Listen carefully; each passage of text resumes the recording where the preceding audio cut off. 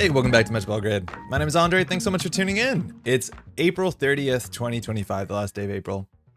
Hopefully you're doing well. We're about to dive into our final day of the week-long elevation stream. We've been streaming about 4 to 5 hours every day from Thursday up to this Wednesday. We will be streaming tomorrow, mind you. However, we'll be streaming at our more regular time slot, which will be a Thursday evening starting at 8:45 Eastern. We'll be doing some paper play. Looks like Paul Melies will be coming in, so we'll be just trying out whatever. I'm not actually sure yet, but I'll figure out before then, I'm pretty sure. Hopefully everyone's been doing well.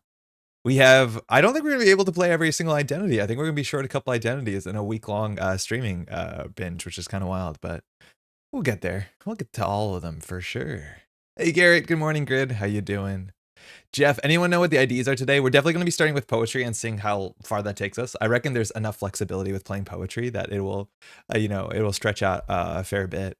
A huge need to shout out. This video dropped just this morning, if I'm not mistaken. I gotta listen to it this morning while doing some exercise stuff. This is the Bite Bear Solve Elevation meta, and it's a really nice video. Mind you can watch it. It shows cards. I'm pretty sure I just listened to it. But it was an hour-and-a-half conversation between a whole bunch of folks from the Snare Bears talking about what they think of the upcoming elevation meta, which is like a really interesting point on the basis that like nobody knows what's going on right now. It's a cool listen. It's a good tone. It's really fun. The ending is really funny. Jeff once again absolutely assassinates his friends by they trust that he's going to edit out something and he just doesn't. Which is a funny joke. But now if I ever say something foolish on a video that I'm recording with Jeff, I'm just going to start like cursing, or I'll like dox myself just purposely so Jeff has to edit me out, but we'll get there. Anyways, give it a listen. I think it's really, really good. I really, really like this. So I'll have the link in the description if you want to listen to a conversation about what the expected outcome of the meta is going to look like from some competitive players. Good stuff, Jeff. Efficiency in the title makes me think HB. Yeah, today we're going to be doing some poetry. I went out yesterday, mind you, the first time to play some elevation at like casuals. I don't often go out to casuals on Tuesdays, and we had like, it was good. It was like 9 or 10 people just showing up to L'Expedition, which is a board game store, and amongst the Magic and Flesh and Blood players who are actually playing organized play every Tuesday night. We're just like jamming.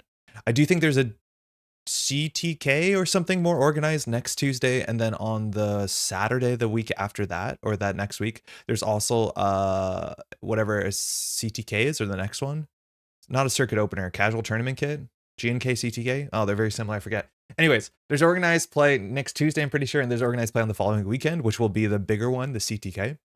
I won't be able to be there. It is my father's 70th birthday, so we're gonna go celebrate it, which is really exciting in a different way. But yeah, we won't be able to see that, but there will be an organized play thing next week, which is kind of nice.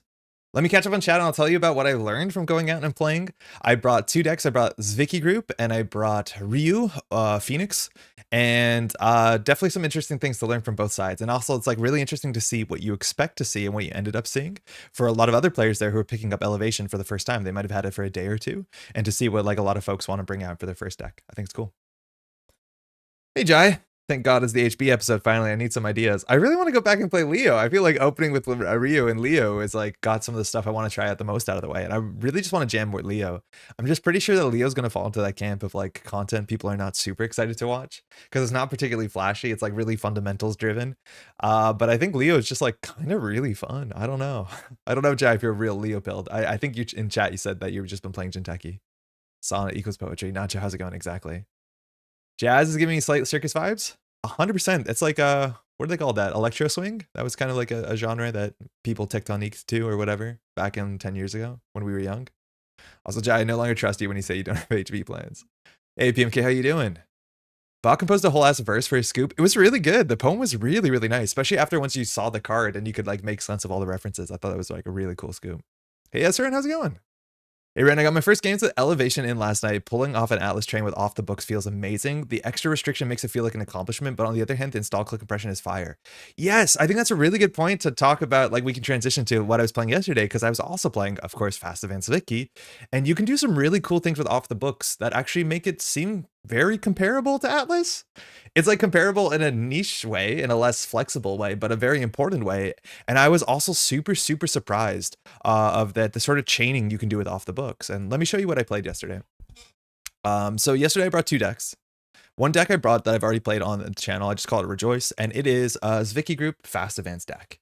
I think it's very like straightforward, a generalist deck. I don't think it's perfect. I don't think it's particularly the most powerful thing you can do, but it was consistent. And again, we play Zwicky, and when Zwicky says that first time a turn you gain credits from an agenda or from an operation, or sorry, yeah, from an operation, you may draw a card, and you fire that all the time. And so while we're playing enough operations, we have hedge funds, we have 2 KPIs, which are okay, they're fine. We have 3 petty cash, which are just kind of busted in the deck for many reasons. And then we have 3 red level clearance, which are really, really flexible. Now our agenda suite is all 2s and 1s. So the runner needs to steal 4 agendas to win the game, sometimes 5, and that's really good for us. And all these agendas we can fast advance out, barring the slash and burn, which is not that big of a deal because you can slash and burn out the other agendas. Because we have 13 agendas, it means the slash and burns show up alongside 3 2s, maybe your 3 1s, and you can just score them from hand and all your 3 2s are good. And then of course, because we have red level clearance, we can do some actually interesting tricks. So one of the tricks that we can do is we can red level clearance out a moon pool clicklessly. And then with the moon pool, we have extra ways to get the agendas out of our hand. And I think it's a combination that works really, really well so that you can get the moon pool on the table and then fix your hand that has 2 or 3 agendas and get it down to 0 agendas and score out even something with a counter sometimes. I think that's quite neat. Then, of course, you finally put a Plutus in your remote server, and your remote server gets really good because you're playing Eminence. I think I rezzed like 5 or 7 BOWACs through the whole evening. I played this deck 4 times, and I rezzed 2 BOWACs on average in every game, usually for free. I think I never hard rezzed a BOWAC. I only forfeited to res a BOWAC once, but the BOWACs are really good. People are struggling to deal with them. And then your remote server, if they don't play Pinhole, and they should play Pinhole, Plutus is firing every single turn, and it's absurd because you're drawing hedge fund and draw a card clicklessly to start a turn. But of course, petty cash gives you a click, red level clearance gives you a click, and then you're scoring the 3 2s and 3 1s out of hand. Ice Suite, I think you have to maybe change this. I wasn't playing Val and Chow. I was playing up 2 Palisades instead. I think there's a chance that you could also consider Val and Chow as another thing that you could maybe grab with your Eminent Domain. I'm not sure you want to res this, but I do think having a mid-range code gate would be pretty reasonable for the deck. I do think playing a single Fly Swatter would have served me well, but I was actually playing Palisade, and I honestly think Palisade's actually pretty good right now. Not so much for Centrals, but more for the remote server. I think a 4 strength barrier on the remote server is relatively good as a nice way to protect your Plutus in the mid game or your early pushes. The things that really surprised me about this deck were some of the play patterns I wasn't expecting. So in one of the games, so the first game I was playing against an opponent who was trying out a Zaya deck that had a couple new cards. He wasn't playing Chesva, which I think was a bit of a bummer. And I iced up Centrals, and I just had, the Maskarovka, which Kurapira breaks for 4 credits, which is not sustainable. And then I scored out a BOAC off of an Eminent, and then I got my Plutus on the remote server. And then I just, at the end of the game, I had, I think, 3 ice on remote, 3 on HQ, 2 on R&D, 1 on archives. And it was just miserable. It was really, really bad. It just snowballs out of control. Because once you have the Plutus on the remote server, you can score an Eminent Domain from hand at the beginning of turn no matter what, and then you just keep pushing yourself forward. It like really snowballed and locked out my opponent. The one really cool thing that I wasn't expecting is that I flooded one turn. One game I had 3 slash and burns in my hand by turn 2. I think I mulliganed into it, but I had 3 slash and burns, and that sounds a bit awkward because you don't want to throw away agendas. Of course you don't, but it's a possibility. But so what I ended up doing is I drew into an off the books.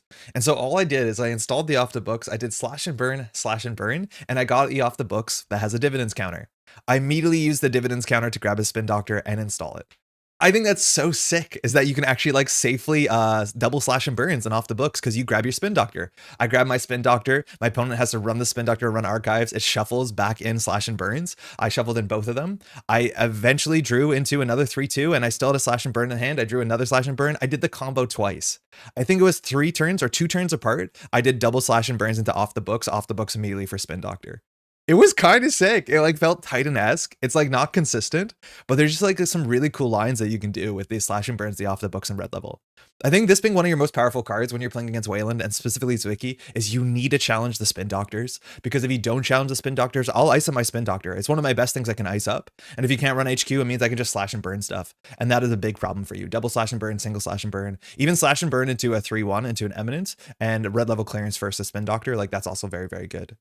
I also did a couple times res Plutus to duck HQ pressure. If someone's running HQ last click, I did res the Plutus to just empty my hand out of all agendas. And then I had the Plutus, and then either I could get the spin doctor or I could just hope that I could draw into something that would fix archives with the Plutus, because the Plutus will draw you cards clicklessly at start of turn.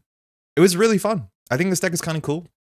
I don't think it's the best thing you can do in the format, but it seems really fun. I'm not sure if you have to play Anthill. I think in the mid to late game when the runner has all their breakers, then you're kind of struggling. And because if you can't stick a Plutus, the only unfair way you have the fast advance is slash and burn. And luckily, if you're on 5 points, you don't care about the downside for this, so you can just send it.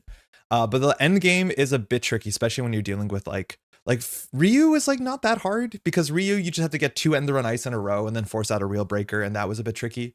But yeah, I did play against Detente. And let me tell you, it is honestly like the best thing the runner can do to you. Like Detente for the corporation is not an issue. I'm way more scared of, oh my God, I'm so much more scared of DECKLISTS passing than Detente. I think I saw a lot of players play Detente yesterday, including myself. I was playing Detente, and I thought every time that the Detente did something or hit the table, it was the worst card in that matchup. For the person who played it. This is really not doing anything. It is helping me. It is holding onto my fast advance pieces and I can grab them later. Like I don't get this. This doesn't do anything. But yeah, everyone's playing Detente and it's literally not doing anything. I don't think anyone had a good time with this. Off the books feels way better than I thought. Hey, Cold Lava, I thought it was going to be a bad Atlas to pre-grab operations, but getting it installed to keep pushing is strong. If it's great that it looks like Atlas, but it feels different. Yeah, it's actually really cool. And it's like a cool window to be like, I'm going to use this end of turn, reveal something, and then jam the Plutus or jam the next agenda, and so on and so forth. Like it forces the game forward at a speed that does feel a bit illegal, which is kind of really cool. So I was actually a bit surprised with this, especially because you can do the fast advance chain, which I did not see that coming. To be like, oh, / spin doctor, sick. Like that's a good turn. Really want to see Poétrï work, but I haven't loved it yet. Yeah, I'm a bit interested to see what we can do with Poétrï, but we'll get to that. Paul, how's it going? Today we're going to do a bit of a recap because we played some games yesterday, and then we're going to be building some Poétrï. Do you think Nebula might be on the chopping block? I think it's way too early to say anything like that. I think some of the play patterns that beat Nebula and some of the card tech choices and like ways that you can use those cards is they're up in the air.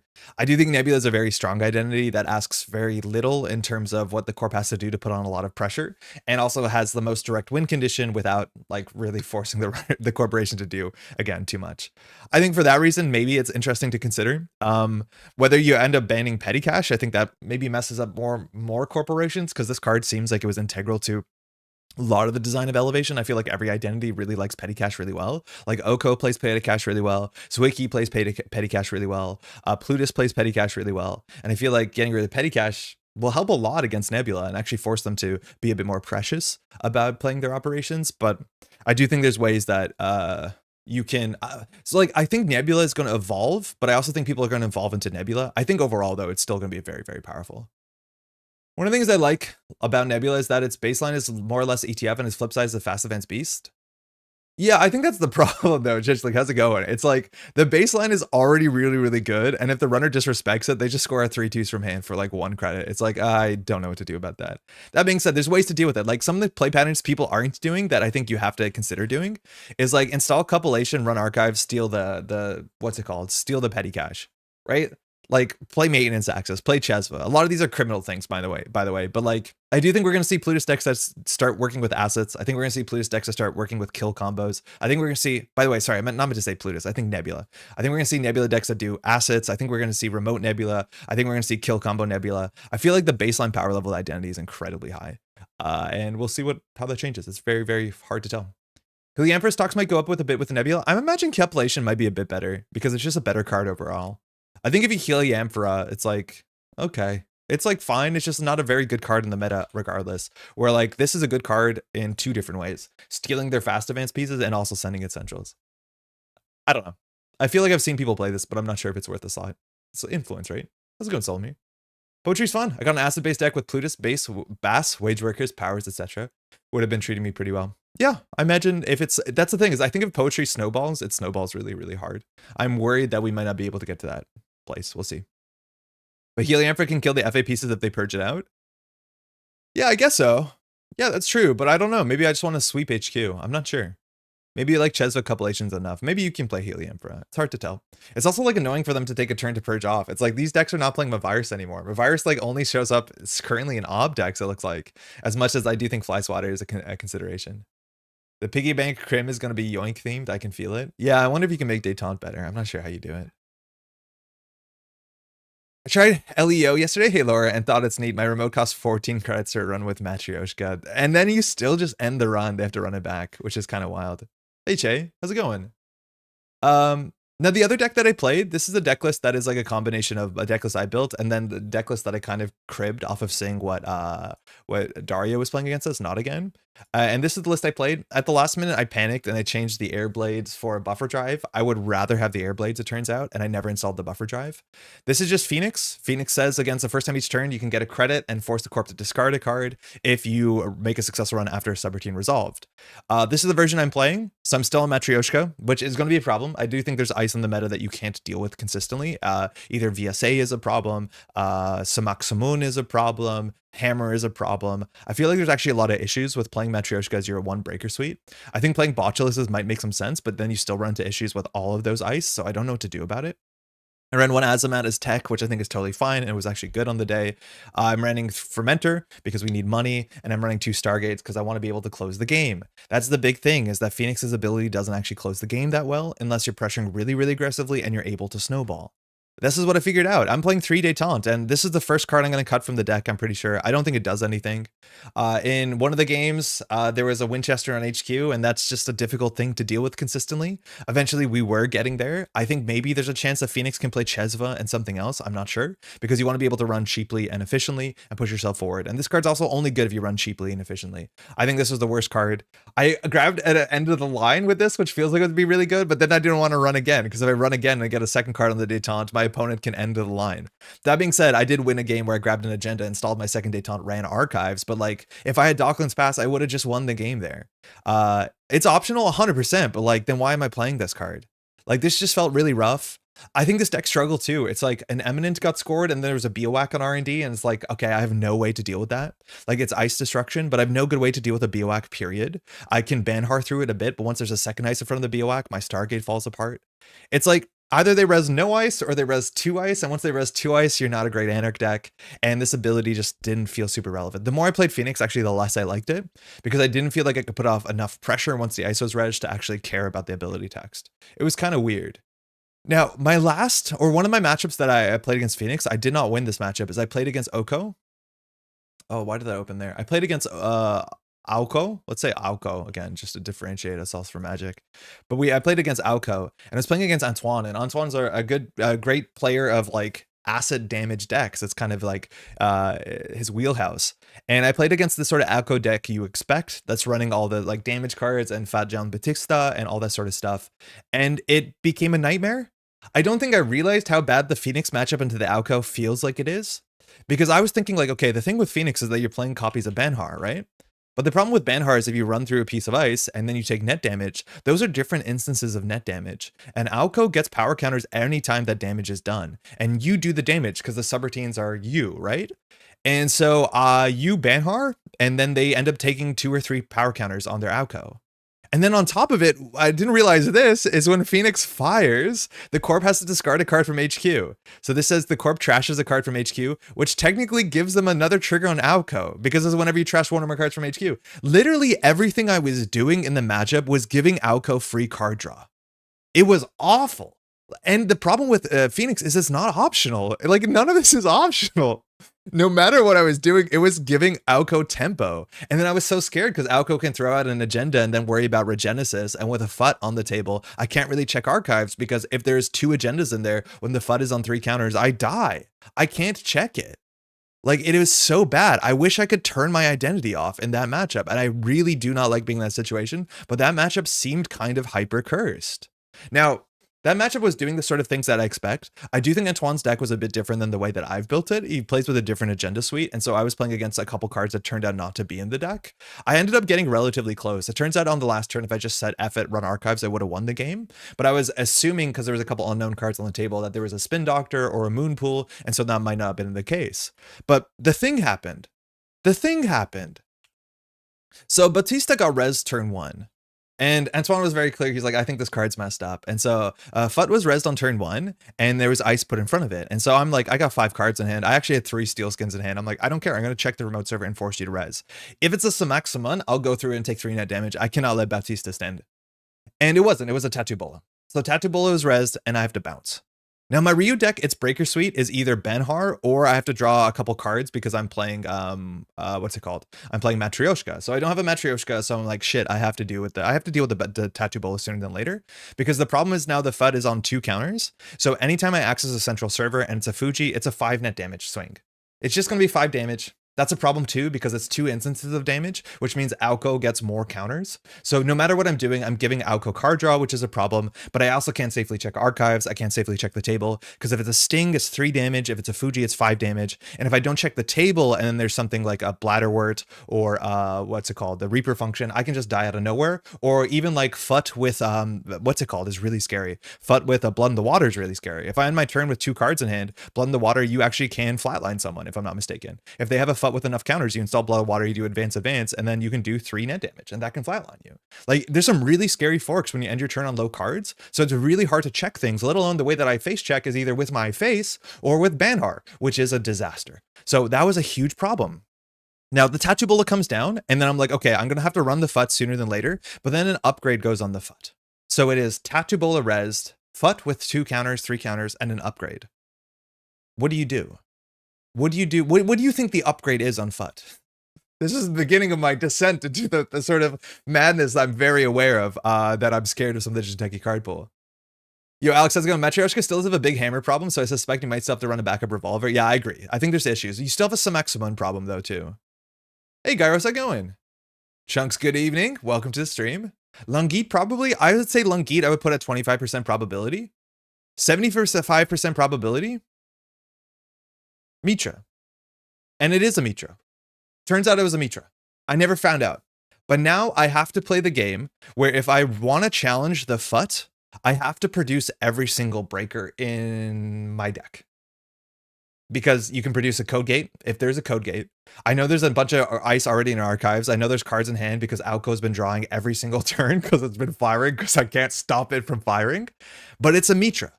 Which means even if I figure out how to break the Tattoo Bullet, like I put a Botchus on it, that is not enough. If I face check, I will have to eat a whole Saisentan, which does up to 6 damage, and that also gives Oko 6 counters. On average, you fire Saisentan once, you lose 5 cards, and then you get 5 power counters on Oko, which is pretty messed up. Can we run Pinhole? Yes, I definitely should be running Pinhole. I think that's what I've learned is just run Pinhole, but I'm not running Pinhole. And this is where the Mitra is. And it turns out it's a Mitra. And so now the whole game, I can't really challenge the Fut until I have down 2 copies of my breaker. And the lucky thing is I'm playing Matryoshka, so getting 2 Matryoshkas down means I can pay 3 credits to get through a Saisentan. I could not get my Matryoshkas together to challenge that. I couldn't get the first or the second. But yeah, that was a problem. It was a problem.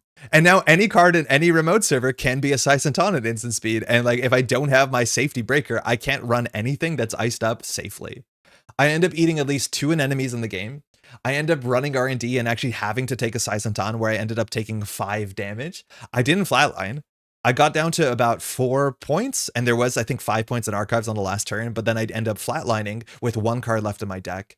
And it was a mixture of like grinder.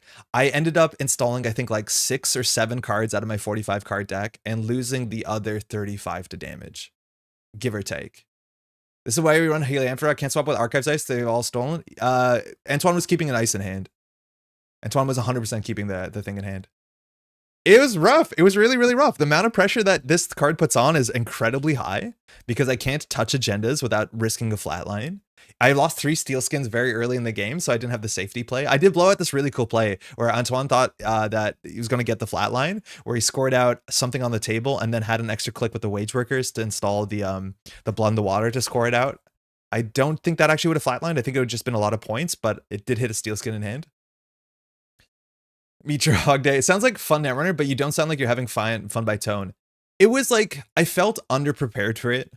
I felt I was very quickly in a situation that I couldn't do much. I felt like it was high risk, and that was kind of exciting. Like, for what it's worth, I don't mind acid matchups if I'm prepared, because I do think it asks for interesting problems. It turns out that Antoine was not playing Regenesis or Sting, so a lot of the threat that Antoine was putting off wasn't actually real. It was imagined. I had a Stargate that was doing well. I had an Azamat, and I had a Fencer Fueno. But I just was a bit too slow of getting my breakers down. I was a bit too slow. I was dealing with the right stuff. The one turn that I was going to deal with FUD, it got iced up. The one turn after I was going to deal with the wage workers. I think the part that like really colored my opinion on the matchup was how bad Phoenix was in that matchup and how everything that I was doing was powering up that Oko. Like, again, if someone could ask me, could I play a blank ID in the matchup? My answer would be that yes, I'd rather play the blank identity. I would definitely want to play Pinhole. This is also the sort of matchup where like I have no interest in playing Détente. It doesn't do anything. I would play any other console in this. Like I'd definitely play Onacom and just say like that's much better.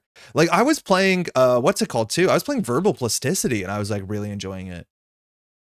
Anyways, it was a mess, and I really am scared of like what Oko can do. If you're not prepared, it can have some really mean forks. It's the exact sort of acid game where you make one mistake, you lose. Which some people don't like that. I think it's kind of fun as long as you know what you're playing against. But yeah, it was a surprisingly close game. But the amount of damage I took just trying to play Banhar into Oko is like, oh my god, what are you doing? What a rough matchup. Oko's the perfect Phoenix counter. It's kind of wild they came in the same set. Yeah, it feels worse than Asa Thule, I think, because it's like doubly. It's like subroutines firing, do net damage, that's bad. Oh, discarding a card from HQ, that's also twicely bad, especially if they're playing Regenesis. Like, it's so rough. It's really rough.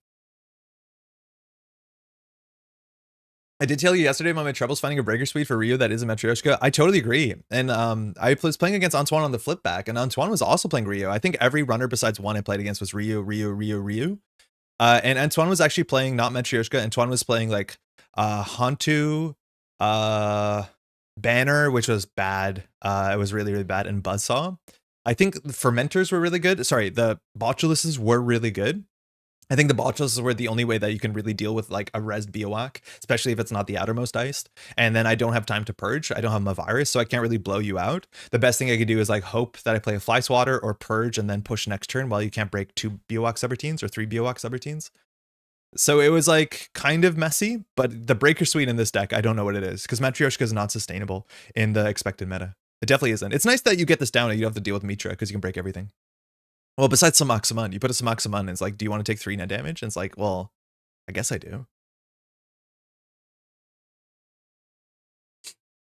A 3 trash asset that solved your centrals problem is a godsend. Yeah, I really can't check centrals when the FUT is on the table. It just, you can't do it. Like, that's the wild thing, is that you cannot check centrals, because if you steal a Sting or a Fuji, you're suddenly on 0 cards in hand. Or depending, not always with Sting, but you're often on 0 cards in hand. And then if you're not dealing with a table, you die to like 2 or 3 card combo. And that's a real big problem. It protects everything really, really well. It protects archives really, really well too. And then you have to play around Moonpool. It's like, I can't run archives because if there's stuff on the table I haven't checked, you can just like with a FUT on counters, you can res a Moonpool and discard a couple agendas from hand and then like, oh, you die to Sting Fuji. Like, if FUT is on 2 counters, you can't run archives. It's impossible. If there's 2 Fujis, you die. If there's Fuji Sting, you die. It's just like really, really difficult. You need to play Pinhole. 100% you need to play Pinhole. I don't know else how to do that this quickly when face checking is also a big issue. Tied onto Buzzsaw Ice Destruction might be the way, but you're essentially Rig Anarch at this point. Yeah, and I think if that's the point, like if you're trying to destroy Ice, my guess is that Phoenix is not the identity you should be playing. Because Phoenix wants Ice to exist. So my guess is you just don't play Phoenix. I think if you play Ice Destruction, you probably play Hosh or Seb. I don't know if Topan's exactly the best at that, but like, yeah, my guess is I'm just going to play less and less Phoenix as the meta. FUT Thule, honestly, Jai, there's a lot of weird Thule FUT decks that are working. Like, I think FUT Ob is like doing something. FUT Thule is probably fine. I don't think you play FUT NBN. We tried with like Vera and stuff like that, but like it's a lot of influence. At least Ob can get it consistently. Vazarium is the card in this meta. So good versus Nebula and Ob. Yeah, well, you're gonna have a Mitra problem, but yeah, it's not bad. It's really good with Madani too. My sweep for breaking is 3x Botulus, 2x Audrey, 3x Crew Charm, and Phoenix. I feel like I'm not trashing enough cards for Audrey to do anything for me. And I feel like Crew Charm is just like anti-synergistic with Phoenix. But maybe if they're down to 1 ice, that's when you can Banhar. And then if they have 2 ice, that's when you trash 1. I think it'd be good with Ryu where you destroy the ice you don't like to Ryu and put pressure on them not to res the weak to Ryu ice. Yeah, that might actually make sense, right? Because the problem is as soon as there's a 2 ice server, you're cooked. And there's some single ice that's really bad for you. Like, I haven't had the pleasure of running into an End Pot or a Doom Scroll. But it's been like, oh, actually, really cool play of the day is that against the Zaya that was kind of struggling to get Central's pressure, they installed the Détente, which as soon as that happens, I'm like, oh, this matchup is fine. Like, I don't care. If that was a Hermes, I'd have a problem. If that was anything else, I'd have a problem. But they installed the Détente. But then the Détente did the Détente trick and stole a 3-1. It Détented an Eminent Domain, but then it was hard to run back on HQ. So the Eminent Domain was in limbo. And unfortunately, the runner lost the last 2 other copies of Détente to some sort of damage. I forget how, but they lost the Détente to something else. So they only had a detente. So they're like, shit, there's an agenda on here. Can't give it back because there's not 2 cards on the detente. So their line was to run through a Winchester and let the Winchester subroutine fire when they only had 1 hardware. And I was like, wait, that's kind of sick. But yeah, this card's also like really annoying for Ryu unless you just don't play hardware. And then it's actually kind of sick. But yeah, seeing somebody crash their detente into the Winchester to liberate the 1-point agenda stuck on it was like, wait, that's actually kind of funny. And then, yeah, still fast advance out. But it was like a really cool play. I liked it. Why do you have a Mitra problem? They swap and then you Fizzer him. Yeah, it's if you pre-Fizzer him, which like, that's the big thing about Mitra as well, is that if they put a Botulus, like Botulus is really hard to deal with right now. Nobody's playing the virus. You don't have the time to purge. And so Mitra is like a really good way to deal with the Botulus. Like if they Botulus my ice on the remote server, I want to jam an agenda, jam a Mitra. They run the remote server, it's rezzed ice, and then I'm like, nah, gone. Immediately, that's what a virus does, except maybe with more steps, but it allows me to reset the ice and put a different ice down. And that is a very valuable thing in this meta where terms seems like purging is actually a bit difficult. Winchester isn't that bad for Ryu, just pay for a trace. I don't think that's sustainable to pay 7 credits to go through this piece of ice. Like you can probably let this fire, but you cannot let this fire. Maybe you install nothing, but if you install nothing, that's the problem. It's like, I don't think Ryu has enough thread. Like Ryu with no board state is not an ID ability. You need to be able to be like, okay, I'm either going to be sabotaging you, I'm going to be running everywhere. You need Rio's text to do something because a lot of people just don't res ice. Like if you put down a Banhar and I have a single ice, I won't res it unless it's like 4 subroutines because it doesn't make sense for me. But then once I get 2 ice, then I'll res both of them.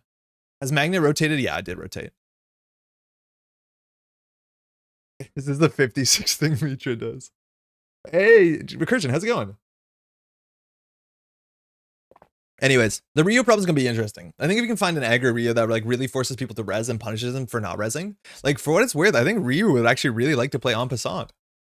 This rotated, but this is like kind of the perfect Ryu card. It's like, oh, you don't res? Okay, I got you. If you do res, okay, I also got you. I'm not sure if you're going to play. I was considering playing like Lucky Charm, which is kind of neat. I don't know whether you play D-res effects, like you pressure HQ and then you D-res things with Mag Electric, which I think is only 2 influence, and you can pre-install it so you're not risking it to Banhar.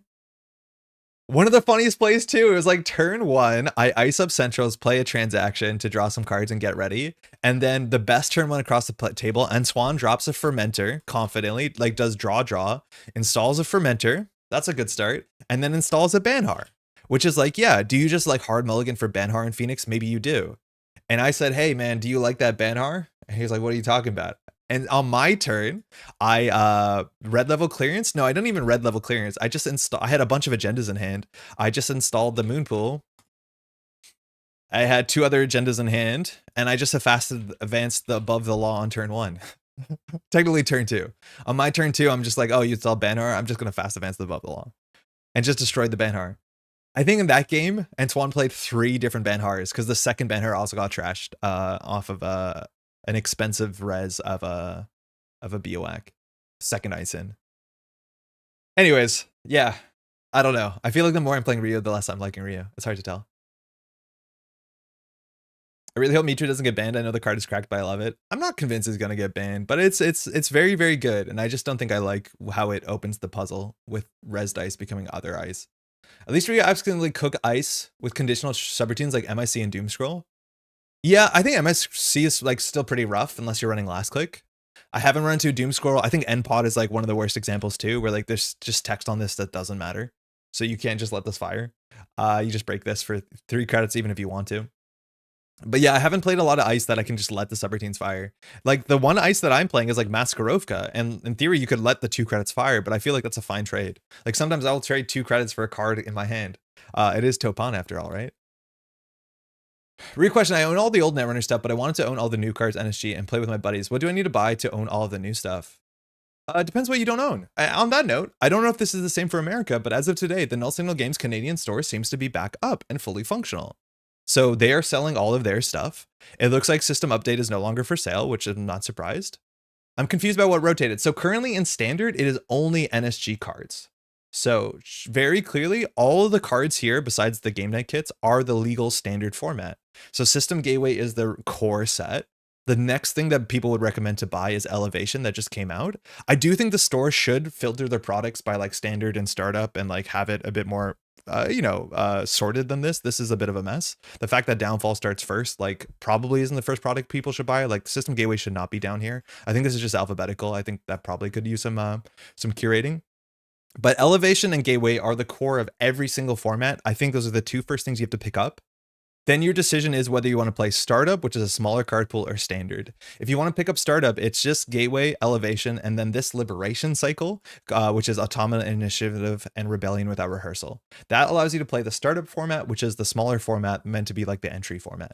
For what it's worth, I think Startup is cool, but as a player getting into the game, I don't think Liberation is the best cycle to pick up as your first cycle. I think Gateway into Elevation into Borealis is probably the first jumping point, but that unfortunately does not give you a legal startup card pool. So it's up to you to figure out which way to go. Standard is everything here. Very notably, you can proxy at all levels of organized play, from the World Championship to local casuals. You can proxy cards. There are print and play PDFs on the Null Signal Games website. You can pay no money if you don't want to pay any money, or you can buy everything for what less than a full play set of a specific majestic costs in Flesh and Blood and have a whole collection. So it's up to you to figure out what makes sense. But definitely you want to get Gateway and Elevation. From there, Rebellion without Rehearsal, Automata Initiative, that is Startup.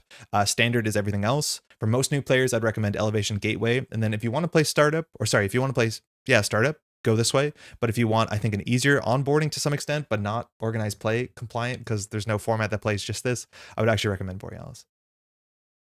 I did get a message my Elevation decks have shipped. Oh, heck yeah, that's probably the second printing is my guess. Hey, Izzy, how's it going?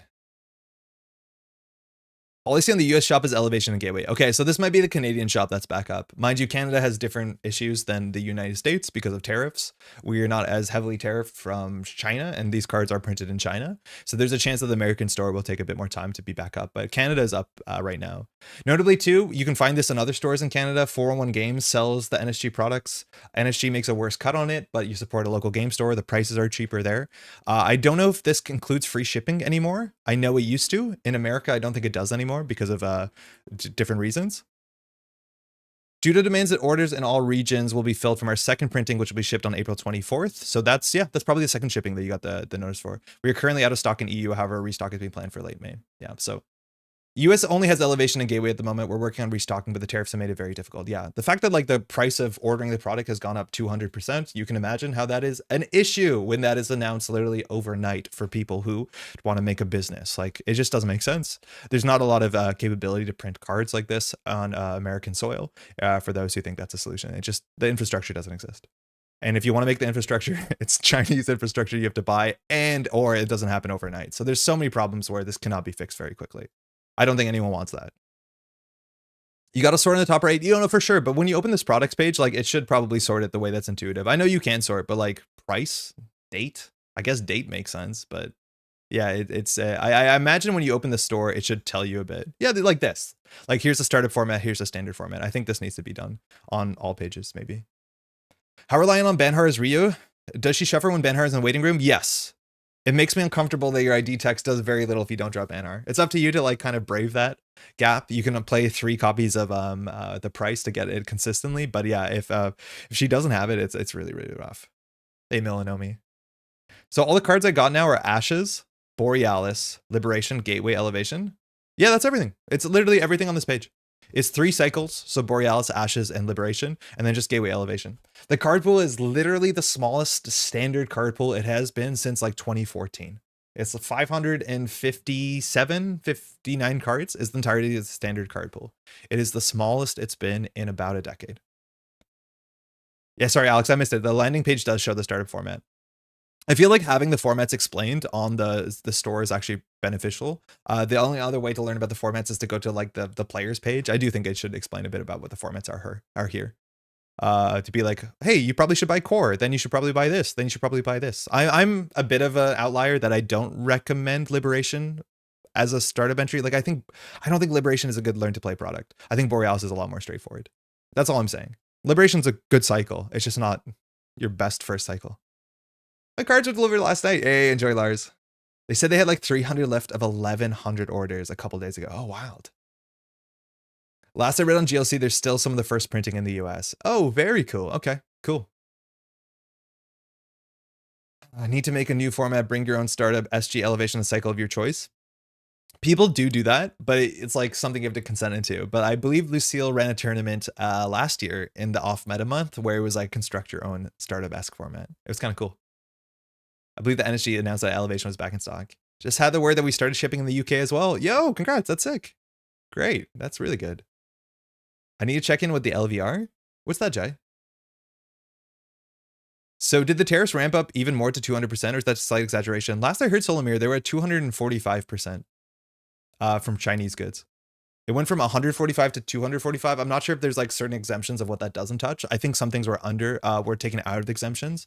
Board games are somewhere between 140 and 240. But no joke, they went up to 245 for at least a minute. I don't know if they're still up there or not. I don't follow that as hard. In the US, when I click checkout, there's a tariff surcharge plus shipping, which is frustrating but understandable. Yeah, Linty, if you want to hear more about that, like a lot of these things just have to kind of be done to make the company make sense. Drucifer wrote an article here on an update on pricing and distribution that explains what's happening and why and how long things will last potentially. There's going to be a tariff surcharge effective immediately, and it's really hard to not it's easy to be upset about that, which I'm not saying you are, but it's hard to not understand that this has to be done when the product suddenly costs 200% more to make. Like, it's going to be a problem. And then flat rate shipping, I've been told this was going to be a thing that would fall away at some point, but now it really makes sense to do it sooner than later. But this was never super sustainable. So yeah, this tariff surcharge on US orders is 10 flat. I'm not sure if it's per product. I don't know. But yeah, it's board games is currently 20% base plus 125% reciprocal tariff. Okay, so we're not already at 245. 245 is on some specific products. Okay, good to know. Still, 145 is like going to be a problem if your business suddenly gets that as like, you know, an overnight change, right?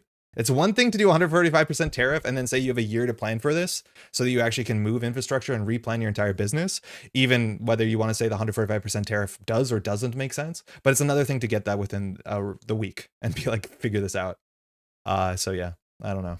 I'm sympathetic to every like board game company that has to deal with this shit. It's unsustainable. It's going to destroy a lot of businesses. It already is. Looking at the smaller core format, there's also a lot more ice people play than the liabilities into Elite Rio. I think it's partly the issue that standard currently ice isn't scary to let fire at all. The standard current ice is just scary to let it fire at all. Yeah, it might be. The thing is, like the deck that I'm playing, there is some subroutines you can let fire. Like you can let the Afshar, you can let the Maskarovka fire, but everything else is a hard end to run. Like maybe Winchester's a liability, but like Biowac you can't let fire. You can't let any of the hard end to run barriers fire. You can't let Descent fire. Descent is pretty good. Is Netrunner for casuals? Netrunner's for everyone. Absolutely for everyone. There's a lot of people that play organized play. There's a lot of people that just play the game as a board game. Mind you, System Gateway and Elevation has been, from what I heard, incredibly well tested as like a standalone product. You can just put this in a box on your shelf and pretend it's a board game, have some pre-made decks. But it is as like I went to a casual event last night where it's just people showing up to play for fun. And there's no reason to bring the best deck because it's all just about hanging out. I mean, compile? Wait. Oh, sorry, I missed about compile. I'll catch up on chat. There's a super Netrunner player from HK that promotes in China. Came to Hainan a few months ago. Oh, super cool. I've seen like a bunch of like reports and deck lists and stuff from China. I don't know if it's from Hong Kong or from Taiwan or mainland China. Apologies if my description of politics or geography is ignorant, but I've seen more and more representation for Chinese Netrunner, which is cool. Hey, Liam ordered Elevation 10 days ago. Got the shipping notification yesterday. Not too bad. Not too bad. Yeah, here in Canada, the shipping's actually like really fast. I don't know if that's the same that you have. Ping me on Discord on this handle. I can hook you up. Oh, very cool. Frustrated with the government, not NSG, not to get political. Yeah, no, that's totally cool, Linty. Like, I didn't want to put words in your mouth. I just want to explain for most people. If they see that, be like, oh, NSG is being greedy. No, it's like NSG trying to keep the lights on. Totally immoral and done in the most incompetent fashion possible. Yeah, it's random reciprocal. It's really like just absurd. So much stuff was already in transit and paid for, and the rules kept changing. Yeah, like, oh my God. There's businesses that like, do you receive a shipping crate today or tomorrow? And the difference on your ledger is like $80,000. Like, what the fuck? How is that meant to be? It's like, oh, we increased the thing by like 50%. I wish your shipping came in yesterday because your business now has to fire 3 people. It's like, what are you doing?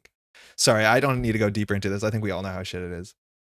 Just play Banner for those ETR bearers. They even said Rio's playtest name was Bannergird. Yeah, we tried it. It was bad. It did work out really well.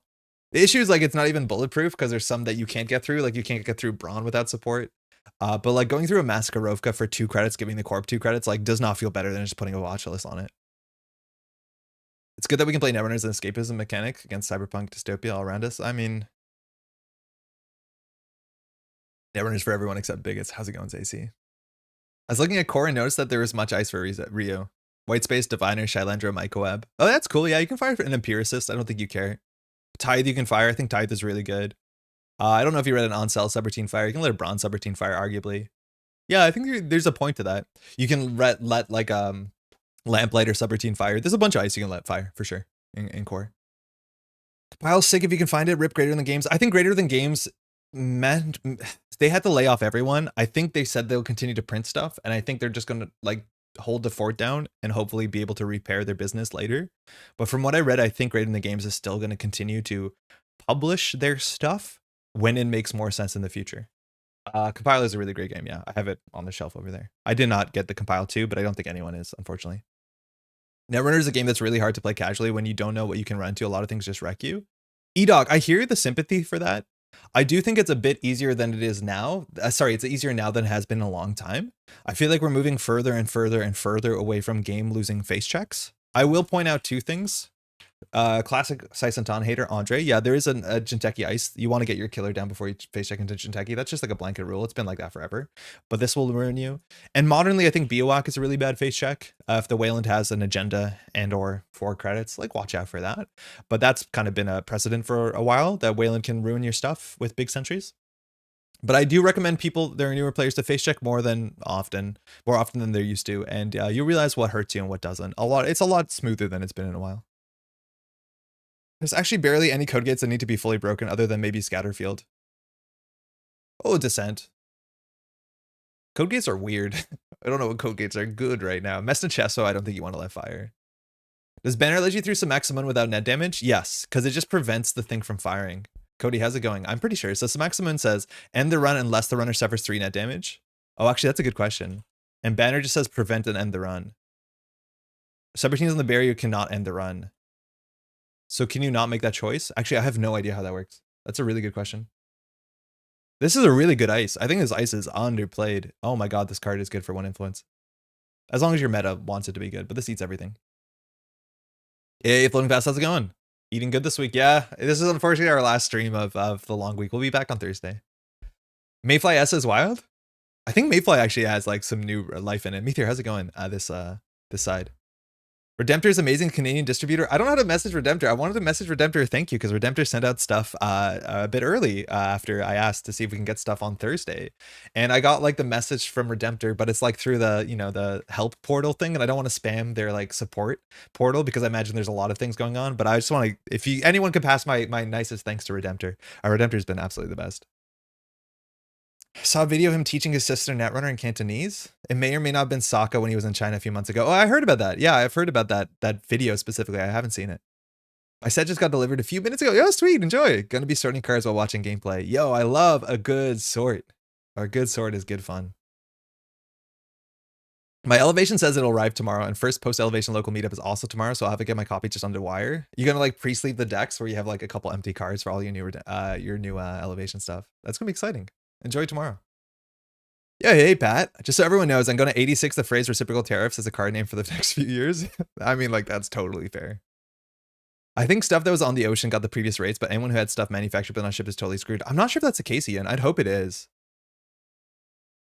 Game Dragon, Spree, Chromatophores, Banner, Bad Decisions Only, Doomscroll, End Pot early. I played D12 credits more for your next event. I wrecked Biowak for my 1 counter off the books, wrecked the runner and saved my game. I rezzed Biowak for my 1 counter off the books. But you reveal it. Did they not see it coming?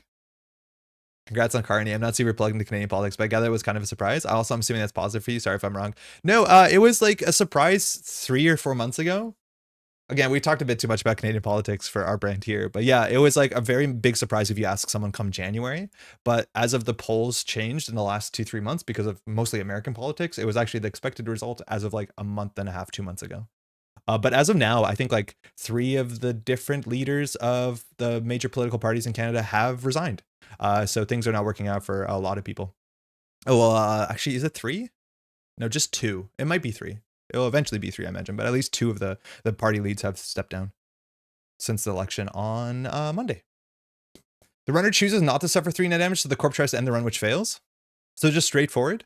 You say, I want it, but then you didn't end the run. So then, because this, you have to do one or the other, right? What's the new snare? It's called Bite. It is exactly the same Texas snare. There's nothing different about it. It just has great art by Kat. I don't think it's Yannick. That's it. Redemptors in the Calgary Discord, also in the Vancouver one a ton. Okay, let's go. I'm not in the Calgary Discord, but I am in the West Coast one.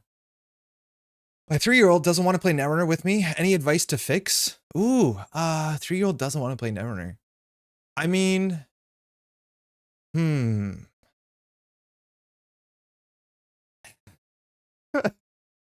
I think just persistence, maybe. I feel like if your 3-year-old really understands that it makes you happy, you know, like maybe they'll be like, oh, okay, that makes sense. Yeah, we'll do this together in time. I would wait maybe like 6 to a decade. That's gonna be it. I keep the counter on off the books and then forfeit the whole agenda with the counter. Oh my god, that is huge. And that's also like the downside is that you can't use the Atlas counter immediately before forfeiting it. You have to send the whole damn shipment out. That's really funny. We can do a reskin and tread lately called something like surprise tariffs. How's it going, Esteban? Ground them if they don't. Yeah, that's also like you're in charge here, so just remind yourself that. I gotta start working my 4-month-old now, so I don't get there. Jeff, as a parent, what is the pressure, right? Like I don't have kids, but the idea is like I'm expecting the mini Jeff to be like somewhat Jeff-like. Obviously also like your partner, but like there's gonna be some Jeff in the kid. It's like that's the intention, I reckon, that you did your family planning. So like are you I guess you're somewhat nervous, but like when you first show them Factorio and then like they bounce off of it, are you gonna be like, well, I made a huge mistake, or are you gonna be like, I'll try again in 5 years? Yo, Kikai, Subliminal? How's it going, by the way, Kikai? I'm excited to see what stuff you put together. It's been an absolute treat. I liked your article on Scatterfield a fair bit. Hopefully you're well. Have you tried campaign for North Africa with your 3-year-old? I mean, like, they got the time. Like, the naps are going to be annoying, but if anyone has the time for the campaign for North Africa, it's probably the kid. Get some more 3-year-olds together. Easier to get. Guide a full cohort. 3 wins on Worlds or they don't come home. Kids do the ice-breaking math for God's sake, and then you res the Stegodon, and then the kid's like, I'm out. Forget it. Be patient. My 15-year-old is coming to the Netrunner nights. We had like, I don't want to call it somebody by name, but we have a player right now who's still playing that came out when they were like I would even say a preteen, and they're still playing Netrunner and they're kicking ass. It's like really cool. To see that game kind of just stuck in the family, because that person was coming first with I believe their father, right? And their father played a bunch. I don't think their father plays anymore. Got to raise the champions early. Relevant rules for the banner to maximum interaction is 1.16.11.b. Instruction happens unless the runner pays the cost. They can choose not to pay the cost. I don't know how to decipher that. Makes you reveal the hand and lose credits for hardware and programs you are holding when they hit you. Oh, for the tariffs. Yo, not Yeti, how's it going? Hey, yo, how you doing? I saw you put up a video the other day. I haven't got time to watch it yet. What can you sell me on it? Start with the core set and Caesar Scorcher Child turn 3. Every ice on the server actually costs twice as much to break retroactively. Okay, this is a me moment, but my kids legitimately would help me flip cards or roll dice on solo games until they were old enough to play games with me. I have no doubt like cards are just kind of a fun thing for kids. Like the art, they're like fun pieces, they're tactile. Like I could see like watching people play games even being fun enough. But like, I don't know, Sesame Street's also pretty fun to watch. Tell your child there's a zombie jockey card somewhere in the deck and they'll play the hell out of that deck. Try and teach a new group of people to play Netrunner. Honestly, it's like herding cats. Really? Is that bad one? That's unfortunate. I feel like a lot of board game or card game players see Netrunner. It's like kind of interesting because the board states look radically different than other stuff. If they're not like card or board gamers, and specifically board gamers, I think latch onto Netrunner a bit faster than card gamers. That might not be true. I just think there's more overlap in Netrunner with board gamers than card gamers. But man, I find teaching Netrunner so fun. It's just like so interesting and cool, and you got all that verbiage, and it's like really good at locking in a theme with mechanics. I think it sells really quickly. Reading through recently published deck lists to get a sense of the meta was fun to do. We'll probably do it weekly. Oh, rad. Okay, cool. I really want to check that out. I saw it in the feed and I was gonna watch it, but I couldn't figure out from the thumbnail. It's not the thumbnail, excuse me, from the title exactly which way it was meant to pull me. So I didn't know if I had to like podcast it or like sit down and watch it. I'll check it after. Very cool. I think with some maximum the unless the runner is saying the runner may choose to take 3 net damage if they do not end the run. So 3 net is a cost, but ending the run is an effect. It's I think like the difference between like if you don't take the tag with Funhouse, when the runner encounters this ice, end the run unless the runner takes a tag. Like this is worded in a specific way that if you avoid the tag, you cannot go through it because you did not take the tag. If I'm not mistaken, this has been like an old adage that dunks on an old shaper identity. But the way this is worded that if you don't do this, if you avoid doing this cost, you don't get this. So if you say like, I will avoid the tag and not remove the tag, avoid the tag, you didn't take the tag, I think. Yeah, the Jesminder issue, the don't have fun button. Andrea, how's it going? They want to play, find it interesting, but scheduling actual games is proving difficult. Time zones plus busy lives. Oh yeah, okay, 100%. But that like transcends every single activity between generally like once you get to a certain age where it's like, oh wow, scheduling sucks. And it's really, really hard to get scheduling locked down. Hopefully it works out a bit better, Gwen. It's also not a game you can play asynchronously. And I think that's actually a really big treat that there's a lot of board games I enjoy that I can play asynchronously with friends and loved ones and stuff online or not so much in person. It's really cool to sit down and say, go, this is not like Magic. It's something new and actually carry through. Yeah, that is quite nice. It makes sense to me that the board gamers would be open to new games like Netrunner. I do think like the click action economy like resonates a fair bit better to board gamers. Shut Up and Sit Down brought a lot of board gamers. Yeah, they did twice. There was 2 waves of Shut and Sit Down Netrunner players. I'm in the first wave, which was like Team Covenant era, and then there's the modern wave with like John Netrunner and his name is leaving me. The one of the Shut Up Sit Down guys, the smaller guy. He's really funny. I can't believe I don't know his name. I wish you could paint and banner Funhouse, but pow speed is sad. Yeah, one runner encounters. Yeah, okay. Don't get me wrong, I'm not obsessed with making my kids into board gamers. They still go outside, but there's always ways to include them. The fact that you're so defensive about that, Linty, is actually the most suspicious thing about this conversation so far. Because what you were saying was like totally reasonable. And then you're like, wait, but I'm being normal. I'm making them go outside. Now you're being weird.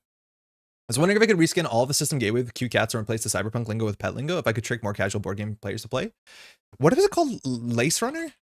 There was this really cool project in like 2012 and 2013 in which I'm not sure who did this, but there was a blog where somebody put together Lace Runner, which was like a Victorian retheme of Netrunner. And it just took all the cards from the 2012 core set and it just like straight up rethemed them in a really fun way. Because of figuring out what HQ was versus anything else. Oh, it might not be around anymore. But Lace Runner was like really kind of sick. I hope I could find it. But it's like Victorian cards and understanding what HQ was and R&D is and what bad publicity is and what runs are and icebreakers. It was very charming. I'm not sure if we're going to be able to find it. But I've seen this sort of stuff, like just the straight retheme. It looks like the kill screen article. Oh no, it's still here. Sick. But I do think like this game, you could just retheme it and it'd be fine. But like you got to see cards. This is Fiery Speech. Make an appearance or run as an appearance at the manor of the offices. That's HQ. You may cast off or manor or the offices. So that's R&D or HQ. You may cast off, which is to trash, and no cost any cards you uncover, which is access. So this is a reprint of Demolition Run. It was pretty bad.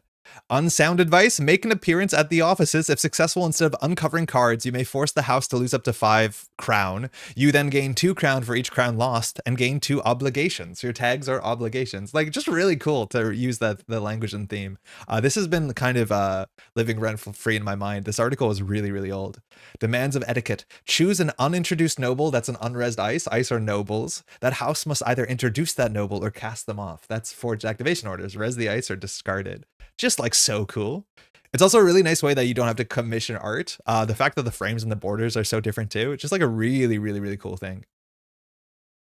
This is an identity. This is, I believe, meant to be Gabriel, right? M. Mathieu Kwang. The first time you make a successful appearance at the offices each season, which is a turn, gain 2 crown. Just charming, absolutely charming. And a lot of work obviously went into this. And then we have that famous Hope Renewed photo. Add a card or up to 2 plot cards, which are events, from your disappointments, that's your heap, to your inspiration. Your hand is your inspiration. It's very sick. This is really, really cool. This has been on for a long time. This is published in 2015. It's been out for a decade.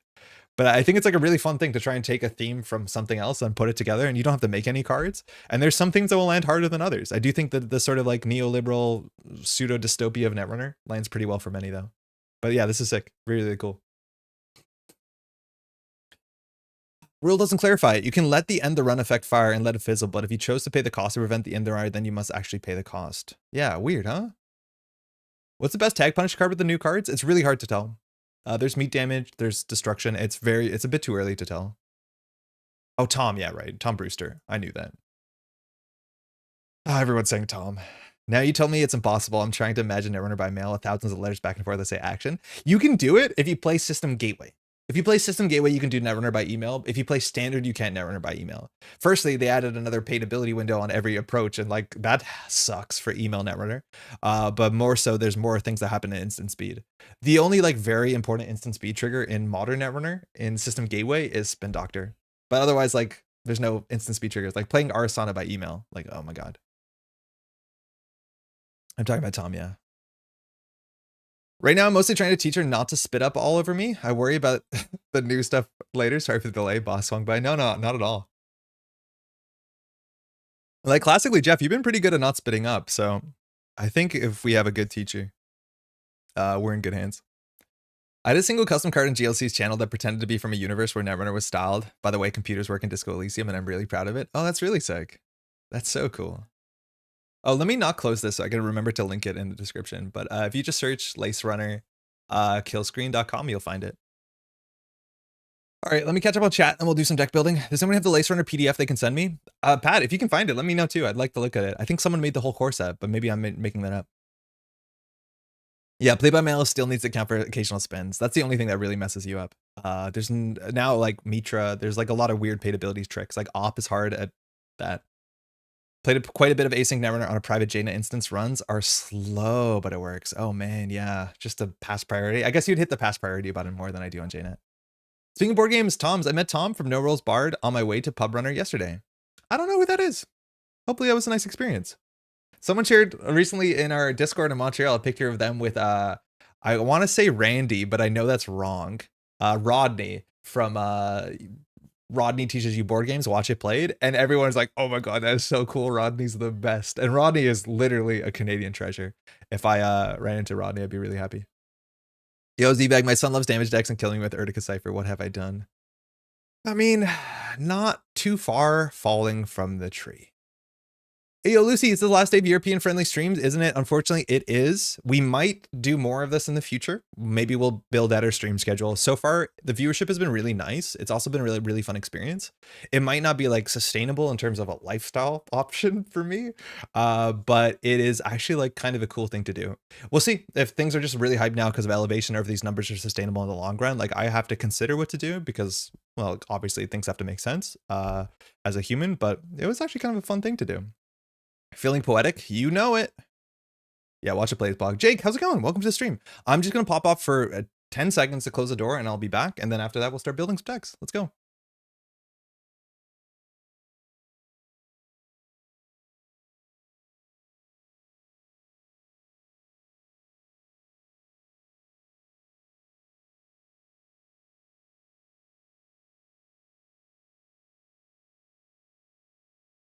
All right, let's do it.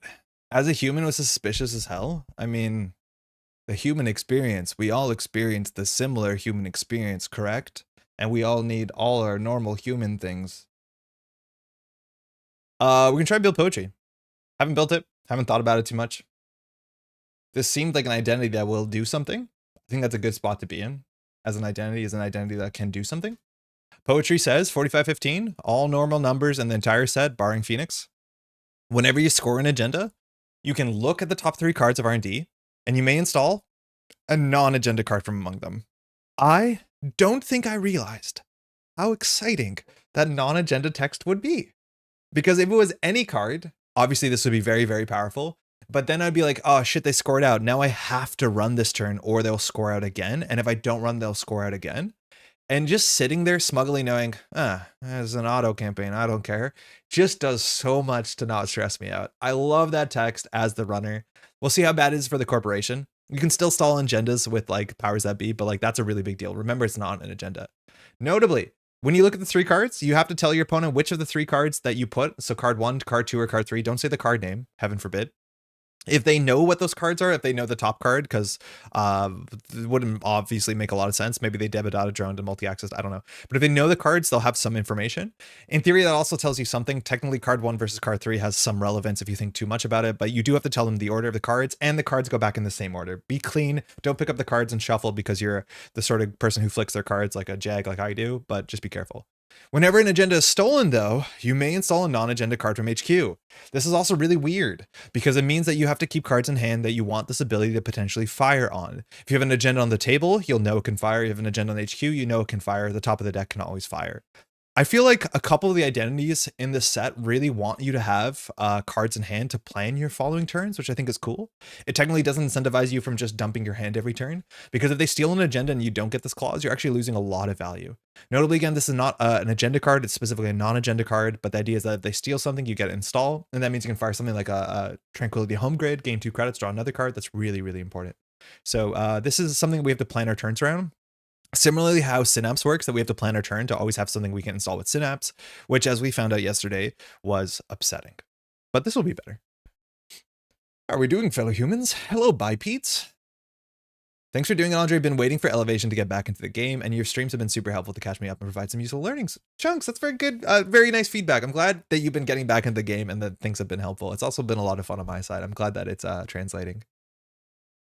Is there a way to give an extra bit to the channel to say thanks for all the extra Elevation content? Yeah, I reckon. You can do like super thanks stuff on YouTube. YouTube makes a cut of that. You can do Patreon stuff, but that's mostly it. I think that's like, yeah, it's nice. It's not expected, but I appreciate it. That's very kind. Tried to build Poétrî, couldn't figure it out, build Mirror Morph instead. Yeah, I know. I think we're going to try and build 2 versions of this. I think we're going to try and build HB with all the new cards like Humanoid Resources Auto Campaign. And then I think we're also going to try and build Prison HB, which we play like Warm Reception, Working Prototype, and do all the sort of mean stuff. I'm assuming the latter will be more impactful. From what I've seen, like Humanoid Resources is good, Auto Campaign is good, but they don't just win the game. But the other cards, like if you can't deal with them, you lose the game as the runner. I think that's a huge problem. So the agenda suite's also going to be a fair bit worse than what it was before. I think HB is really struggling in some ways with an agenda suite. The biggest thing is like every HB deck largely played Ikoa Project, which was the 5/3 that we had access to. And this card was just good enough, it turns out. When rotation happened, we were all like dooming on this. And then it turns out forcing their opponent to have a click and 2 credits helps a heck of a lot. Either for scoring, so they can't run last click, the fact that they can't deal with Biroids, they can't deal with Mana Garm. A lot of times people just bounce off of Ikoas, and it's just not a bad agenda. Currently, the HB has access to 2 agendas, or technically 3 agendas. They have core damage HB if you want to play salvo testing, which is like not a bad agenda. It's just like your deck has to be built around this. I would not play salvo testing for no reason. I would have to have a reason. And I do think core damage HB is a fun archetype. It just might not be this deck that we're building. Then you can play Send a Message, which like I play this in Leo and feel okay about it because in Leo I'm playing some more expensive ice and rezzing that's kind of nice. I'm surprised Send a Message says Piece of Ice at this point. I feel like that this could say res anything for free. Maybe that would be a bit busted, but that feels like it lines up a bit more with some of the other cards we've seen more modernly. But this is still a totally playable card. And then, unfortunately, we also have Vulnerability Audit, which, like, please, forget that this exists. Just the worst Netrunner. I hate it. Can't stand it. Wish it didn't exist. I think this card should have been a public agenda that installs face up and then can still have this text. But, like, this is just the absolute loss of creativity. It's the worst. Please don't do it. I hate it. I really don't like it. Anyways, those are our 5/3 situations, so we have to figure out something. Would you consider not scoring, say, a 2/1 right away and scoring it on your next turn before you take any clicks so you could utilize the card you installed like if it was Humanoid Resources? Yeah, that's a really cool play. I don't think I've seen a lot of people do that. I think I've only seen that scored. Actually, no, that's not true. I saw at Paul was doing this at the last event we ran to the districts, playing Sportsmetal, actively didn't score an agenda until the following turn, scored the agenda on the start of turn ability to be able to fire some cool things like fire powers that be, and then use the powers that be, still res the card and fire the start of turn ability. I think it's a niche effect, but if you're feeling comfortable, you can always get advancements on an agenda and not score. Notably, the last scoring window on your turn is after your final click. The first scoring window is before start a turn, where you're allowed to res your stuff. So you technically can score an agenda, install something with Poétrï, res that card, and then have that card fire its start of turn trigger, or if it's a humanoid, be there immediately for click 1 to fire off. It's really, really cool. Very, very interesting. It's just hard to build a board state where you want to do that. You need to be really far ahead and think the remote server is locked up. But I have seen people do it in HB, and it's like not terrible. In Jinteki, I've seen people do it, and mostly so they can get like, you can score out that 2-1, they get something from your bin so that you can fire off a Reaper function that's face down in your bin.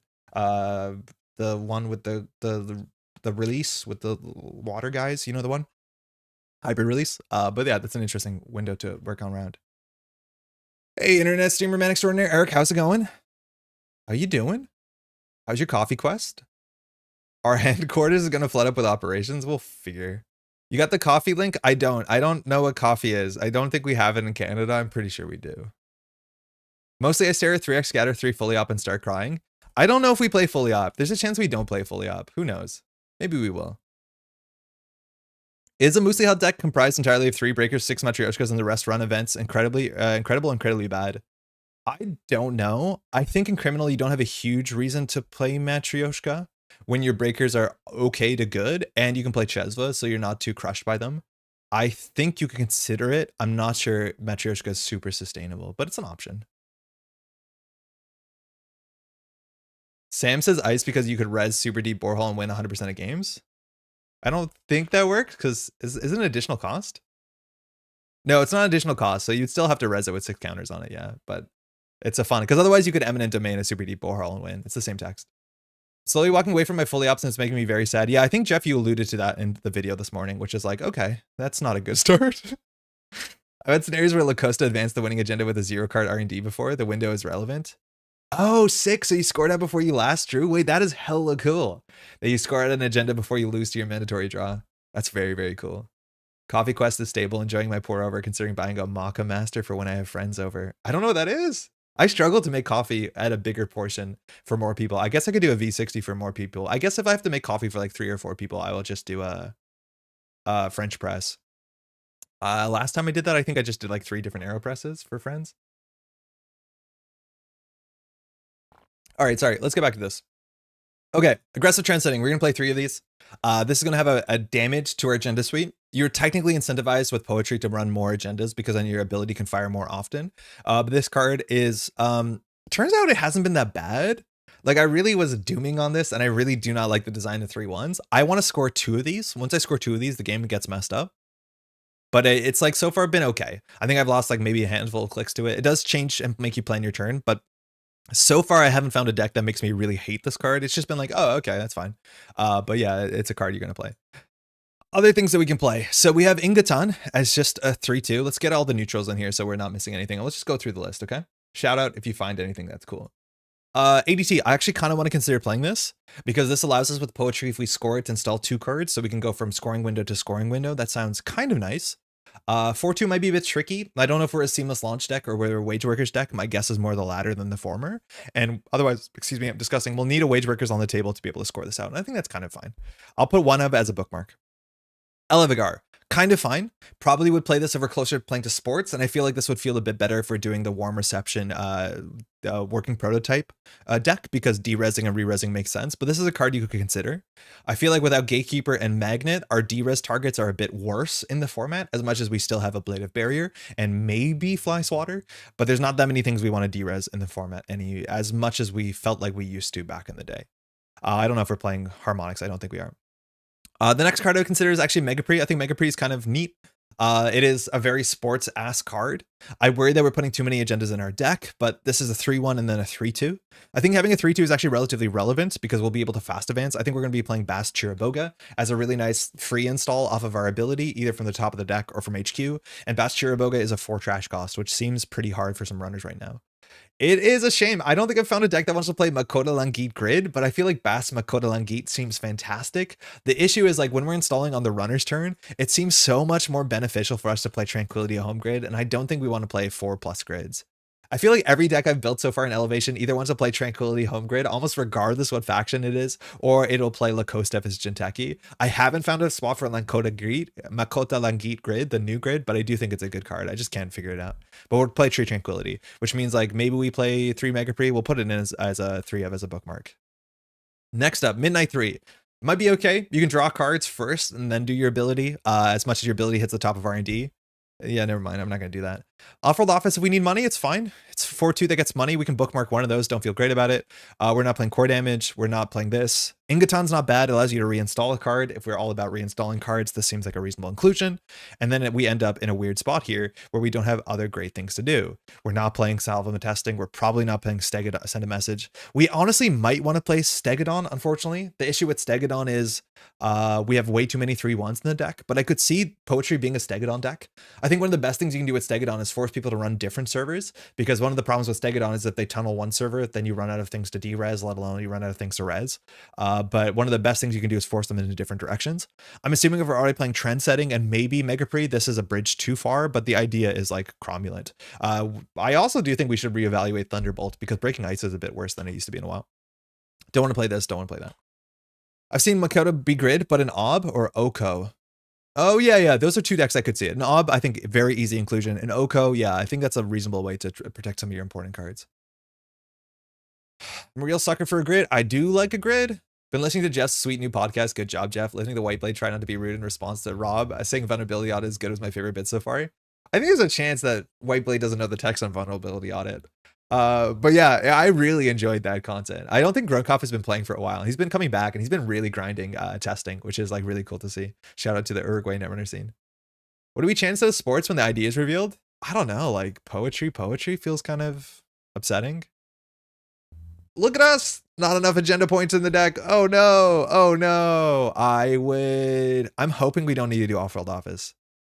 I think we definitely play Megaprix Ingatan. This would be, let me tell you, would you love to play a Luminal in a deck? This is definitely a deck that wants to play Luminal. I don't know if we play this. MLG and Oko with a hostile arch or a front company is so gross. I don't know if you need to make your hostile cost more. Front company, maybe. I'm not sure if I'm a believer in front company, though. Maybe it is kind of good. 420 no scope.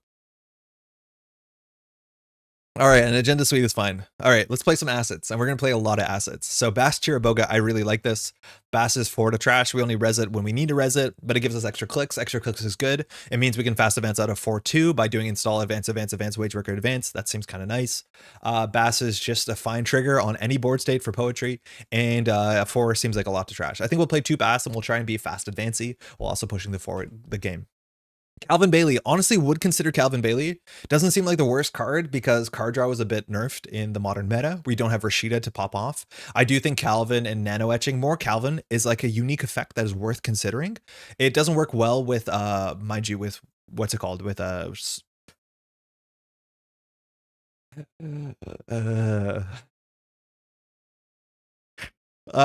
we've been here all week, huh? With the one that gives you 4 clicks, you know the one. I don't care. We'll figure it out. We'll find it. It's on the list. But yeah, that's fine. We could consider this for sure. It's a neat effect, and I think card draw is a bit lower. Lacoste Grid has been really good for me in Bangan, so I could put my ice on centrals and still slowly score. But that's actually a cool idea, Poldrix, because the remote server like really does not do it. Doesn't thread out. Wage workers. This is wage workers. Thank you, Kikai. I'm dying out here. I'm really dying out here. I don't know why that was so bad. Humanoid. We'll try this. I don't know how many operations we're playing. This card just seems fine. It's good to get on the table. We have to worry about the operation clause. I do think the versions that play the humanoid versus the versions that play wage worker prototype are different versions of the deck. And I think this is an option. We can definitely play this and put things on the table. Seems like a fun card. I don't think we play that. I don't think we play Nico. I do think we try out auto campaign. I think an auto campaign is still a card that runners have to deal with. This also might be a good reason to play MLG versus the Tranquility, but we'll try it as a 3 of. It's another nice card to put on any board state. And then I don't think we play Refuge. I'm not sure we play Regolith. We definitely play Powers. I think we play 2 Powers at a minimum. We play 3 Wage Workers, and I'm not going to mess with the reception of the prototype, but I think that's the second Poétrï deck we'll build, which is going to be a bit more prison-y. We're going to play 3 Spin Doctors for sure, and I think 17 assets might be enough, and then we'll try and play like 15 ice. I think that'll get us somewhere. Oh, we have to play operations. Don't stress about that too much.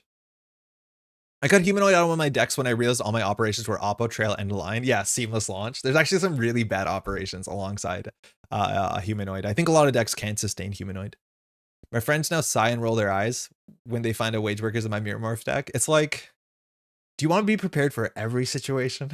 Every situation. Does your turn work? Does your turn not work? We'll get an extra click. We'll figure it out. I expected a game where Op completed an auto campaign and got to fetch Humanoid and got to start off their 5-click turn. Very cool stuff cooking out there. I heard that being called out pretty heavily in like spoiler season. The sort of auto campaign into Humanoid line in HB and sorry, in Op, and I'm not convinced it's a really thing. A real big thing. What's the target ice count here? My guess is if we're doing something like Asa, which we won't have as much card draw as Asa because we won't play fully op. We'll try fully op maybe. Is like 15? Probably 15? Is top down worth playing? It's hard to tell. Top down's only worth playing if our money is good and we have things to spam. My guess is top down is just a really good card. There's a chance that top down is just better in decks that want to put more ice on the table. Like I've been impressed with Leo top down as much as the slots seem kind of hard. I think that there's a chance that deck just plays Mersha. I don't know if we play Mersha because I don't think Mersha, we really need to like juice the fully op triggers. And I think Mersha's only good when you 2 ice servers. And I don't think we're going to 2 ice servers. Fully op is playable with 11 plus ice. Yeah, we probably will try fully op just so that we like give Jeff some hope in the world. But I don't know. I like top down in Atea. Yeah, top down in Atea is kind of cool too. Because draw 2, install 3. At least you get the draw up front, right? Obviously, right? Zero Ops Poetry would be funny. It might not be the worst thing. We just don't play Humanoid. All right, ice that we want to play that is like gamer ice. Ablative is good. I don't know whether it's 2 or 3. I think we play 3 if we want to make sure we're protecting things early, like an auto or maybe a Humanoid. So we'll keep that in mind. You don't have to humor me. I like fully op. Other things we could play a Brawn. I'm assuming we play like 1 or 2 Brawn as our anchor ice for our scoring remote server. This might be wrong. I think Brawn is still really good in the meta right now. Just don't know if you can afford it. Drafter, 3x, obviously, really good. I like Hagen in this meta a bit more than other stuff, so I'd consider it. This looks like a deck for Lamplighter. I do not understand the Lamplighter love. I don't get it at all. Unless your deck really cares about tags, and we might play Greasing, I'm not sure. I do not know why we would play Lamplighter. For every Lamplighter, where the runner face checks into this and pays 3 credits, let me show you white space. Now, Lamplighter is harder to break, but at the end of the day, you break this for minimum 3 credits. I don't get it. Reason for Lamplighter love, the art is sick. The art is good. I'll give you that. I just don't understand it. Yeah, I'm not sure. I don't know why we would play this, especially if we don't care about it. Like, it feels like we have so many other face checks that matter. I'm not sure. Things we can play, though. MIC, I feel like it might be a bit too rich for our blood. We do have the scatter field, which is very important. We're going to play 3 of these. And then from here, I don't know what we play. We won't care about the tags, though. I think tags are relevant because resource economy is real and alive in the meta. But then we can threaten greasing the palm, which is very, very good for us. Lamplighter is an Ob and NBN card and nothing else. Yeah, I'm not even convinced it's a good NBN card. It's a 3 credit face check, which is true. But white space is also 3 credit face check. If they break the white space for 1 credit, I guess that's better. Like in the late game, they break this for 1. My Poetry ended up just deciding that Ablative and Scatterfield will enough to protect assets. Yeah, I think I would do the same, but with a drafter. MIC synergies with Managarm and trend settings? Yeah, it does. It does. I just don't know if we have enough money. If we played more ADTs, I'd play more MICs. I'm just worried that we don't have the money for it. Like maybe we play this. This is, what is it? 10 ice? Let's look at the other things we can play. We have 10 influence to spend. Let's dig out the old Amani Sanais. Add Boomy. I don't know if we want that. I'm running some Maximum in any corp deck. I do think we run some Maximum if we find ourselves struggling against Boomerangs or Botulises. I think this is a totally fine tech card for 1 influence. I actually like it. Yo, Zen, how's it going? It's a time for a Byroid deck. I think that's the Leo deck. The Leo deck is pretty fun. I like it. Do we just play Mitra so we can ablate it for days? I kind of think I'm underplaying Mitra. Are harmonics good enough in the new meta? I think Bloop is fine. I think the other ones are kind of cringe. Pulse is like not doing it for me. I think Mitra is just a fine card. Like I think we can play Mitra. Like Mitra and Pink Wolves into Drafter seems just like free value. Pulse is great. What do you mean? I mean, I'll lose a click and not have to go through to the breaker. I don't know. How's it going, Carrie? Only in Thule? I mean, yeah, that's fine. I think that's a fine caveat. I think in if you're playing what's it called too, it's a bit better. The other one. Thunderbolt. I think like Bloop and Thunderbolt is worth pursuing. Hey Gavs, how's it going? All right, what else are we playing here? We're definitely going to need some amount of operations. I'm not sure if we play Hedge Fund. We could probably just play Greasing and have that as like a tempo option. Anvil if we have influence with Mitra. Why Anvil? That's interesting, Matt. I tried Harmonic Poetry. I lost like 3 games in a row. I mean, yeah, there's a chance that this is not the play because I don't think we're going to have enough operations. I wonder if Petty Cash is worth something. The problem is you can't play Petty Cash off of humanoid resources because of the ability, this ability, but that's fine. We could play top down. We could play a bit of Seamless, but we have Wage Workers. Can't tell what we want to do. Plutus. Yeah, I think you can definitely play Plutus. I think Plutus is actually really good, but then we'd have to put more slots and less slots. Like if we play 2 Plutus, then we have to play like 3 red level clearance. You can, just not from archives? No, you can only play this first click. Play only if you have not finished an action. Wait, hold on. If you fire auto campaign, sorry, humanoid, have you not finished an action? We probably need 8 operations for HR to reliably hit 7 and 44. But we're 49, eh? Oh, because you're scaling Kikai, yeah. You can play it from hand, just not from archives. You haven't finished the action. So because you haven't finished the humanoid, you can play it. Because the click hasn't resolved. You can trash ice with Anvil and then bring them back with Mitra to get more triggers of Ablative. Oh yeah, I just don't know if the face check on it's that bad. Humanoid is the first triple is still in progress. Okay, so you actually can do it. So Petty Cash actually might make a bit of sense in the deck. Don't look at the 54 cards. Plutus is a fine win condition. I like Plutus a lot. Okay. We have to cut 6 cards. I think we're going to cut the Calvin and hope for the best. We are on only 10 ice. 8 operations seems to be mathematically sound. I feel like maybe we can cut 1 Bass. Fully op? Uh-oh, but like slots. We could get fewer agendas if we played 5/3s. You can cut Bass if you have Plutus. I think Plutus is a bit like hopeful. We could maybe full cut Bass. I think Bass is more consistent than Plutus, but Plutus is more fun. Plutus is definitely more fun. Cut 3 cards. I assume we would cut like... What transaction is Plutus playing? Any of these. This is a clickless install. This is a gain a click. This is a clickless install. Or gain a click. They're all very, very good. Right? Like we have only 3/2s in our deck besides... Oh, don't look at this. But with Wage Workers, we can get a 3/2 and then powers up... Sorry, Wage Workers and win. That's my guess. Are we forfeiting or trashing? We'll just trash cards from hand. We definitely won't forfeit. I think trashing cards with the hand with Plutus is not bad because you can trash your operations. Yeah, it might not be terrible. We could trash an early Mega Pre if we have a 3/1 Mega Pre. My guess is we don't. We also could change the deck to have more 1-pointers, but I think we have a slots issue already. 2x HR, 2x Wage. I think what I worry about is that like I want to try the new cards. So Izzy, I think that has always been like a recurring theme this week is like, yeah, we probably should play fewer of them, but I just want to have them as consistently as possible. We also do have the red level clearance into Wage Worker play, which I don't want to break that up. Sorry, red level clearance into Humanoid, click 1, turn 1 play, which is kind of fun. I think we cut autos, but this is the like only econ in our whole damn deck. Wait, this is the only econ in our deck. Oh no! Oh god, we're gonna need help. Wait, this deck has no money. Maybe peer review? I don't know if we want a peer review. I think the secrecy of our hand is actually really valuable in poetry, right? Our hand secrecy is really important.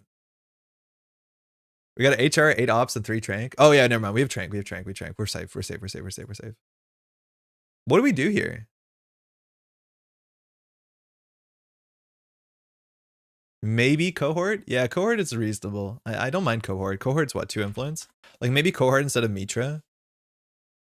This is the new mini giraffe. Yeah, it's the closest thing to Celebrity Gift. The problem is like the play patterns are exactly opposite to Celebrity Gift. So like the first time I played peer review, I absolutely did it buck wild wrong. It was like click 1, show my whole hand because I'm so used to Celeb Gift. Where in theory you should do this last click to like delete the least amount of information. It's so funny. Hey, pick one. How's it going? How do we cut 3 cards, y'all? I don't want to play 54, but I'm not above it. Like I'll slum it with 54. 13 agendas seems like a lot. The problem is like these are, you want to play 3 of these and you want to play 3 of these. So like, ugh. What is this test draw like? Okay. We won't keep. I mean, that's not good. I mean, that's bad. Wait, how do we beat criminal? You don't. So say that we red level clearance this humanoid on turn 1, and then we fire the humanoid. Imagine we fire this humanoid. Oh no, you can't petty cash because we red level clearance the humanoid. Oh, that's really funny. So say that we red level clearance the humanoid, gain a click back. So we're currently on 4 credits. We res the humanoid and fire it. So now we're at 3 credits. We're at 7 credits. We draw 3 cards and we do an install. So we could install, in theory, Scatterfield, Tranquility Office. That's not good. Is it install 2 cards? Oh, that's not actually that good, is it? I think we wouldn't do that. Been some time now. I think we can move on from the peer review debacle. No, it's good to learn. I think we'd actually do like this. And then we would play no operation. That's actually kind of ass. It's actually kind of bad. What about here? Here, this is fine. We could do wage workers, so we could do auto Scatterfield. Just hold this hand. Then we would res auto, of course. We can start with a spin doctor on the table. We would set up Trank into maybe drafter. 10 ice seems a bit low with these opening hands. Yeah, it kind of does. I wonder if we cut the Plutus. It's just like 2 slots intensive. It forces us to play all of these cards, which are not particularly good. It's like we can figure out a better way to use 6 influence, but it's forcing us to play all these cards. I'd be happy if there's, what is a nice way that we can spend influence on ice in the modern meta? Like something that people are expecting. I imagine people will face check into our ice a fair bit. You already need to play those cards because of HR? Yeah, I'm pretty sure HR might be bad for the list though. I don't think we have to play 8 for HR. Maybe we do. I heard Saisenton is scary. Yeah, it kind of is. You know the answer, Saisenton. Endpot? I'm not an Endpot believer. It can't be less influence than Mesna Cheswo. It's the same as It's the same as Mesna Cheswo, yeah. So say this is our hand. This is like not bad. Maybe we greasing the humanoid, we put a drafter in front of it, auto. I don't know, that doesn't seem good. I think it's Tattoo Bola. I think Tattoo Bola might be one of our better cards. Do you install for free? Install one in an agenda card from among them though. You pay costs, so you can't stack ice. I wonder if we also need seamlesses, because if we don't stick a wage workers, we don't have any play. Huh, it's already getting difficult. So here I would do like Scatterfield, trend setting, probably powers on the table and hope for the best. If the Scatterfield gets res, we can put a humanoid last click. Say the humanoid fires here. So if humanoid fires, we draw 3 cards. We can install 2. So we would do, I don't know, drafter centrals, spin on table, play no operation, cry. Mitra with 10 ice will fire approximately never, I believe, yeah. Or cohort instead of seamless. Yeah, I kind of like that. I like cohort better than Mitra, maybe. I'm just not, how would people not trash it? The agenda suite is what I found the most difficult about Poétrî. It takes up too much of the deck, yes. And you can't get them out of hand. So maybe we would play Moonpool, actually. I feel like I've been enjoying Moonpool a fair bit, especially with red level clearance. It fixes agenda flood, it does everything that you want. I actually might not mind Moonpool. I feel like Moonpool is like every deck I build modernly. I don't know what's happening. It's like literally in every deck. But like 13 agendas, red level clearance, Moonpool, why the heck not? Moonwheel is the way to get the first trend setting scored? Yeah, exactly. Now this is 6 influence, so we want to play 2 copies, so we're gonna have to like cut the Plutus package maybe. Plutus the fastest thing for RLC, is that the idea? RLC, petty cash, and red level clearance. Sorry, greasing, petty cash, all our operations, in short. Let us fast advance with Plutus. The issue is like our assets squeeze our operation slots. There's a lot of poetry about the moon, let alone pools. So if we do this, we have an influence issue. I feel like Plutus probably gets cut as a one of. This leaves us with 1 influence to play like a Samak Saman or something. Greasing is a transaction? Yeah, they're all transactions. So petty cash is clickless, red level is plus a click, greasing is plus a click. Trashing an op with cohort and then playing with Plutus is pretty cool. Oh, that's cool, yeah. Trashing an operation with cohort and then Plutusing it right away. That's actually kind of slick, yeah. I like that a lot. 1x Plano. 1x Plano is reasonable. We still have to cut 3 cards though. And the problem is like, it's probably a humanoid resources. Let's be honest. It's probably this. Let's see what this draws. Okay, let's start opening hand. I mean, say that we RLC a humanoid. Click 1, we fire it. We draw 3 cards. We get a double install. So let's do, I don't know, Bran Offworld. And then we can get a click back with this, install Wage Workers. I mean, there's no way. You could cut Petty. Yeah, with 2 Plutuses, we can cut Petty. That's actually very reasonable. With 1 Plutus now. Yeah, I like that a lot. I feel like the HR is the worst card, but we're going to play it because we need to test it. But I feel like HR is like forcing us to play a lot of weirdly bad slots. Like red level clearance is not bad. We also probably can cut a red level clearance or greasing. Seems like maybe Petty for another op to not have the thing where you can play off of RLC HR. Yeah. I just feel like we should play less ops and play less humanoids. Like maybe we just do this and say like this balances off this. Yeah, it's either 2 greasing. I'm assuming we just play fewer humanoid. If we're on only 1 Plutus, we may as well have none. No, I don't think so. I think Plutus is the exact sort of thing you want to draw into the mid to late game when your bin is seeded with operations, and then you can win from that spot. It might not be the best influence. Like maybe there's just a chance that nano management closes the game out, but so many spin doctors, it is kind of what you want. It's good. It's card draw. It's recursion. Helps a lot of ways. HR is not an assets card. It's a jammy card. I agree with that. It's like a reasonable thing though to get back with powers. Let's try this. We'll learn something. That's all that I care about. 1x Plutus can be a win con if Drafter fires or Poetry fires last click. Yeah. Yeah. And it also is still a 3 trash cost. They have to trash on site. Like there's some, it's not awful. I think Plutus is actually like my favorite card in the set. Yeah, Plutus is easily my favorite card in the set. Oh my god, I was playing Plutus yesterday and I think I had like 8 or 10 transactions removed from a game. I've heard that All Signal Games doesn't like a remove from game. My remove from game stack was like Moonpool, Spin Doctor, 1 agenda I forfeited, and like 7 transactions. It was like the size of someone's R&D. Good old RFG deck. Very funny. Poétrï? Do you ever play Eternal? I just found Netrunner. My buddy only plays up till Rain and Reverie. So Eternal is bigger than that.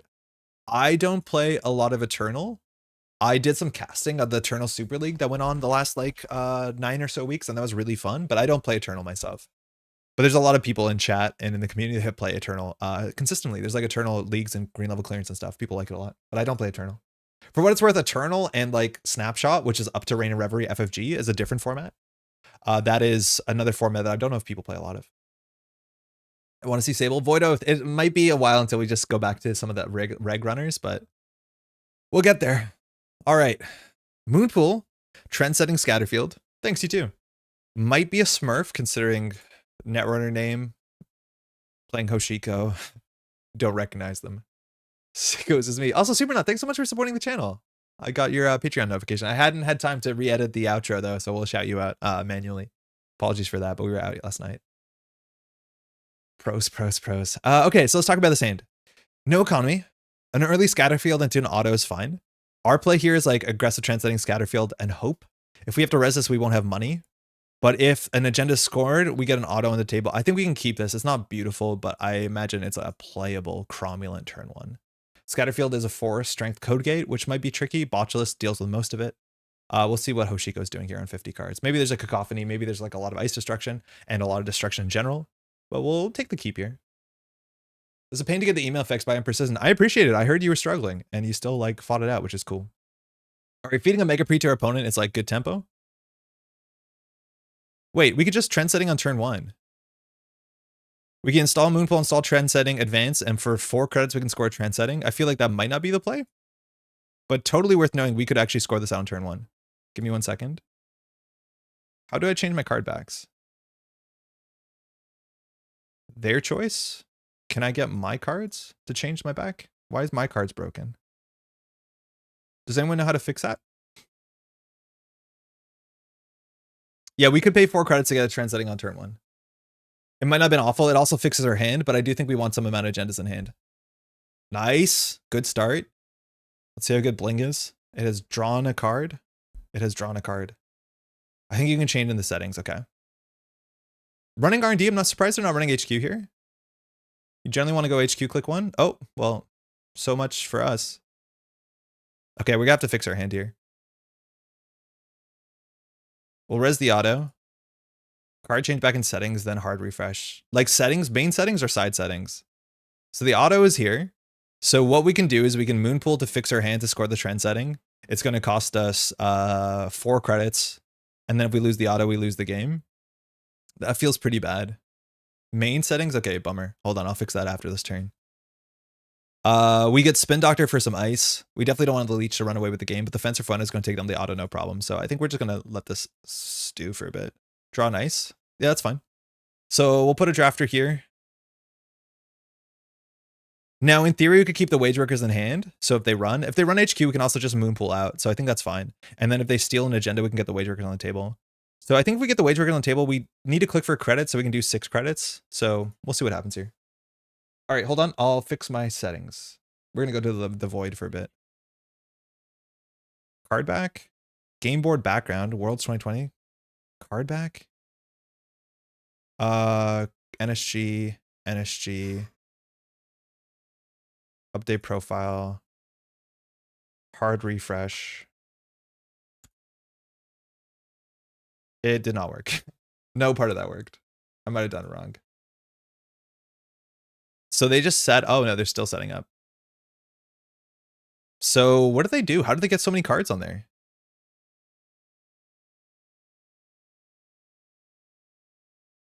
This is definitely a smurf. Yeah, this 100% is a smurf.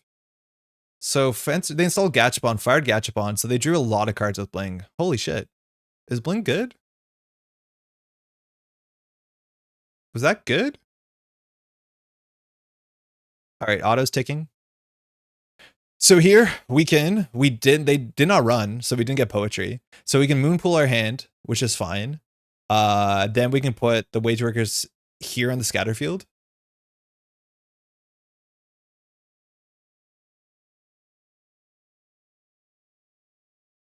I think that's reasonable. It fixes our hand. They have to run centrals. They're gonna really like virus us down.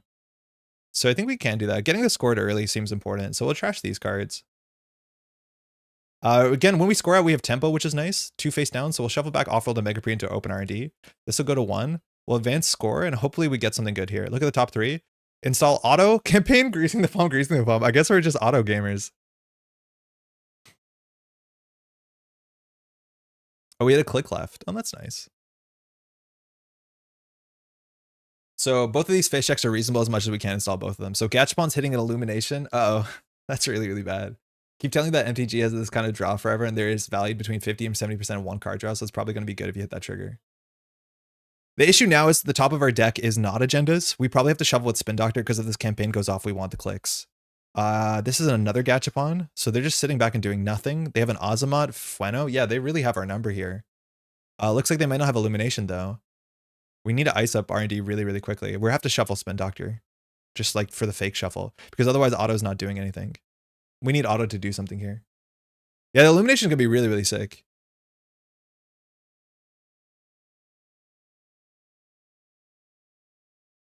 Okay, here it goes. So it's going to install a bunch of things and draw a lot of cards with Bling, which is good. We know the top of the deck is greasing, so we don't care. We'll shuffle after. They're going to pop the Gacha on your turn to get the extra Bling pop? Yeah, for sure. Their deck seems to be only cheap cards. DZ, very, very good. Auto for tempo is fine. I don't think we want auto for tempo, especially with the wage workers. Like, we can just fast advance out. Another trend setting would be great. Undo click. Okay.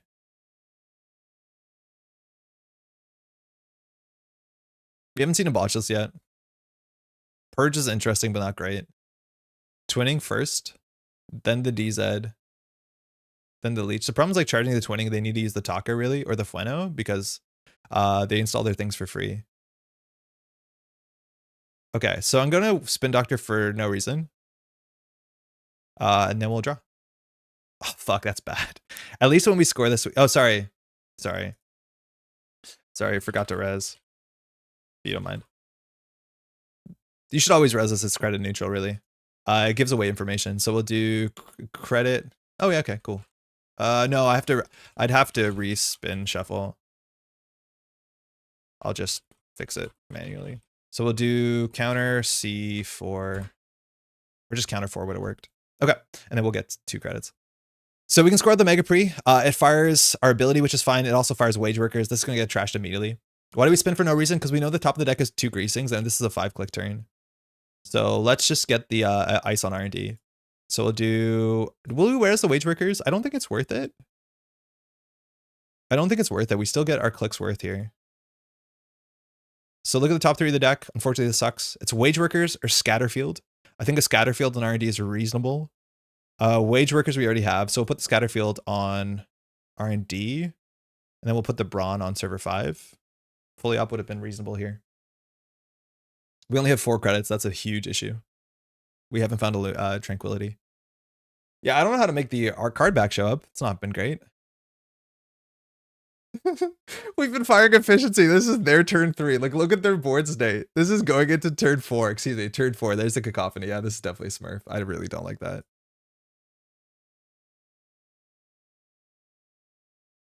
Cool. Set up Anarch. Okay. I starting to think we should have played fully up. You and I both.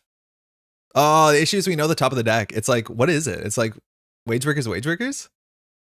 Oh, it doesn't remember. A lot is going on there. I would say that for sure. Oof, I hate this.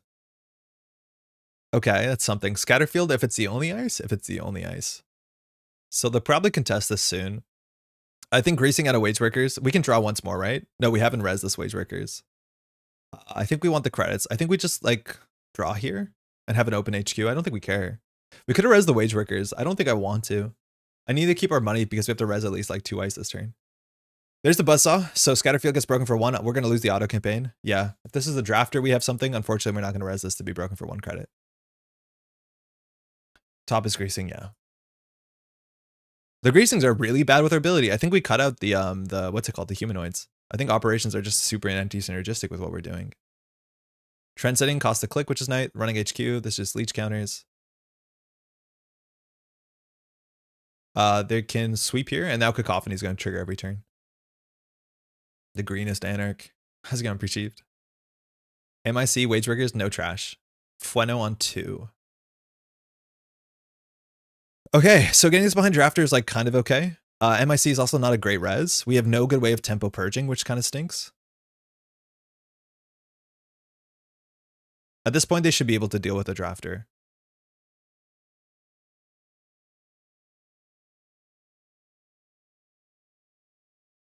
Whatever. Yeah, fully up would be pretty good, I think. It's going to have some other issues. What type of deck did we end up building? We ended up building something that's like a bit Sportsmetal and a bit Asa Group. So like it's about building a lot of different servers and using assets to push us forward. We have a bit of fast advance. Sorry that our board looks like it does. I really do not like this. I don't know how to fix it. I don't know why there's a different problem. Was JNet updated? Like, why is this happening? We'll try to do a hard restart, but I changed my settings. Cool. This takes down a Wage Workers potentially, which charges Cacophony. They trash it for no credits because of Azamat Fueno. I don't want to res this Brawn. We don't feel like we're playing a deck. This is like playing against Mulch Prison again. The thing is they can't break ice. They haven't seemingly found a Botulus. And I think they're running real breakers, but they're MU is full. So let's see more DZs. Cool. They know this one card if they're tracking. I think they just want leech counters, I guess. So we have to sabotage 3. Oh, they don't want us to have cards in hand. That tracks. So we have to rip 3 here. Off of the Cacophony. Bling trash it a fermenter. Yeah, okay. We lost an Ingaton. All right, we're not on game point. We're on 4. We have no 3-pointers. Add a card. So it's either Powers That Be or Samak Samun. We have no clicks left. I think we want to do the Powers That Be. Samak Samun is hard for them. We could put a Samak Samun on archives. It doesn't res it. Do these leeches do everything? Yeah, break Scatterfield for 1 credit as opposed to 4 credit. And eventually they'll have other breakers. Like they'll have a Rising Tide down. Yeah, we might not res ice. If anything, we res drafters and they'll risk it. They're on 1 credit, but they have a fermenter. Looks like if you go to settings, the default card back got forgotten when they added a setting to let the opponent choose a card back. I think I changed it, Izzy, and it didn't fix it, but I'll try again. Like these both seem pretty ambitious, but like this actually does something. Do we pay cost? We install it. Yeah, paying cost.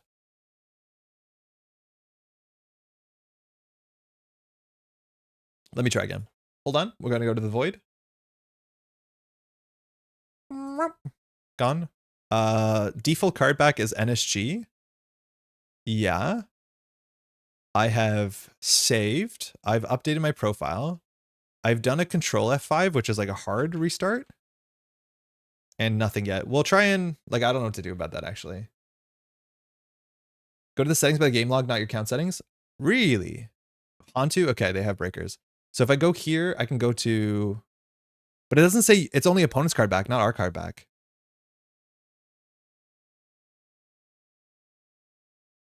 Right? Like, our card back doesn't matter.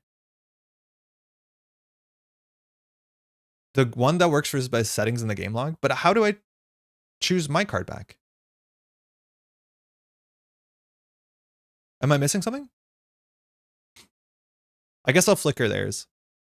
All right, now they have all their breakers besides a fractor. Unfortunately, we put our agenda somewhere else.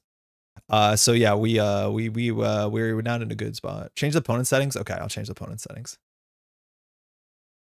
Like, I think we can see, like, we concede. We have ice that gets broken for 1 credit, and then we have nothing else going. Oh, we knew that was on top of the deck. That's fun.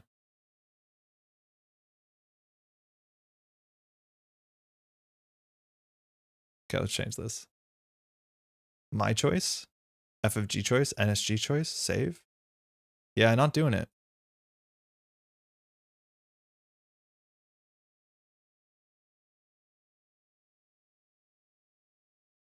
Do they take 3 net damage? Do it. Oh, I'm surprised they didn't. Yeah, I don't know why we, it's not working on our side.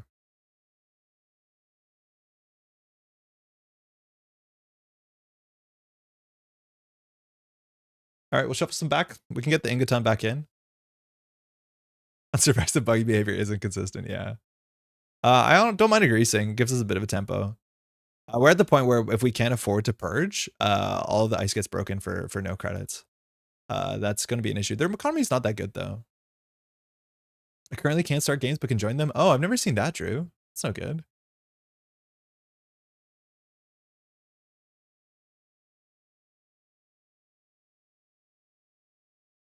Twinning. Seeing some counters. Mega Pre. So we install a non-agenda card. Whoa. I wish you put the Sumaxamon on the remote. Do you try to block centrals and then purge? We can't really afford to do it. We just don't have enough ice. The issue is if we forfeit the powers, we don't have enough agendas. But if we do powers Plutus, we can greasing the ADT. Like here we would need, if we had a wage workers, we're short credits. We're almost not short credits. If we had a wage workers in hand, we actually could Plutus out of 4-2. If we had a 3x, we could fast advance it 100%. If we could even ADT. If we had it in hand, but sorry, a wage workers. We have all our wage workers in the bin. So this is interesting. The problem is as soon as we discard this, we can't do our ability anymore. They also stole this turn, which is really bad for Cacophony. They don't have an incentive to Gourmand here.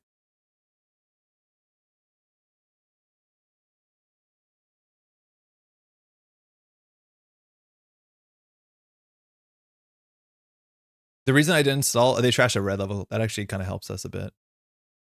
Well, wage workers would be better. But yeah, we can res a Plutus to score out a 3-2 if we top deck it. The thing is, I think they know what we're top decking. What did they see? They saw 3 cards. So it was a Mega Pre into an... Oh, so we're actually drawing an unknown card.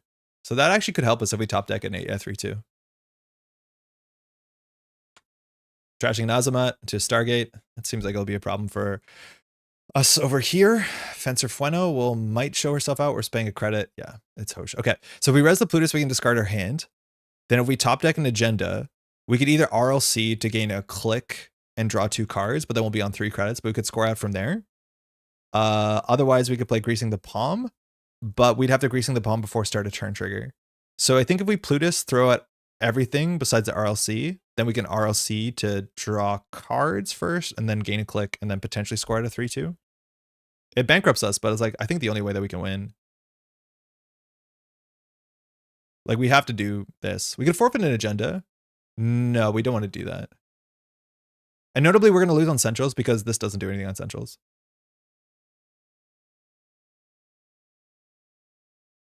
Oh, we actually could do a second RLC.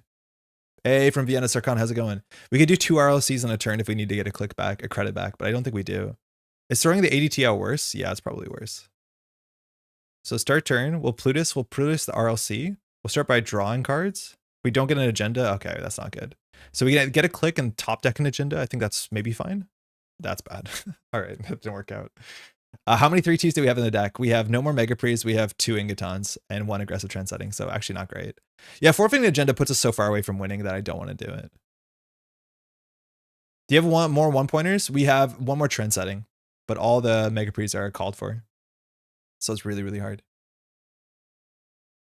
Yeah, we're cooked. How am I late on HB Day? Veronica, it's okay. Things have not been going so well. We are playing against Mulch, and that is going to be bad for us.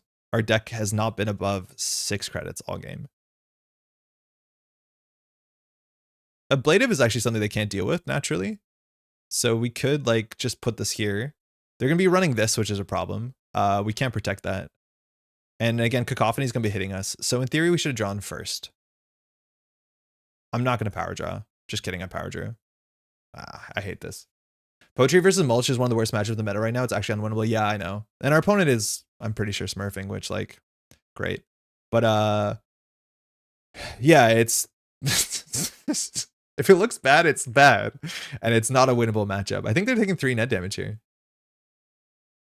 How many agendas in the deck? We're on, I think, 14 agendas. And they're going to sweep the whole hand. They should win this turn. They'll just take the smack damage. Yeah, with Strike Fund. Okay, good game. This match just made me want to play Blink. Yeah, I think that's the best thing we can say about this is that makes you want to play Blink. I don't want to install this because then they see the agenda. Bueno. Okay, good game. Notice how we rezzed very few cards and did nothing. Thanks for the game. That looked awful. That looked really, really bad. I don't like any part of that. Not good. Yeah, this is our first iteration, and like, yeah, getting absolutely curb stomped by that is like not gonna be a good starting point. But I guess we'll try again. So why Mega Pre-Aggressive is probably not the list. It's like in theory fires our ability more. Okay, so what have we learned from that?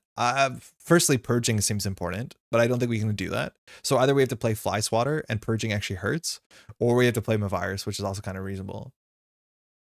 I can't help but think you were stream sniped. I don't think we were stream sniped. I think just people are trying out new good decks and be like, oh, this is a good Mulch deck. Let's play it. I don't think they have to know that like we're playing this. I think no matter what we're playing, that's going to run over any first iteration of a deck. But like it's JNet casual. Oops. Like that's. Okay. Sorry. Oh, sorry. Apologies. I meant to set up the corpse side. Is that okay? I run 3 aggressive, 1 2x1. Yeah, that might be fine too. That we don't play the pseudo 2-1.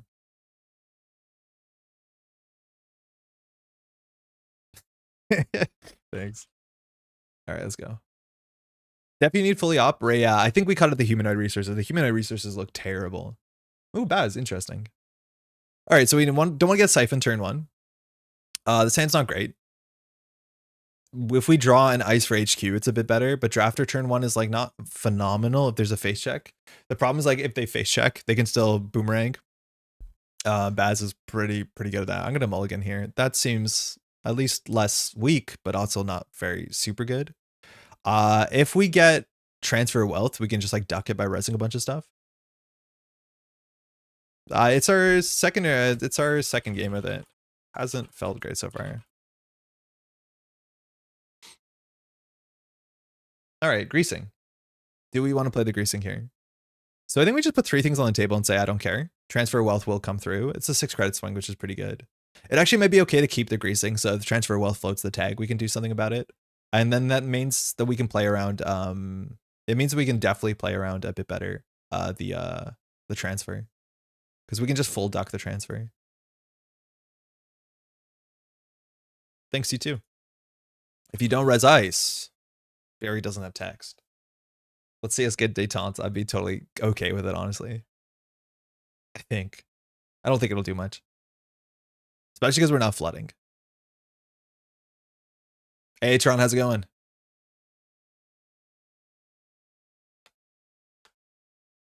Yeah, I think we'll cut the humanoid, put fully ops back, and see how it feels. Maybe also at that point we need to play top downs. And top downs are a really good fully up card. Clean getaway. In theory, we could crack the moon pool to deny 6 credits.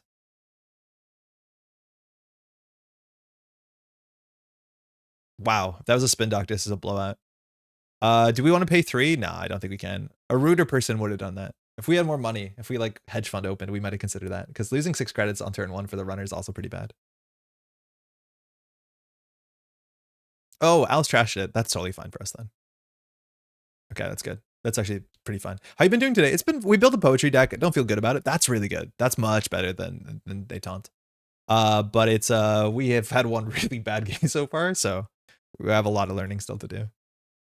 Powers for 3. Now, mind you, everything is cheaper with Penny Shaver. Okay, so I think we're gonna start with a spin doctor, see how things go. We didn't get transferred, and Alice didn't draw, which is nice. Okay, so the agenda is a bit of a liability, but it is one. So I don't think we do install here. Do we feel about more day we play? It's really hard as someone across the table to play online to figure out what the heck Daywee is doing. Like Tron, when you played Daywee against us, if I took a snapshot on a certain turn and asked, you know, any player, whether they're newer or seasoned, what can Daywee do on this turn? The answer is I don't know, or I have to write a 100 paragraph article. With Madani set up with 2 muses. Like, it is so hard to tell what your opponent is capable of doing. And on JNet, it's also so hard to tell what your opponent's doing, especially when I'm talking with chat. Like, generally, you do your turn, I'll come back and then, like, hope that I didn't lose. It is very difficult to figure out what's going on. But, like, legitimately, look at a Madani turn with, like, 5 things installed, 2 muses and a simul chip, and write down all the options that the Shaper player has, and it is absurd. It is genuinely absurd. I think we draw here. This on the table probably will get trashed, but like, what does ice look like? I haven't seen ice. If this gets trashed, I think we're happy. I'll lay off on the Daywee for now. No, it's totally fine. I enjoy Daywee. It's just it's hard to watch sometimes. Is Penny Shaver much better than Detente for Corporate Runner? This one's a good runner card, which is good. 1 and 5 here. Powers, okay. Yeah, you're right. Card backs have returned. That's huge. I didn't even realize that. Think you want to set up a Wage Workers 3x installed turn next turn? Yeah, probably. If this gets trashed, we're fine with it. We have a Spin Doctor on the table. I think if you want to check the table, you want to check the Spin Doctor first, because now we're allowed to just shuffle it back in. All right, this is really risky, because last click we can install like a humanoid or something here. An auto campaign will fire. Running last click into Poetry is like kind of scary. Okay, we have a Spin Doctor that was seen on top. Penny Shaver is a click for 5. I think we will... I don't want to Spin Doctor these cards back in, so I'll Spin Doctor the Spin Doctor. So if that's the case, we're going to do a triple install turn, which means we can't Greasing, because Greasing is not an install, it's an operation. So we'll start here. Hopefully we find some HQ ice. We'll just trash this. Oh, Christ. That's bad. I mean, there is like, I think 12 ice in the deck? 11 ice in the deck? That's not good. Oops. This seems unlikely. If we do credit, we can discard some agendas. I mean, I wanted to Spin Doctor back the agenda. Let's just assume the agendas are like good for us. In theory, Alice should run centrals. This is such a risky play, especially because we have no Poetry fire here. Yeah, no, I hate this turn actually. Penny Shaver is good against Asses because you can check and not feel bad about it. Yeah, no, it's great. It's the same as clicking for a credit. The problem is like Alice needs to click the Penny Shaver before checking because they're not threatening to trash. We forgot to res Wage Workers. I think it's fine. I think we actually rather have the Mystery because we're not installing a 3rd card unless we are. If we're going to install the 3rd card, maybe, or the 4th card, but I don't think we want to do that. Okay. I'm assuming we do draw credits. Actually, you might not be able to install something, so maybe it's install 4? Wait, why do we have money? Where did Alice get money from? Oh, Penny Shaver fired. Yeah, good. This is awkward. Oh gosh. Yikes.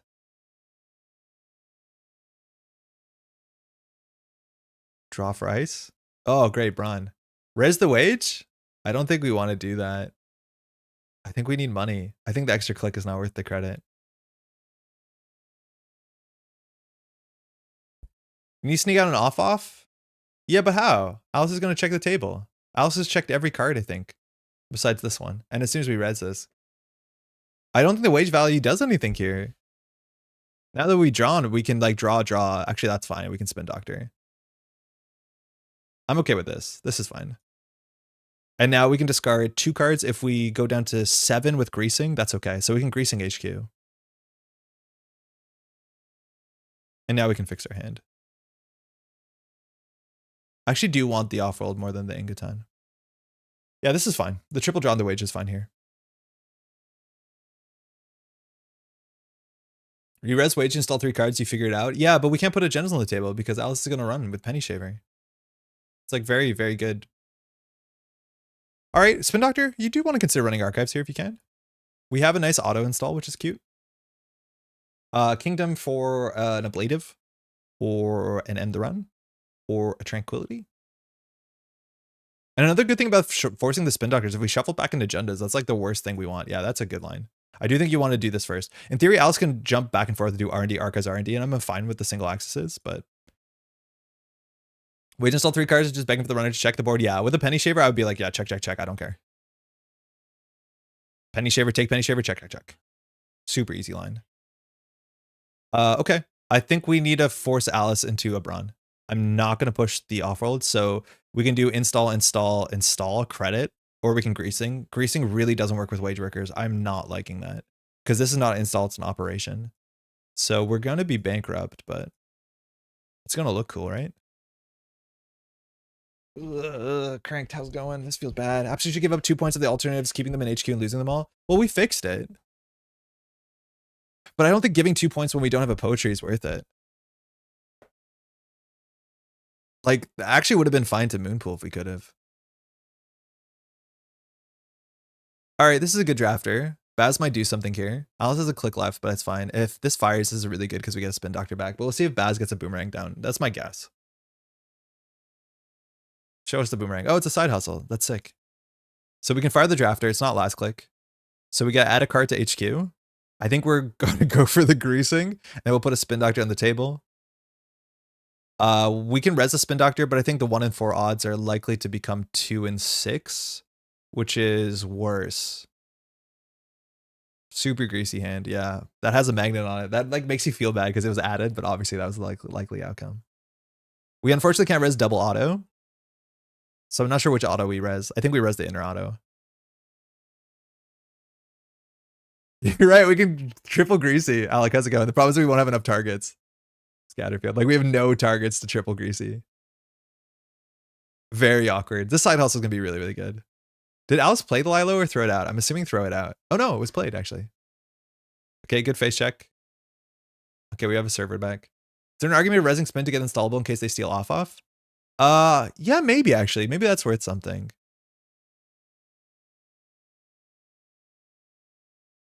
This feels awful. This feels really bad. I don't think we built a good deck, but like I do not feel good with any Poétrï game we've played so far. I think like you feel not having Rashida or Gatekeeper. Throwing out a Mag Electric, that actually is really good. I'm worried that means Alice has another one. We might as well res this, I guess. We'll spin first because we're gonna res the spin no matter what. Okay. Humanoid's what we'll stick behind the Brawn. I don't think we'll shuffle Spin Doctor here. Samak is good. It beats Boomerang. So that's actually a really good thing for Baz. So either we put the Samak on the auto, the Humanoid in the Brawn. We can do install, install. I think we're not going to get Wage Workers this turn. 3 installables? I mean, sort of. But then we go to no cards in hand and Poétrï doesn't do anything. Like, I don't think it's even the play. That's so funny, though. I'm not triple greasing, you coward. I'm not doing it. It's awful. It's really bad. We're going to be holding an off-world office in hand? Chat, what the heck? I'm doing this for you, but like Poétrï's struggling. I feel like we can't make these plays. Oh my god, fine. We'll do it. Just because no one's ever done this play before.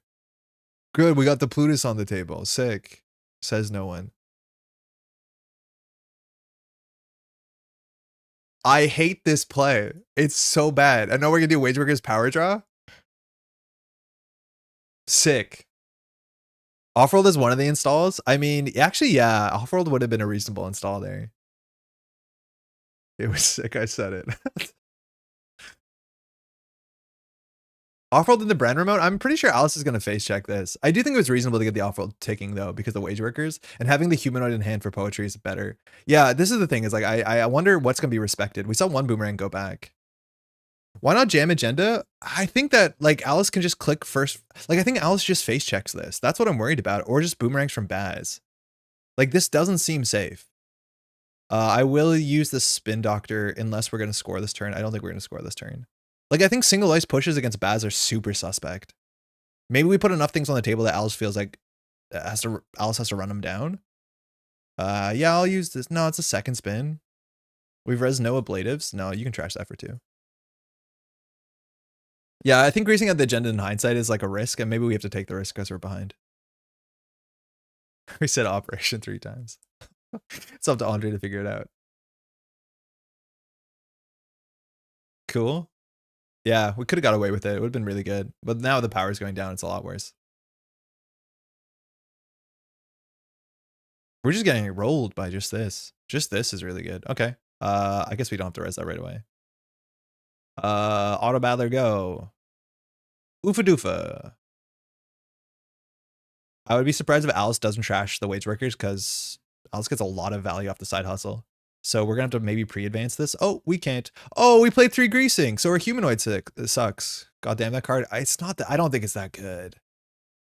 So we installed 2 cards. That's it. 2 cards. I think we have to go for the Ingaton because there's no shot the wage worker 6. If it does, we're happy. If it doesn't, we're happy. I'll do double barrier, I think. We're not on a threat. The Scatterfield might be a bit better, but yes. Why do you ask? No operation? That's going to happen a lot more than you want it to. I think it was just a clean open market. Oh no, side hustle came down. Yeah, okay. This is the problem for us. At least we get 700 clicks with the auto campaign, so we can maybe score out and do something cool.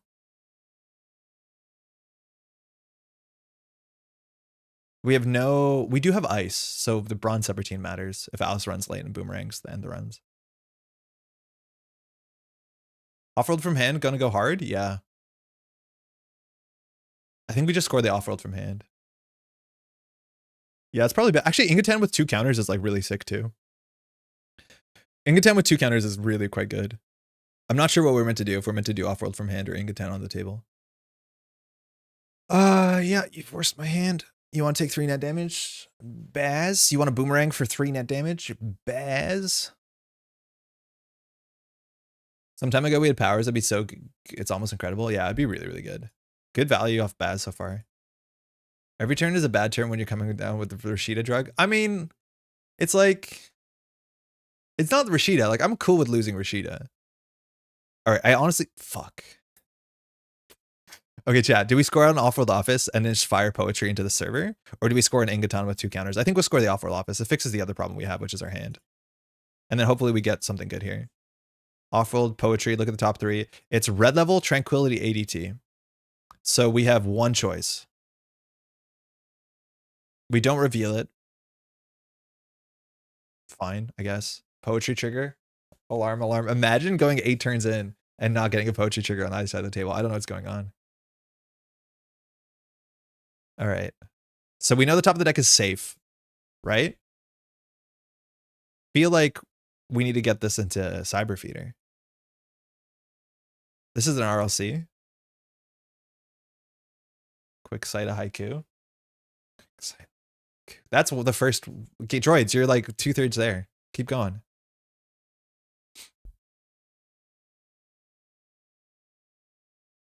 We can Ingatan. The problem is we can't get the ADT down. This will be a killer, right? Oh, Cat's Cradle. Surprising. So the next card on the top of the deck is an agenda. So we could red level clearance clicklessly to draw 2, score the Tranquility, and then just like, sorry, score the Ingatan and then the Poetry into the remote server. Poetry trigger getting cards on top of the deck. Oh, this is it. Poetry trigger.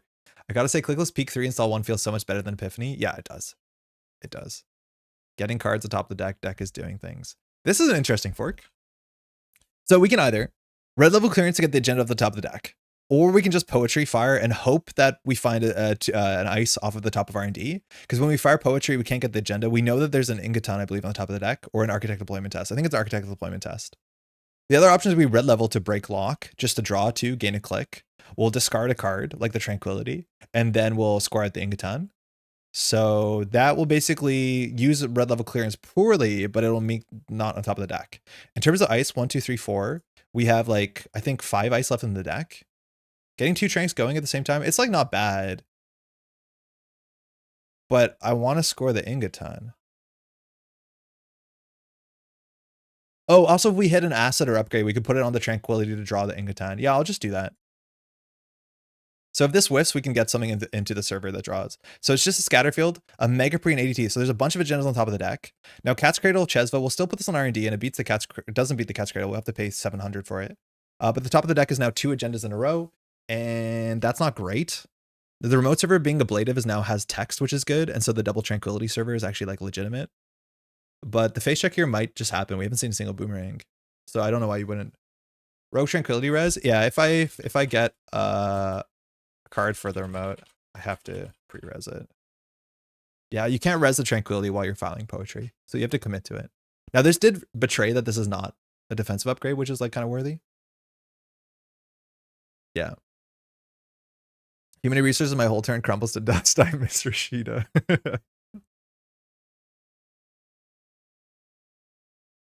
Now we have to score 2 more agendas, mind you. We have no more 3-pointers. This so far has felt like a weird PD and not like we're doing a cool fully up acid deck. Alice needs to make some good runs here with side hustle, and I think the face check makes sense. The problem is if we don't stick a wage workers, like we have to like pre-advance the off-world offices, and that's not great. We know where our 1 Plutus is, but Plutus can come back at instant speed with ablative, which is kind of nice because we can get a trend setting off the top of the deck. I've offloaded the memory, unfortunately, to Cyberfeeder, so when Cyberfeeder fails, I'm in a bad spot. Side Hustle's been very good. It's really good into exactly the sort of deck. The thing is, like, is it good into Jinteki Glacier? I'm not sure. It's nice with Penny Shaver. Oh, wow, we get this off the top of the deck. So we know the next card is a 3-1. So we can install the 3-1 in the remote server, try our Tranquility. I think I'm fine with that, and I'll put a Scatterfield on Archives to stop any reasonable runs. So I think we do draw, install, Scatterfield. Sorry, we do draw, install, install. Oh, it's a Megapree. I thought it was aggressive trendsetting. Wait, this card is not great. Still the easiest thing for us to score.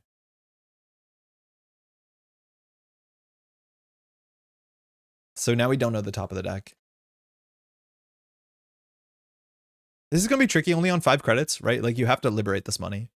And you need to make, what, 3 more runs for side hustle? Like it's hard. Now we do res this for 4 credits, which like our money is limited. But ablative being online is actually really annoying. I think we should have another ablative. Seems really good. I also wonder if when you're playing the NBN deck we played yesterday, like, do you just play Brasilia Grid so you can de-res your pings? Opponent not engaging with HQ has been nice. Yeah, Alice had the ability to get through the drafter, but instead went for the Cat's Cradle. I think there's a bit too much respect for Scatterfield, especially because Baz is on boomerangs. But like, I do think at this point we are jamming, so it doesn't look like you need to run HQ. Ooh, this is last click run. So I don't think the money is here, but we get a free ablative trigger, which I think we just take here. So what can we get on the table? We can get Moonpool, which kind of works. We can get Plutus, but our hand is only 4 2s. I think we get a Wage Workers. Yeah, I think we definitely get a Wage Workers. Humanoid. Forget it. No shot. No way. I hate that. That card's not working out for us. It actually might be a Spin Doctor. Does Moonpool let us FA at 4-2? Only if we have a Wage Workers on the table. We're going to be bankrupt, though, after we res the bronze, so maybe it is right to get a humanoid because it gets us back in the game and a double install. No, F it. Fine. Reasonable. Brazilia's 3 influence seems pretty bad to put on that central for 1 trigger. I was playing Tranquility, which like is 2 influence. So Drafter is a risk here, last click, which is kind of not favorable. Alice in theory could boomerang here, but the big problem is that Kurapira breaks us for 5, 6, 7, 8, which is all of Alice's money. And then with this ability, we don't actually have Poétrï. Well, we could Tranquility Grid in the server, which we might. We have to make sure that the Blade of Barrier now, we have to destroy it, because otherwise when Alice runs this back, Alice can just break the Blade of Barrier and then bypass the Brawn, which is not a place we want you to be in. HR can fire RLC to give us a click to advance a 4-2. Yeah, I'm assuming that's a plan. The problem is this ablative we have to get rid of, because otherwise Alice runs this for server for 1 credit. Credit perfect. Megapree, we're okay giving that, but the math doesn't really change anything. If we had a Hermes here, we would pre-install the humanoid. guess we'll get this in server 10. Start turn, unknown card. Fine. Yeah, we have to trash this. I don't think we pre-res this Tranquility because it's unlikely we're going to need it. I mean, but you broke, but you get the counter. The counter is good. That's like 1/3 off the next Brawn. Yeah, we'll just rip it. Not feeling good about this. No ice. We have no way to trash the Blative. We need to trash the Blative. It is the worst part about our board state. We can't put stuff on ice on the table because then the side hustles fire for free. Alice is on no money. But if Alice just clicks for a credit, Alice runs this remote server. So if that's the case, well, shit, maybe we should have res the Tranquility because we would do wage workers on the Tranquility. We can still do it, but we don't have a good double install here. We just don't have a good double install. If you play an RLC, you might be able to find ice to install. Yeah, maybe we can be hopeful. Yeah, let's push for hopeful. Hopeful is like a good vibe. Oh, hey, an operation, yeah. The problem is like too many operations. Oh, we can also draw a card here. No, so bad. Install a card from HQ. I think we actually put an agenda in here as well. And say we don't care about wage workers. Choose an operation. We'll draw 2 cards. Oh my god. This is so bad for us. I can't believe this. Let's keep going. Draw 2 cards. Oh wow, look at all that ice we can install. Do you guys, y'all heard about sunk cost fallacy? Oh, okay, cool. We can afford that one. Don't worry about our hand.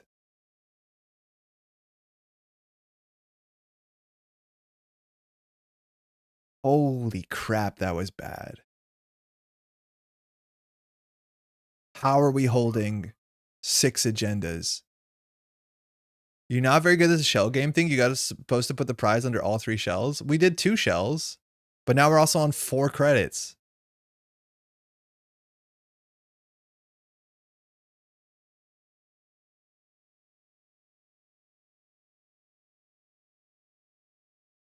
There's 8 cards in R&D, actually. We should have expected this.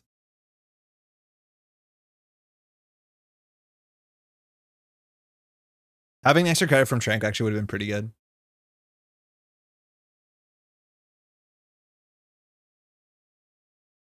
This stinks. This stinks real bad. This is really not good. I don't think there's agendas in R&D.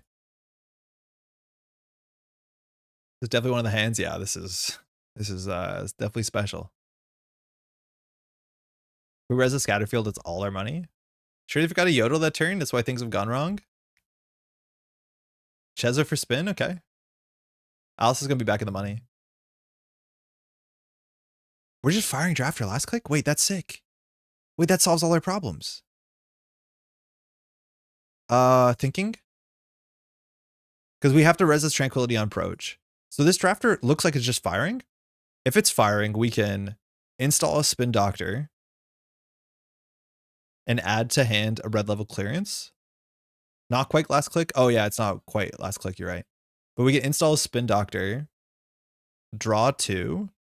We can add something to our hand that we could in theory fire with our ability. But I think we just add our RLC to hand. And install a Spin Doctor. Yeah, I don't think we res this Trank. We could install the Trank on top of... Yeah, I think we actually get the money.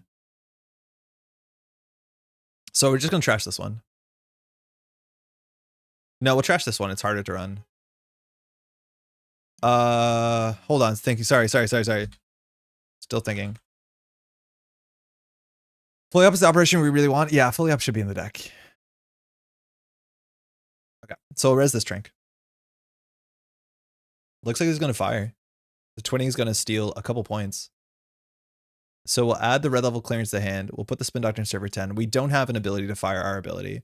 We'll gain 2 credits. We could draw another card actually, but I think we just need money here. So there's no way that we don't lose at least a point. I mean, good start, I guess. No trigger. Very suspicious. Running back, actually, last click is a bit worse because we can... Oh, we should res the Spin Doctor. What am I doing? Should res the Spin Doctor. Uh-oh. This is a disaster. This is so bad. And now the crew appears at 3 counters. Okay, real talk. Didn't build a good deck. Not playing it perfectly. But is this bad because HB is bad?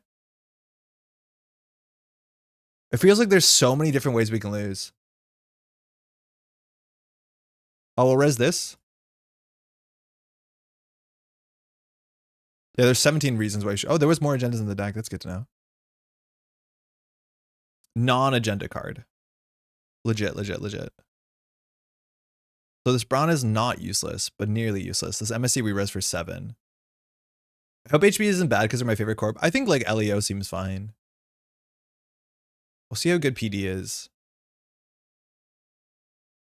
I wonder if going for Plutus was more correct.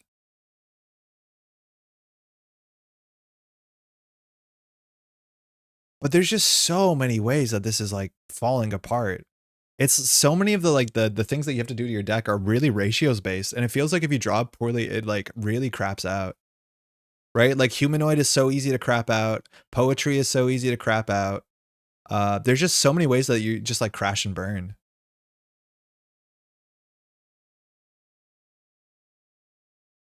Poetry's gonna have a good deck, I think. I also think Fully Up's probably a trap. Yeah, we're not playing it, but like I can't get any forward tempo going.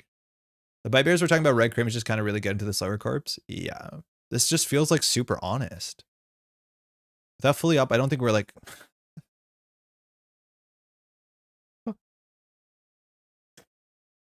oh, it's so bad. There are no more agendas in R&D. There are no more. Fully Up ceiling seems so low compared to Asa, but I don't know what else I'd play instead. Yeah, I don't. This is not doing it. You ran into Penny Shaver Crim, the worst version of the Crim matchup. I honestly think Hermes would have been worse for us. Ran into Mulch, which was really bad. It's like, what is the good matchup? Please tell me the good matchup.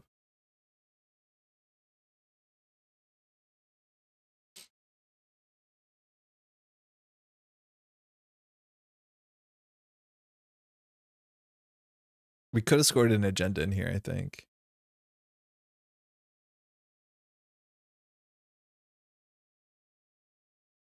I'm trying Anthill over HR. Yeah, I like that idea. I don't think we're using our influence in a really particularly interesting way. I think Anthill gives you more of what you want. Yeah, card draw, credits. It's a really good last click poetry. This board state got ultra scuffed. Yeah, it was bad and then it got worse. And our opponent wasn't putting off a lot of pressure in the early game. Like we just could not get anything working. Every humanoid was like subpar. Well, this is fascinating. Well, we lose here because of twinning, but this is really an interesting line.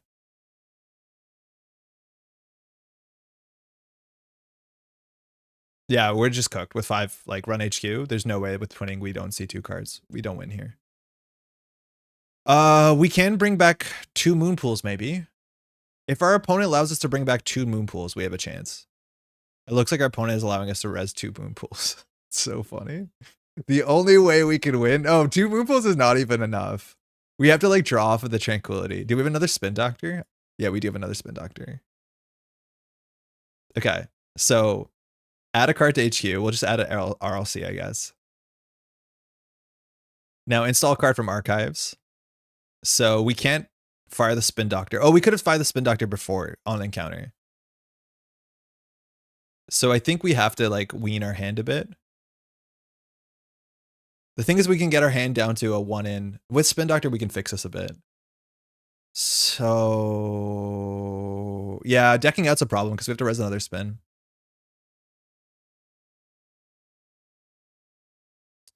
This is cursed. This is really, really bad. Luckily, it ducks a siphon too if we res 2 moon pools. Moon is the new right here that spin for the next drafter fires. Yeah, I think that's probably the line. I just think we might need 2 trank fires, but that might be a bit too ambitious.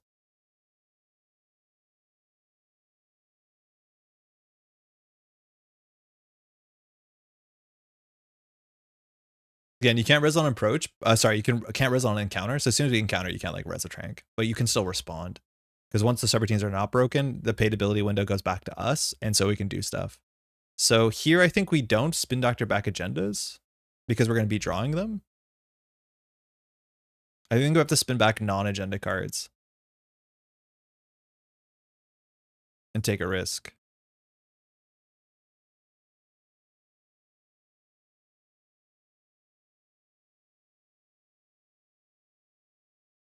It's like we still lose anyways because Alice should run archives, or sorry, R&D after this.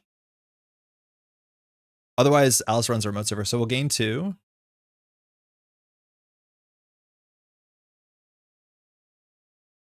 Yeah, we need the money.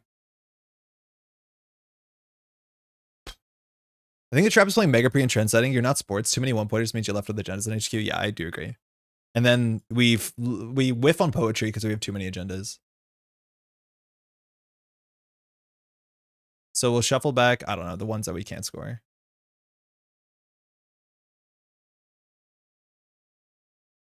Oh, and now we can res MIC. Yeah, so Alice just runs remote server, we lose. Yeah, we're cooked. Yeah, we have to res this for 7 credits. If we could actually like keep Alice out. So we might have not wanted to put the advancements, but yeah, we're done.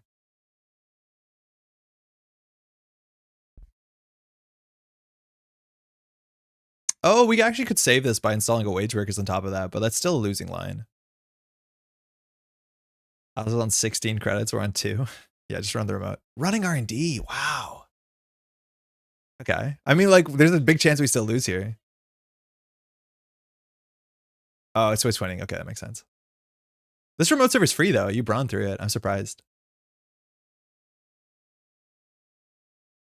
Are we back? Translating a secretly Thule card? I don't think it is secretly a Thule card. I think it's very a Thule card. I'm sour about that. I get it. The problem is, like, how do we win? A bladed barrier is really good. How do we win? Chat, how do we win?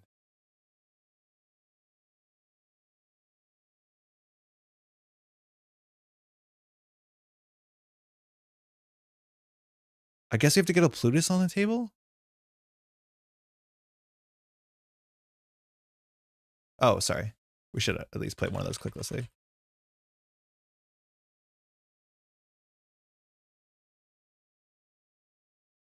Third drafter on HQ? It's not bad. This will be better. Alice can break it, but it means that we can get back a moon pool, which is probably how we win. I think a funny thing you can do when they score an agenda is put a bite into the server they access to feed it to them. They have the option not to access, but they might. They might, yeah. They definitely probably shouldn't. You can put a ganked in there, which might be better with your drafters.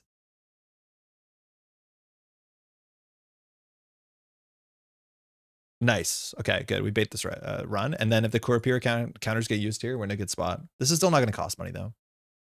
What if we had 3 RSCs to try and FA Ingoton with wage workers? Oh, yeah, we could do that. I think we have the money to do it, but the wage workers are going to go down. So we actually could, well, the wage workers are going to go down. We could spin them back. But yeah, that's a really funny line, Jason. How's it going? We're definitely going to lose this. Alice needs to figure out how to charge the twinning. The Tranquil is actually really important for us. I think with the money you're getting back from the Bravado, you do want to trash this. I'm not sure if you answered this on yesterday's stream. Will you do a ranking video about the elevation cards? Yeah, I don't know when we're going to record it. Jeff and I might record it on tomorrow or on Friday. We can't record on the weekend, so we're trying to figure it out. But yeah, Jeff and I will do the same stuff we do all the time, which is like the ranking. It'll be 2 different videos, one on Yusengrin's channel, one on my channel. We should know what the next card is. I forgot to check the log, but it's either an operation or an agenda. I think there's 2 agendas in R&D, so like help. Definitely help. They are tagged. Well, shit on me. They're tagged. I guess we win. I guess we win. They're tagged. Holy crap, they're tagged. We win. Greasing check? Greasing check? I think we just win, right? How much money does greasing give you? It costs you 3, so we can red level clearance to draw.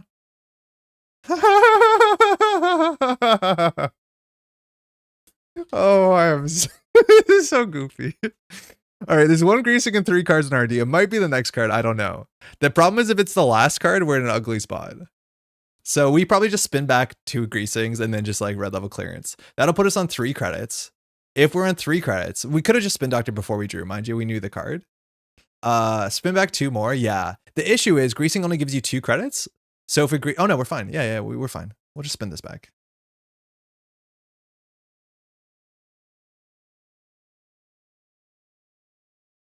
Damn, we're good. And Poétrï's really good, y'all. Yeah, Alice really need to clear the tag. Seeing 2 greasings in the bin. I think that's the only way you lose. Next card is off. Thank you, Daniel. That was really close. On the run you made on HQ 2 turns ago, my hand was 5 agendas. There's 2 agendas still in archives. We're so dead. Holy shit, we got it. Yeah, we shouldn't have won that. Alice should have just cleared the tag. We had a cool line there that actually, like, I think we could have afforded it.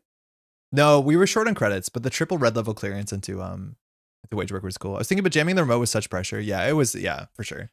For sure. But I think you just run it. I think you run the remote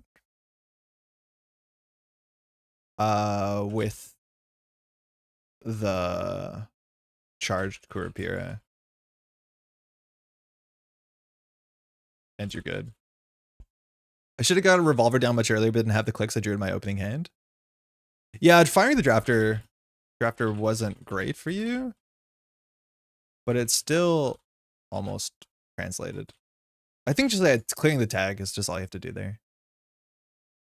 Never didn't have it. Oh my god. The deck is greasing, ADT greasing. Fuck. What a scrappy game. This feels awful. This does not feel good at all. We'll definitely make some changes right now. Thanks for the game, eh? Remember that turn where we drew like 6 agendas? So we're like, we'll fix this. Here's 6 agendas. Man, trend setting, I don't think it actually mattered either. I need to pay attention if Alice like trashes last click and we get trend setting off the wage workers. I don't think we did. Hey, cheers. Yeah, unforced error is like, doesn't really tell you much about the identity. But yeah, we need an unforced error. Which I don't think we were forcing an error. Rising from the ashes. Okay, so what did we learn? We learned that there's way too many things going on at the same time for it to make sense. We don't have a consistent economy. It feels like we don't draw tranquility, we're cooked. Humanoid resources doesn't feel good enough. Moonpool, I'm okay with this. Auto campaign, never seen it. If it fires, it's fine. I just feel like giving your opponent 3 turns to trash this is like super generous. Did I lower the camera? Why can you see that? Oh, I moved that. That's right. Wage workers is good, but relying on it is inconsistent. Biggest issue is 13 agendas. Not only do we flood up, but when we flood up, it's really bad because then Poétrï doesn't fire. And our early game was awful. Our mid game was awful. Our late game was awful. So if that's the case, we probably need to play fewer agendas, which means we probably move to like a PD deck that just gets a bit more value. That is a very unfortunate conclusion here, but we probably just play a different, like an off-brand PD. Let's try and build an off-brand PD and feel like it feels better. What's really weird is both the identities feel like off-brand PDs. Like Leo is building an off-brand PD and Poétrï might be building an off-brand PD. Need to play myself. Enjoy, Sarkon. Okay, if that's the case, let's play as few agendas as we can. Are we playing send a message? Let's hold on to that idea. But we're definitely going to play 3 Ingatons, and I think we're going to play 3 ADTs so we can score this out and install 2 cards, which means we can hopefully snowball. Now, the problem is like the Poétrï doesn't install an agenda, so the best thing you could get with the ADT is probably like a Rashida-like, which maybe we're back to Humanoid. I think we'll probably play more Operations, so Humanoid might be a bit better, or that might be a bit of a trap again. I don't know what else we're playing, like Midnight 3 maybe is fine. You can play Mirror Morph, which is off-brand ETF. Yeah, I think we'll get to that eventually. I just, like, this week we've been focusing on the new identities. I do think there's some reasons to play Mirror Morph as much as you lost MCA. I guess Off-World Office? Do we need to play Off-World Offices more than we need to play ADTs or Ingatons? Maybe. I could see that. This card's good. I actually like the Ingaton less, but we're going to have Seamless less consistently. Are we going to be playing 10 Agenda Gang or are we going to be playing 9 Agenda Gang? Because we can easily play like 2 send a messages or 2 vulnerability audits, which like, oh my god, I hope not. But yeah, we could play 2 vulnerability audits and then just play 2 fewer 2-pointers to play 9, or we could play 10 2s, and then that's harder for us to win as well. Like, I'm assuming we do something like this. Probably. And then just be like a Seamless launch deck. We're going to play Tranquility. We're going to play Hedge Fund. We're going to play Seamless. We're going to play Operations. So I think we're going to play like 2 Greasing. Are we a Regolith deck? Play Salmon Tier. We'll play Spin Doctors. Are we a Regolith deck? I think we might be an Anthill deck. that might be fine. And then we can play we play like 2 copies maybe of Humanoid. These don't take the remote server for that long, which might be fine, so maybe we can get away with it. We'll play Double Managarm, which seems totally fine. That's a nice card to install as a trick. Antil seems so importable. Yeah, I've been more and more impressed the more that I can play, especially if I can have reasonable ice on turn 1. Microweb for the surprise factor. I'm not a big Microweb fan. I think like 8 is a lot for an ice that like requires board state. It's not a bad card at all, but I'm not excited to pay 8 for an ice in my PD type deck. It's cool with Poétrî because you get more ice on the table, I guess, but I'm not 100% sure. We have 4 influence. We can use that on ice. We can use that on Mitra. 1x Anoetic. Yeah, maybe Anoetic is okay. We need cards in hand. Mitra for econ factor. Let's see what our ice is. I don't mind Mitra. It works with Tranquility. It works well with Poétrî. Like, I want to play Mitra in more decks. The problem is like the decks I'm putting Mitra in and cutting are not the best decks to play Mitra. This will leave us with only neutral ice and HB ice, which I think might not be a good spot to be in. If that's the case, tier. I mean, I think I'm okay. We'll play 2 Ablatives for the mid to late game. We'll play, I think, 2 Bronze at a minimum. I like a Hagen. I think we have to play, MIC is really good right now.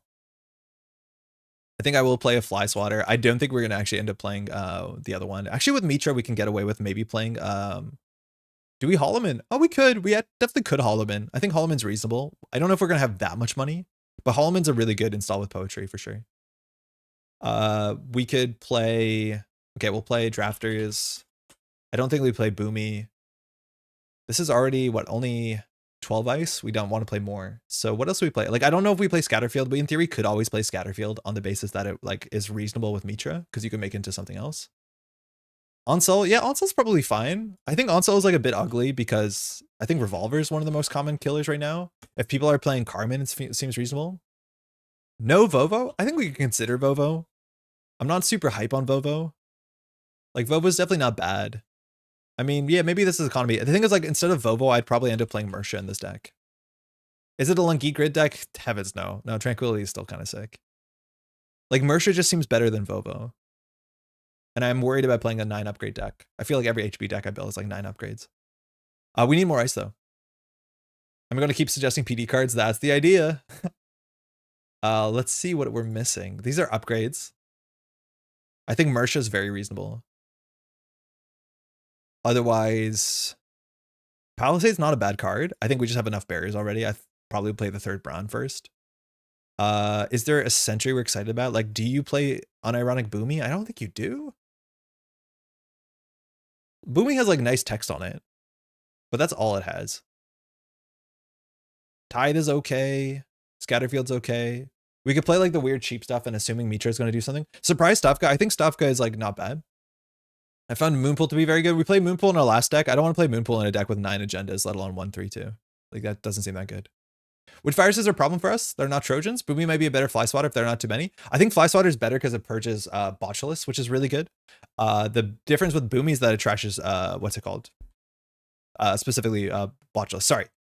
Let me try that again. Fly Swatter is really good because it purges Botulus mid-run, and it also purges Fermenter. I think purging Fermenter is like one of the best econ cards, it seems, in Standard, and nobody has the time to purge it. There's a chance we could just run Mavirus, and I think that's another really good reason to play PD if recurring Maviruses make sense. Well, what else are we playing? Pulse might not make sense. We're at 5, 6, 7, 8, 9, 10, 11, 12, 13. We should play like 3 more ice and then 1 other card. Yeah, Fermenter is hard. It's really hard to purge a Fermenter. You just don't have time to do it. Maybe if you have like Mersha, you have a bit more time to do it. Let's try double Vovo for science. I almost had the chance to purge 2x Fermenters in the runner installed environmental testing and made that line pointless. Oof. Mitra Gaming, or Madani Gaming, I guess. So let's play 2 more ice and maybe this is enough. I feel like we're not doing the identity justice. Is Soraka Blade... Can we reevaluate Soraka Bin Blade? No, Drafter is still good. People are not face-checking lighting the Sentry's fire. Maskarovka, it's like 3 influence. It's a lot of influence. We have none. I'd rather play... I feel like I'd rather play Palisade, or I'd actually rather play Samaximon sooner. But Maskarovka has an absurd amount of influence. If it was less influence, though, it would be splashed a lot of places. Is Lycian any good? No. With Vova, it's a bit better.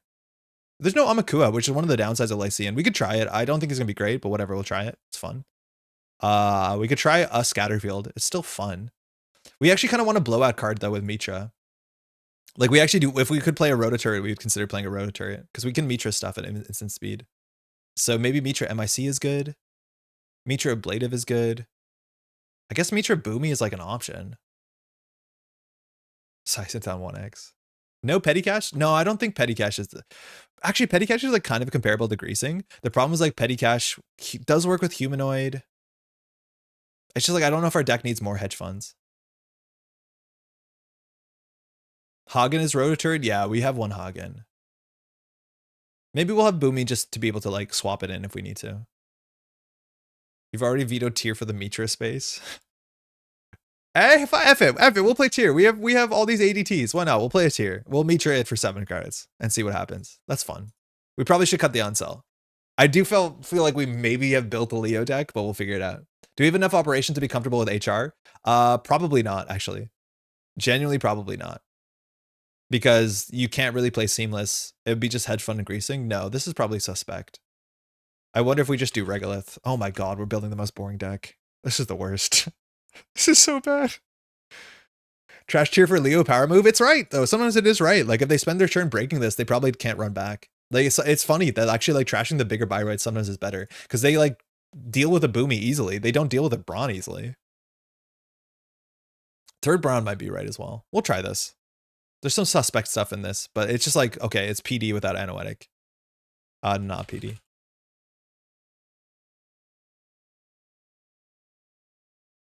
Not View. No Funny Bite? I'm not a big Bite believer. I honestly think if you're the kind of person who wants to put Bite in their PD deck, like, power to you. But I think it actually, like, no cap is better to put more influence and play a measured response. For Bite to win the game, the conditions are very, very narrow. For measured response to win the game, the conditions are much more generous than you'd expect for a 1-slot win condition. I'm playing measured response as a 1-of in every Whaler deck I'm playing, just because if they see it, it changes their game state. If they don't see it, they can lose, and it costs me no influence. If you want to splash Bite in HP, I do think you should probably just play the more important card. New Corp deck, not PD. Are you a measured response believer? No, I don't think it's a good thing you should be doing. I just think if you're playing Bite, you should probably just bite the bullet and do that instead. Like, I don't think it's a good idea, but I do think it's better than Bite in the same vein of what it's trying to do.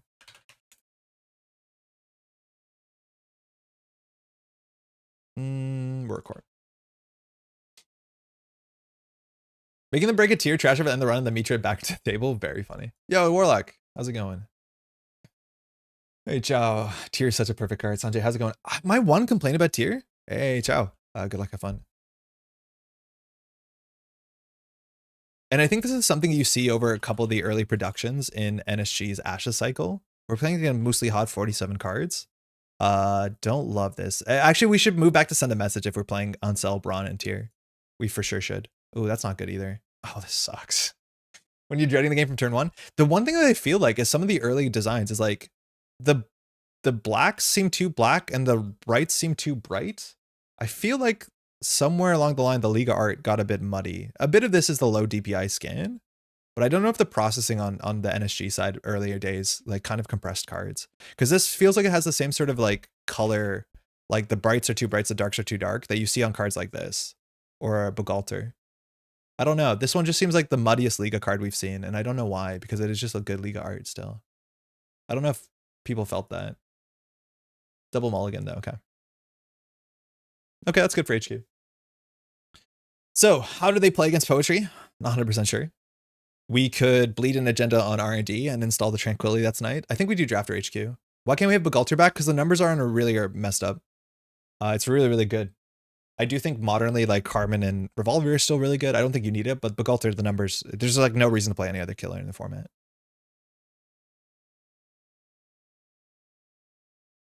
We'll just keep this as a server, so if something bad happens, we can dunk in the Tranquility. It actually might have been right. Hold on. Oh, never mind. Too late. Okay, we know if there's an overclock. I was going to say we can just put the Tranquility in there. If it baits a run, it baits a run. It gets trashed. It's fine. But yeah, it might have been right to put that on the table. Nah, it's all good. No stress. Thank you, though. Karma feels so bad I run it because I don't trust myself to use revolver bullets. Karma numbers are really good at breaking big strength sentries. You do run into an issue with like the ever-present Drafter Doom Scroll numbers. I do think you either play Leech or you play Game Dragon, but it is like very good. I think people struggle to break the big stuff. BOAC is annoying, right?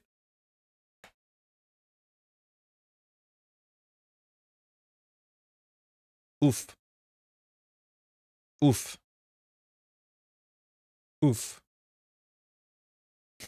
Oof. Should have been prepared for this. I don't think we res.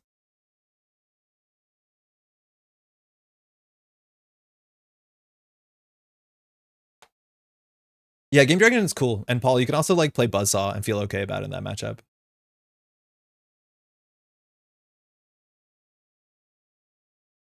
3 and 6 are the big pain points for Carmen, and Game Dragon does help. Yeah, Game Dragon helps a lot on both of those, which is nice. And then you can play Buzzsaw. It's okay.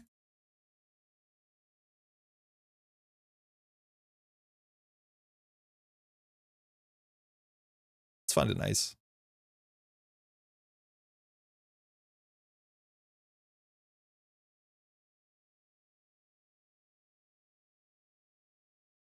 So we can't res both of these. We can res one of these. Lol. Yeah, it's bad. Oh, this is jailbreak and open R&D. You think we lose on this turn? Is this like the PD loses the criminal on turn 3 or 4? Shout out. Penny Shaver jailbreak. I mean, yeah, a lot of times we lose here. We have no poetry trigger. Good game. I hate this. Thanks for the game. Again, maybe in this meta you have to ice up centrals a bit more against Moosey Hot. Maybe we were playing too Rashida pilled, but like, yeah, this is not surprising. I read one text message on turn 2 and suddenly we're down 4 points. Yeah, stop reading the text messages, Izzy. This felt bad. This felt like bad PD.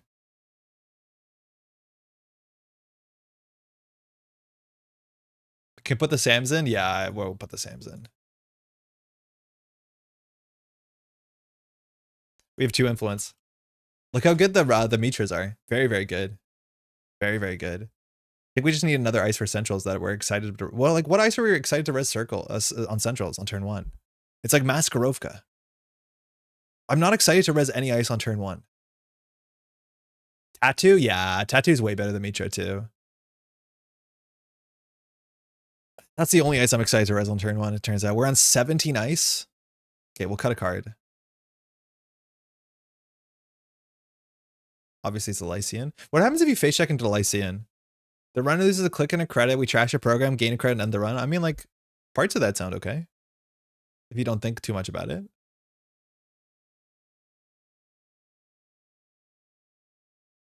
Did I see a vulnerability audit? No, it's gone. I don't see any evidence of that. Yeah, we're in Lycian. We're trying it. It's fine. I think getting out 3 kinds of breaker types is a bit harder in the meta. Tyler White Space are nice on turn 1. Yeah, they don't line up really well with what we want to do. White Space is not bad. It's an okay face check. I guess we cut a Fly Swatter. It might not be right. Is this a PD cosplay? Yeah, yo, Warlock, we've been absolutely bodied trying to play assets. What's it called? Poetry. It's been like really not fun. We just played a PD deck there and lost pretty quickly. We had another point in hand too. Good game, by the way. Beginning to suspect the non-agenda clause on poetry might be a bigger deal than I thought. Yep. Yeah, it's pretty bad. It's kind of rough. I think after this, when this fails, we'll go and try and do the wage workers prototype stuff, which at least has like board presence. If you want to play Tithe, let's just run Thunderbolt. Yeah, honestly, I'd run Thunderbolt. I think people would face check a bit more respectfully. Lou, okay, it's gonna be bad. Hey, best of luck, have fun. People giving up on like the new IDs that are not very good, and they're just playing this hand is not great. Double drafter turn 1 with greasing is okay, actually. We could consider keeping this. It's not perfect, but we can like drafter both centrals against Lou, which is really nice with the greasing in the bin. I think we'll keep that for this reason. If we didn't have the greasing, we wouldn't play this because drafter doesn't really matter if you don't have greasing. But I want to ice up both centrals against Lou, and that's like one of the best ice for that. Oh, that's really good too. We'll put that on the remote server so we don't get pushed. We could have drawn once. That actually might have been better. Yeah, definitely would have been better to draw there. New ID is not good. Ryu, Topon Slander. I'm like falling less and less in love with Ryu the more I play Ryu. Oh, fuck. They're doing it. I wanted to do this deck. Madani Viruses means that our Fly Swatter will be trashed instantly. Hey, the corpse don't feel really good right now, y'all. The corpse feel pretty bad here. Yeah, I would play 2 Madani, and then you play Cookbook, and then you can just immediately destroy things. I wonder if they have Augustina. I'd be so shocked if they don't. The only issue is that, like, Gourmand doesn't do anything. But yeah, they definitely should have Augustina. Yeah, Chisel actually eats, like, Tattoo Bullet. Eats a lot of stuff. Fly Swatter gets destroyed at instant speed with Chisel, so it's not good. I'm going to push for credits. I don't care. Phoenix is sick. The more I played Phoenix, the less I like Phoenix. But I started really high. I think I need to try a different version because I think the Detente version is a meme. Nice. We can't score this out, actually, in hindsight.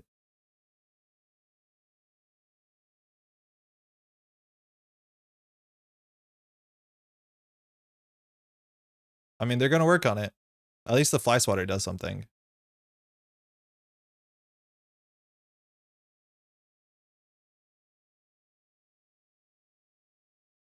This protects the MIC because Chisel only clicks up. Oh, that's bad.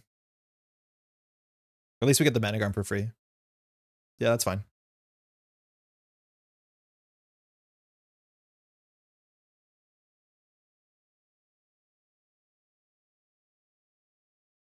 The early game for Corp seems really bad. Should we just not ice up, like, only ice centrals and hold on?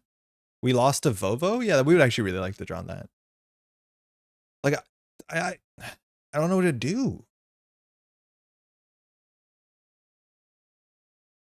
I feel like the more I'm playing, the more I'm, like, really encouraged to play Oko. I haven't played Nebula yet, but, like, this feels weak.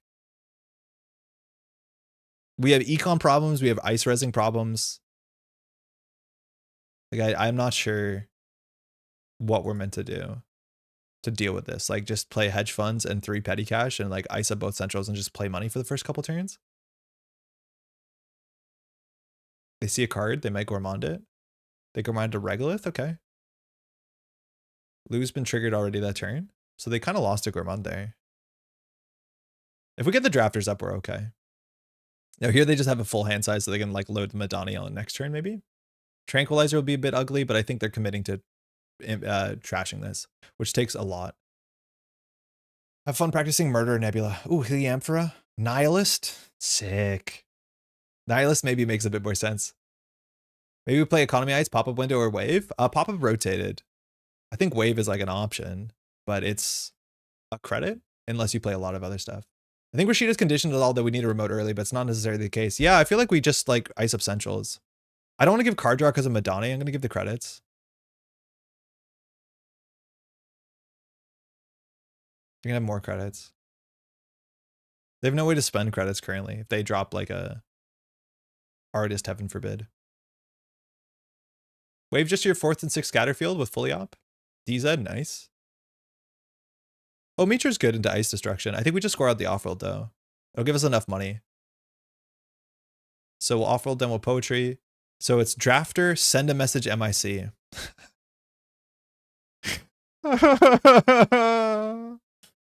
Oh, God.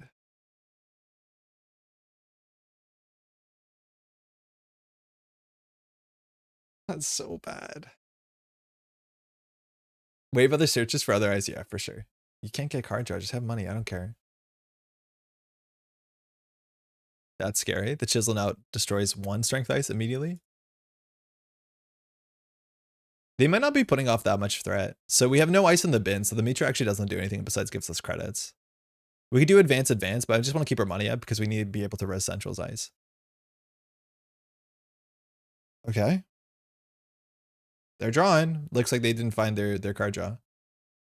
I wish I still wake up call to annoying Madani users. Yeah, I would public trail into Retribution. They're running this. Oh, so they're going to get in.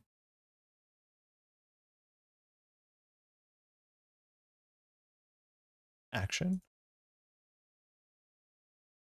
The fly swatter will be destroyed and they'll just botch us the MIC. We could trash the MIC for it. It seems not like a good use.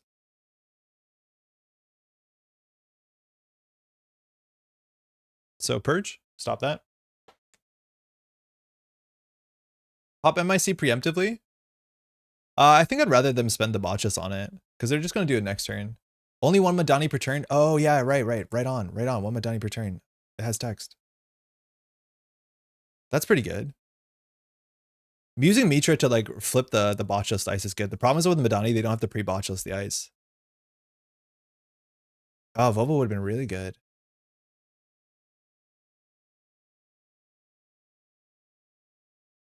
Seamless launch waiting room, I guess. We have no remote. I know we have no remote. They should have. I don't know why they didn't fermenter on our turn.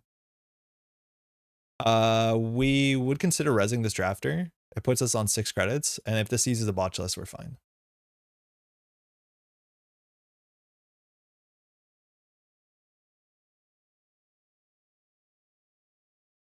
Fire all? Yeah, I don't think they meant to hit that. Could you put that Mitra to get the swatter back? We could, but we have to trade the MIC for it, right? Because it swaps the ice. I don't think we want to do that. On sell? Okay, that was a good hit. Isn't Mitra clicking for 3 credits? Yeah, actually it is. It is clicking for 3 credits. We could just get on the table. Heliamphora? Okay. So like I would put the Mitra and put it on the drafter and then just click for credits. We drew 1 seamless, so we can do HQ, advance credit. We get the second MIC, we're okay. Yeah, I think they should have fermented a turn ago. I think they missed the trigger because of the DZ and the start of turn. There's the Nihilist. This has text. So when you install virus, you play 2 virus counters and then we have to rip cards. So I assume they're playing Augustina and Cacophony and actually like getting forward tempo with this. Kind of love how poor corps. Have you ever seen a corp with 15 credits?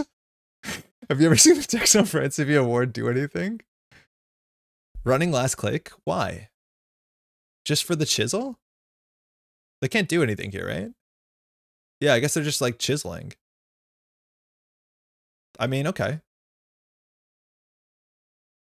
Nihilist doesn't trigger Kako. No, yeah, sure. I'm assuming they're making the sabotage a bit harder. Yeah, I guess they're chiseling.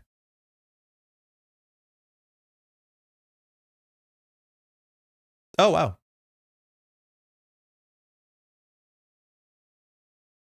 Well, Poetry first, I guess. In theory, we get a tier. Managram, Hedge Fund, Offworld Office. Those all suck. Hedge Fund's next.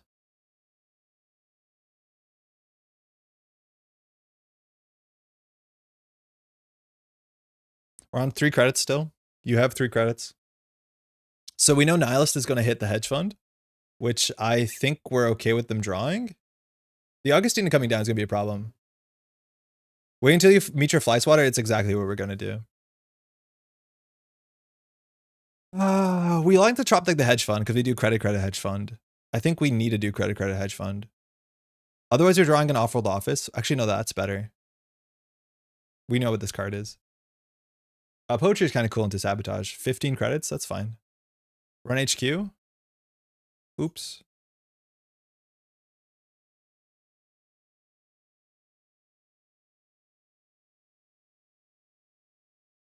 We could blow him out with an on-sell. Oh, Flashwater purging the fermenter Heliamphora is good. Oh, when we purge, we have to trash our hand though. Oh, Flashwater tech. It'd be pretty bad to figure that out. I think we go for the on-sell. Then we're bankrupt? No, I guess we have to go for the Flyswatter. It's not optional? I thought it was optional. I thought I was going to ask. Well, fuck our seamless, I guess.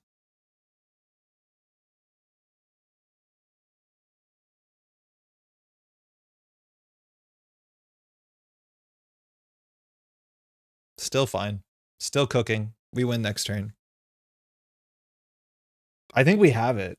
I honestly genuinely think we just like absolutely like threaded the needle on this one.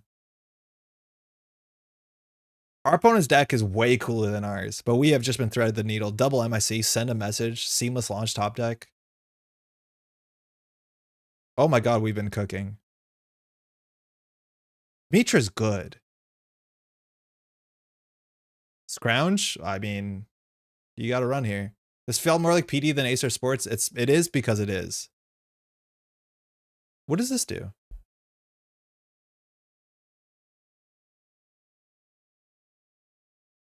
Yeah, I wanted to do this with like Cookbook and like even maybe Tranquilizer. Like Tranquilizer started turn Derez's or MIC.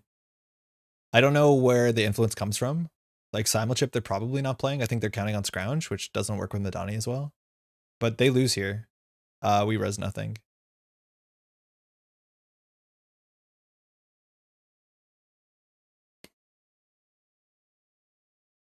Good game. Oh, oops, GG. Oops. I misclicked. Sick. Thanks for the game. Did 2 Madani, 3 Simulchip, 1 Trank. Yeah, that could do it. I wonder if you don't do the Trank and maybe just do Nuka because you need card draw. Don't you have trouble with MU? Yeah, that might be hard. Yeah, it was really good. I thought the Purge was optional. Turns out it wasn't. Yeah, I have Mitra fears. I do have Mitra fears. Yeah, maybe T400 time. I can't tell. The extra hand size technically works on the Donnie, but I don't know how you fulfill the extra hand size. In Hosh, you get card draw. You do get card draw in Loot too. But yeah, you could do Hosh for sure. Do you think my opponent played around Mitra? Spin Doctor, Tranquility. Okay, sick. We're back. I do think Poétrï was actually better than PD. But I think we should destroy this deck and try something else. I don't think this is doing anything. Let's do another one. All right, Poétrï one more time. Okay, what we're gonna do is we're gonna copy a sports metal deck to the T. So we're gonna go to popular. We're gonna search sports metal. Oh, but that's an Amani sports metal deck, and we don't have that card. But let's search sports metal, and we'll search prototype and try and build a prototype lock. We're going to be doing Derez with Ella Vagao. We're going to be doing all this sort of stuff. So let's look at, I think Radiance deck is close to that, but this is an Amani Sanai deck, so we don't have this, but we're going to be doing something like this. What is in the Amani Sanai slot? Hear me out. Batista. I think we play Batista in the Amani Sanai slot. I think we just play the exact same deck. We play 12 agendas and we play Fat John Batista, and then we just do this. And I think we change nothing. Let's just copy other people's homework. Because we're going to be playing, we're going to be playing the 2-1. I think we want to play more agendas, but I do think we want to play the 2-1 that Derezes. So let's see if we can find another version of this deck. Okay, that didn't work. Oh, well, that's a scary thing to pop up. Yeah, I think we, did I not search? Oh, it's here. Undefeated at Reading. Hey, Dullbub. Is this what we want? Dullbulb? No, this one was, no, this is less agendas. I want to play the 2-1. You need to replace the Hyperloops with something. Oh yeah, that's true. And let alone the sports metal with something, but I'm not sure what that is. We do need the economy, that's for sure. We don't have the economy. But I think this is a good idea. We'll try it. I think these are these card for card? These are card for card-ish. Gerard, we've been playing sports metal. Yippee, that's mine. Okay, let's try and rebuild this. So agendas, we need money. We don't have money. None of our agendas give us money. So I guess we have to play Off-World Office. Not sure how to do that. Let's worry about the agendas last. We can play trend setting. So we're going to play FUT. Sometimes works, yeah. Doesn't work anymore. I believe it. Cohort. Okay. 1 spin. 3. We're going to play working prototype. I think with this needs to be our money. So we can do warm reception 2, wage workers 3. I'm going to do something else. I'm going to do wage workers 3. So we can de-res spin doctors. That's fine. We have a bit of influence left over. Can we do a 1 FUT, 1 Vera? I think FUT is just so much more damaging because it protects everything. And it's also way cheaper to res. Like I think Vera is really, really expensive. I think 2 FUT is going to have more control over the game than finding a Vera that we don't want to res for 3 credits. Like we can res FUT on turn 1, which I think is really important. And FUT sets up fully op, which is good. Langeet can do to protect the warm receptions. I wonder if we do Langeet. I think we have to do, oh yeah, maybe we do Langeet because we're not going to fire Tranquility them often. Yeah. And then we can do the re-res. That's a good shout, Alex. Maybe we do Makota. So we'll do Makotas. We'll try this. I've never played this card. We want to play fully operationals. What other D-res targets do we have? We have Spin Doctor is a good D-res target. Powers is good. We need a Rashida like. So what's our Rashida like? I guess fully op? Not fully op. I guess it's... Yeah, we'll play Ablative. Wave? Yeah, okay, fine. We play Scatter. Scatter's not card draw. Wave is our card draw. We'll play Drafter. Do we need more warm reception in Poetry? It feels like you have enough installs. Yeah, this is about the D-res. It's not so much about the installs as the D-resing, so you can prototype. It's about the re-res D-res. Nico that can draw? Oh yeah, Nico's draw. I would play Anthill in this if we could. But I think Nico's our money asset. Maybe we play a Mana Garmer too. Why are we playing Biotic Labor in the other version? I'm not sure. This might do something. Okay, Agenda Suite.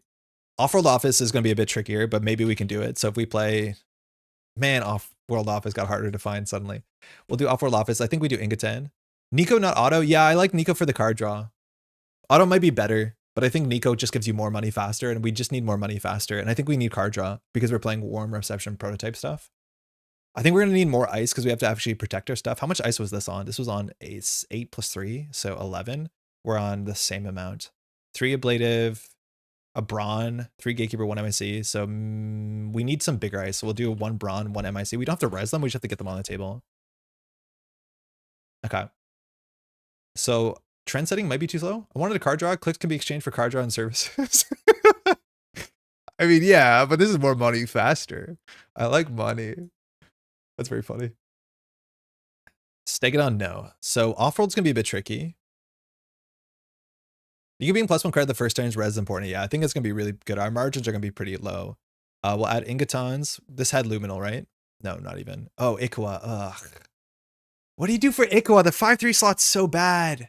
Like, do we do FUT salvo testing? No joke. And just say whatever? Like, we're going to get less value from a send a message. No, we're going to get more value from a send a message.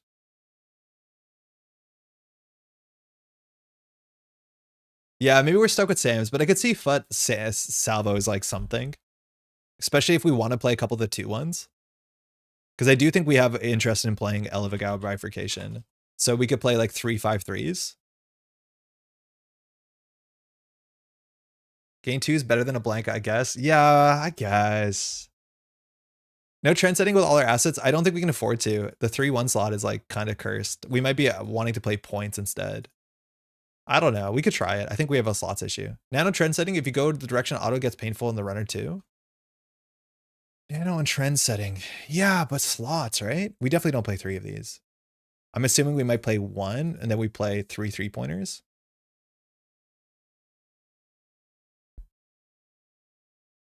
How do we score this? It's really hard to score this. Oh, this is already cursed. The agenda suite in NBN is really, and HB is really, really hard.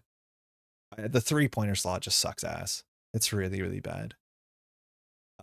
So maybe we play 2 Sams and another Elevagao. Like trend setting, I don't want to spend the whole turn scoring out this 3-1. I feel like I don't. Sam's just better if you don't plan to score it. Yeah, exactly. If we plan to score the salvo, it's fine. We desperately need an Aqua. Yeah, HB is like the agenda suite in HB is not great. All right, what do we want to do here? 2 waves might be a bit much. This gets your cards out of the deck though, which sets you up, which is nice. You add the ice to HQ, which ensures they have a Poetry, which is kind of cute. The more you play though, the worse this face check is. Honestly, maybe you play white space, but Scatterfield's only 1 credit more, and it's also pretty good. Okay, chat, we have to cut 2 cards here. Cohort kind of is sticking out, but it seems pretty good. The FUD is really good to get tempo. Hopefully that's our plan. This feels like maybe we could trade a Cohort for a Tattoo Bola, but I don't know why they don't trash this. Maybe we do. Cut 1 ablative. I feel like with the D-Res, we want the ablative. I feel like we just need to harden the run as soon as possible in front of FUT. It's not great before threat. I feel like paying 1 for an end, 2 for an end the run's pretty good right now.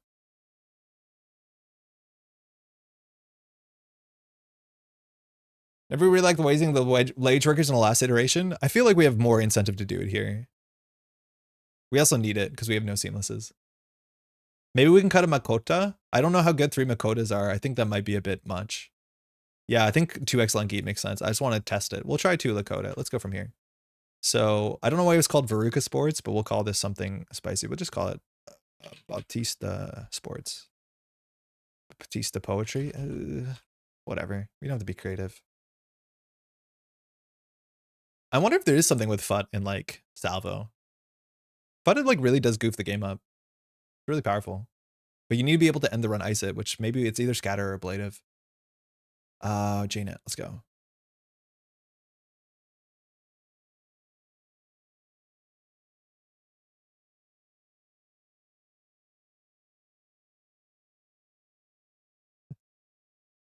We'll get there. It's one of these. Poetry from a Billionaire. It's like sugar-free jazz. Is phrased better than Vera? Ba? What do you mean? How's it going, by the way?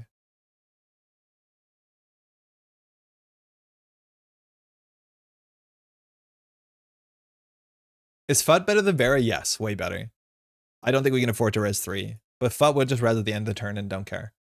Like, Vera is very expensive. Now, Vera chooses the card, but like, the problem with FUT is like FUT snowballs. So when you have a 2 counter FUT, it's like, do you want to take 3 damage stealing your agenda? A lot of people can't afford to do that. But more importantly, we can res FUT on any end of turn and be like, I don't care. We cannot afford to res 3 for Vera for fun. Like if R&D and HQ is open, they make a successful run, we're not paying 3 for this. We'll pay 1 for FUT. That's at least my read on it. They're the same influence, but like FUT is better if you, Vera is better if you want to like get rid of steel skins because it works, right? Or does it trash them? Oh, trashes them, so it fires steel skins. But like, it's better if you want to target certain cards like breakers. I think FUT is just like install this. It has this like stink on the whole game.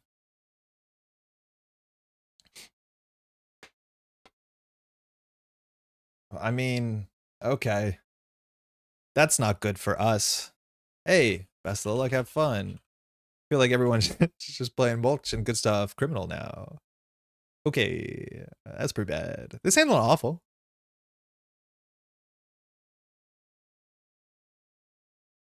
Watch the FUT hit like a strike fun steel skin and put the runner forward. Ooh, that's our play sometimes. Because Lakota warm reception res D-res is really good.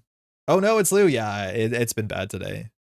It's been pretty rough. So then they have to trash the warm reception. So at least wave Makota warm reception lines up pretty well. Let's leave centrals open and not carry. Losing the... Because this is, we can res the Makota to res the warm. It doesn't do anything, but if they face check, we can res the wave, go +1 credit. And then the warm reception is more expensive to trash. Actually getting a spin doctor down would be really good. Please don't hit the spin doctor. Because spin doctor reception is the play pattern, probably. Engo? I don't care. Fuck. That's going to have a huge impact on the game when we started this server. This is only first time a turn. This is a cool card in Ryu. I feel like slots are a bit hard, but this is like cool disruption. I'm assuming this is a bling deck. Will we res this to res this? Okay.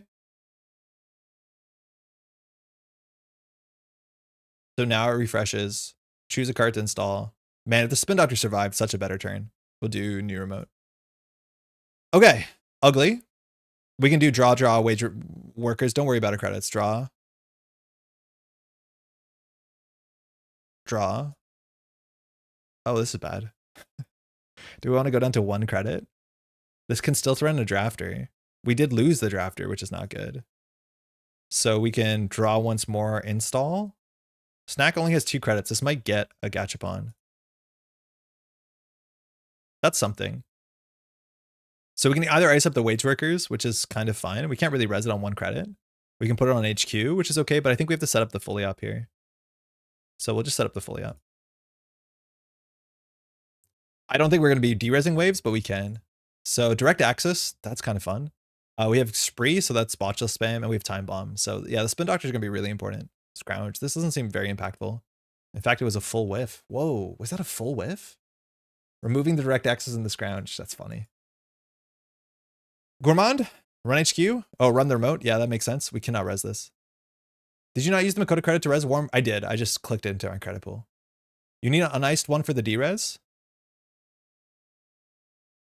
Oh my god, you can't D-res this if it's iced. Oh. That shows how much reception I've played. Lost another ice. Yeah, this needs to not be rezzed. Needs to not be iced. We've turned off the warm reception. Now it's just a click gainer. That's okay here. We can put the other wage workers in the bin or in the server. Ooh, Augustina got thrown out. So we'll warm reception. We'll install this wage workers into server 2. So, okay. We can do fully operational to start. I think we draw 2 first. That's good. That's really good. Gain 2, gain 2. And then we can do double install Nico Scatterfield. We can do Scatterfield Foot. We can install the warm reception naked, which is not particularly good. We also could reuse the server because it's not actually doing that much. Nico Scatterfield is not bad. Man, the Spin Doctor surviving would have been huge here. So I think we do... What do we do here? I think we have to get the Nico to stick. Nico on this is probably a bit better for us. Get rid of the warm reception. And then we can put a warm reception on the table. I think Fud goes into Makoto when you're ready. Yeah, I could see that. Actually, Nico might be even better because I think we need the money to get out of here. So I think we just put this in server 1 and then we ice up HQ. Especially because we can res this for free. It'll be very credit positive. I'll ice up HQ. Fud or warm reception can hit the table if Poétrï fires. Oh, I forgot there's a gourmand on the table. That's good. Waves are not feeling great. This will gourmand something and Enga. I don't care about Enga. Does existence of gourmand means MLG doesn't matter that much? To some extent, yeah, but it does let us res things for free. Especially the ice. I don't care. We're really on the clock. So we'll res this from this. Start a turn. We get good money. Okay, that's really good. The problem is we need to ice this up because they will threaten it. And we don't want that to be the case. So this probably is the triple install turn. So we'll res the spin. That's really good. Okay, we're actually setting up here. The problem is that the uniced warm reception is not going to do much. We can de-res this. So I think we do Fut Drafter. Wage workers, and then we fully opt for credits.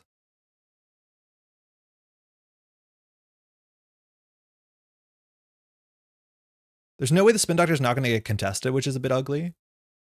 It actually might be better to ice this up. I think we have time for as long as they don't find Cacophony. Yeah, Cacophony is going to accelerate the game. So I'll fully opt. I'll draw 2. I'll try to draw 2. That's nice. We'll just gain some credits. Okay. Oh, sorry. Sorry. Missed the res. So counter/counter Q1. This might scare them from interacting. You want to res at the end of your turn, so it comes in with a counter. So the next agenda is 2 damage. So we could just Elevig out to do 2 damage and fire the Spin Doctor. To de-res the Spin Doctor if we want to. Nico Makoto is actually feeling pretty good. Arguably like similar to Tranquility, we saved 2 credits. But then this also protects the ice. So far they haven't shown any icebreakers. So it might be botchless face check. These waves don't hold up that well. But we got 2 fully ops on turn 4. Feels pretty good. Yeah, you want to res this at the end of your turn, so it gets counter. Scrounge, so Gourmand's coming back. I guess we're running R&D. Not a virus, doesn't trigger Augustina, really upsetting. I think doing this with the Spin Doctor on the table is a bit sus, and if they find an agenda, they can't actually trash it. Yeah, so we're going to do our triggers. So we'll do Fut first for information. So we'll do 2 net damage. We hit a Cacophony, and we hit a Simul Chip. I think that's really good. So now we can ice up the Spin Doctor and do the Elevigao D-Res. Whoa, that's good.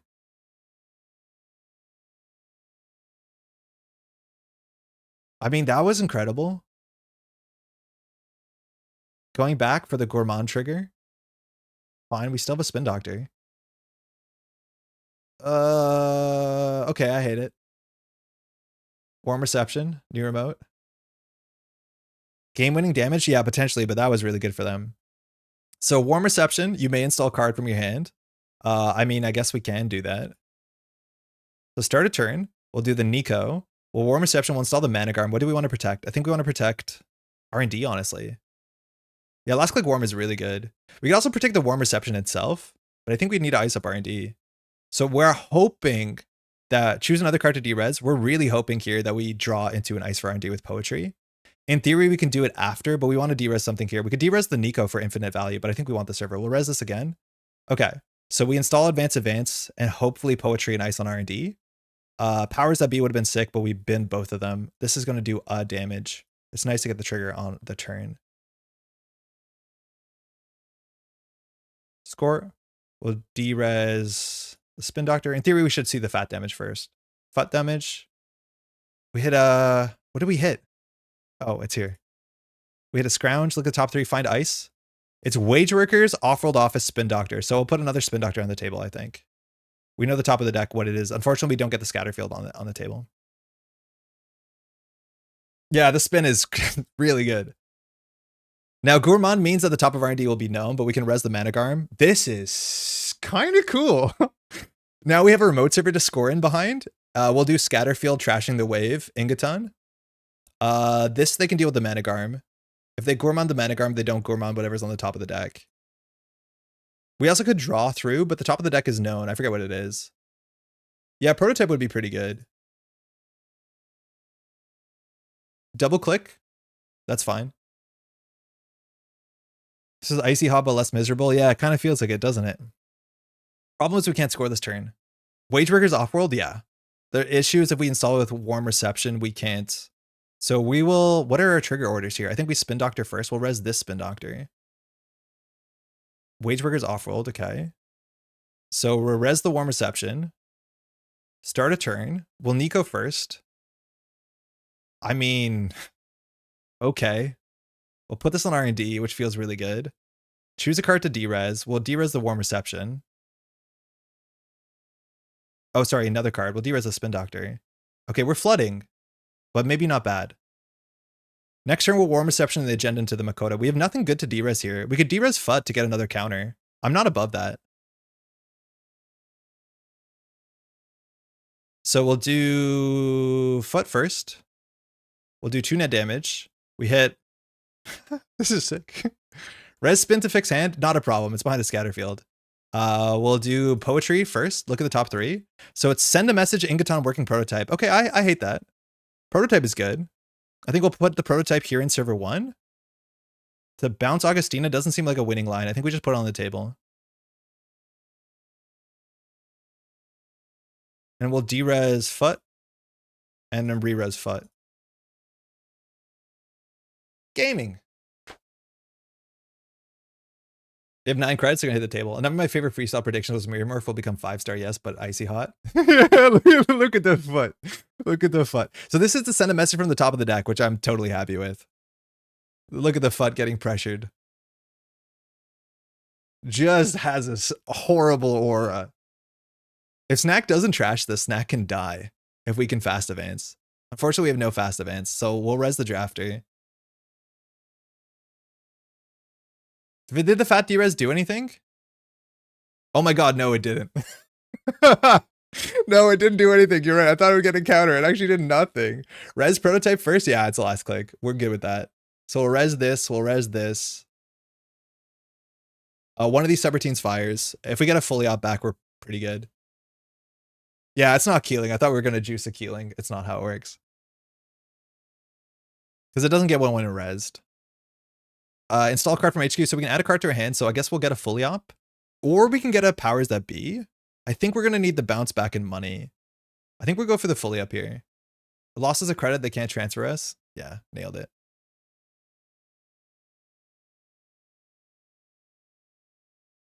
Okay. Thinking. Planning. They're on 5 credits, 3 cards in hand. We lost our favorite guy. We have to get this to 3 counters, which is easy. We can res Spin Doctor. We can run Warm Reception. We want to res this Warm Reception for sure. We can install a Managarm on the Makota and res it for free on this turn cycle, which is fine. Then we can install an Agenda, which is fine too. Ingaton will do a lot of work for us. So we'll install the Mani. We want to do a triple install turn, which is kind of hard. So we should Spin Doctor first in theory. Too late. Choose another card to Derez. Yeah, sorry. Res. We should have res this first. Can I not? I goofed that. You don't mind. Yeah, we need to pre-res the Spin Doctor. Thanks. It helps with the prototype as well. So start a turn. We'll do a warm reception. We'll install the Managarm. We are flooding. There's only 12 cards left in R&D. How did we do that to ourselves? So this will go in here. Choose another card to derez. So we'll derez a Spin Doctor. So we have too many cards. We have 3 clicks. We have 1 credit. So that means we want to put something behind here. I think we just put a Wage Workers. Yeah, we do triple install. Spinning the Doctor. So we'll do this here. We do triple install here, and then we prototype. So this we can res for free. I don't want to res another Spin Doctor for free, but we can. We can just re-res the Warm Reception for free, but then we don't have money. So I guess we have to res the Managarm. Unable to pay for Managarm? Why? Assets. Oh, crap. Was deresing the prototype would have been better? Yes. Yeah, deresing the prototype would have been better. Oh, wow. I think we scheduled this wrong. I thought we could res upgrades. We can't.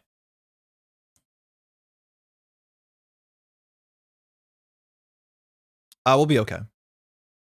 Install. We need to do a third install. I think we just put an Ingatong on the table. Now we have to res spin. Yeah, so we'll find something better to res with the spin.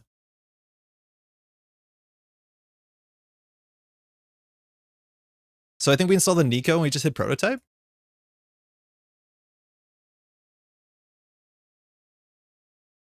End turn. Sure hope they don't run HQ at any point. Our score to 7 is pretty rough too. We could flop instead of Wage Workers. A prototype? Yes. Okay. We know there's not a lot of agendas in R&D. That was a rejig? Cool. We don't have Fly Swatters in this deck. We should. We have a lot of derez tech. We should have Fly Swatter for sure.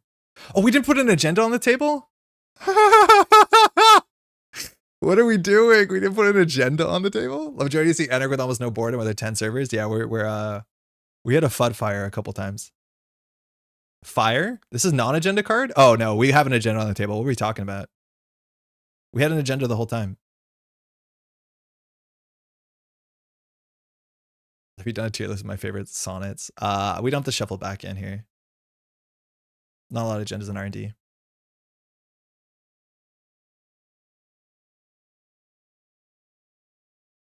Never punished? Yeah. Got lucky there. That ablative here would have been more interesting. But I'm assuming they think this is a big ice. We're only on 4 credits, but we res the ice for free.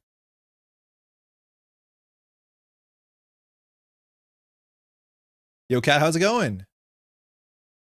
We're playing Bouncy HB. Your favorite. Nice assets, thank you. We have 2 futs in here. It's been sick. We won't res the Nico. Yeah, we messed up the whole turn. Like having a prototype here instead of a Wage Workers would have been pretty good. So money's an issue. This is credit positive. We can't res anything here. Oh, that's good. We can do triple advance, Ingaton, fully op, and then that puts us on 4 points. That's not great. We could have warm reception to install a card, also not important. I think we just do triple advance, score fully up. Oh yeah, we get this too. So it's Cohort, Makota, Scatterfield. Scatterfield being 0 strength doesn't matter. I also think you really off-rolled rather than the 3-2. Yeah, off-rolled might have been better, but we had the fully op to play around. So Cohort, Makota, Scatter. So R&D is safe. Cohort, Makota, Lungit. So whenever you take the first card, it kind of tells your opponent that, well, actually, no, it doesn't matter because it can't be an agenda. So Cohort, I don't want to mill the deck. Makota is like, whatever. It makes the Nico harder to contest. The Scatterfield and just putting it in front of here is actually not bad because that's our scoring remote server. We could use it here too because we could lose on HQ relatively easy, but we have Spin Doctors to fix the hand. We also could have put it here for more money, but I don't think we need to. So I think we will shuffle with a Spin Doctor at start a turn to try and draw the send a message. Scatter for fully op value. I don't think we need more fully op value. We could have done it, but I think double icing the server makes some sense. We have face downs and archives to turn into advancements. Yeah, that might also have been reasonable too to get that on the table and assume that like Scatterfield will fire or something like that. The thing is like they should know that we know the top of R&D. Augustina Cookbook. Okay, we know the top of the deck. They're going to install a virus here. Not yet. Maybe on our turn. Okay, I think we can res this. Start a turn. Nico. Disappear for 5 minutes and suddenly there's server 10. It's been good. There's another FUT somewhere. We want to find it. Man, if we had the, what's it called? The powers that be, we'd be in a really good spot. Choose a card to install. Maybe we should go for the send a message. I'm going to slow roll it. Card to Derez, Spin Doctor. We have a cohort. We know the top of the deck. Who's having a surprisingly hard time? Yeah. But we've, this is where you could, in theory, quad advance and try and score at the start of turn window for the next player and then get a Poétrï trigger here. Like, this actually might be the line where you do quad advance and then start of next turn, you score at the agenda to fire Poétrï and get a start of turn trigger, like a Rashida-like. Obviously, we don't have Rashida, but that's, I think, a reasonable idea.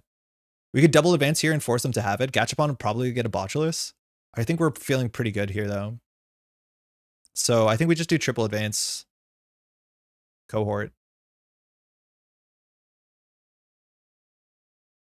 Yeah, de-raising the spin might be wrong. I think you have a point there.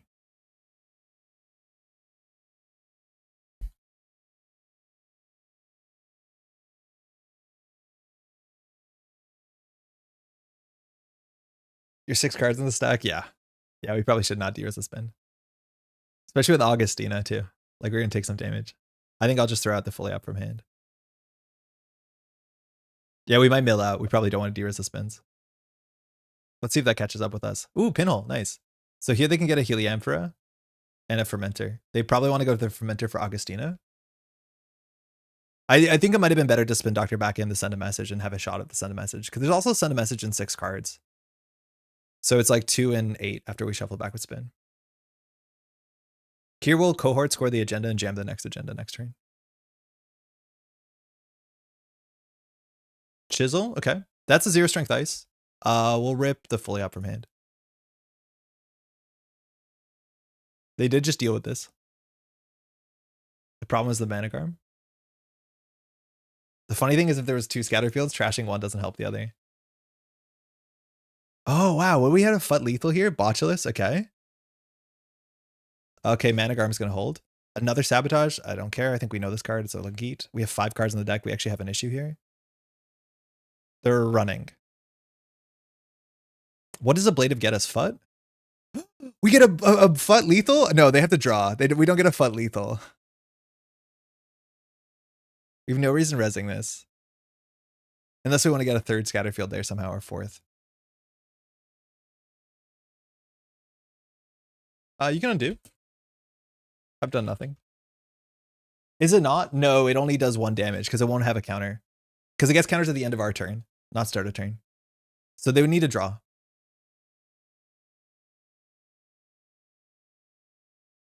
If they don't draw, yeah, we get a FUT lethal off the Ablative.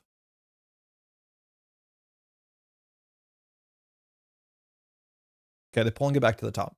They saw that we sabotaged from hand? No. Ablative res for powers is an option too? Yeah, it might not be necessary. It depends what they do. Like, FUT forces them to draw or to trash the FUT.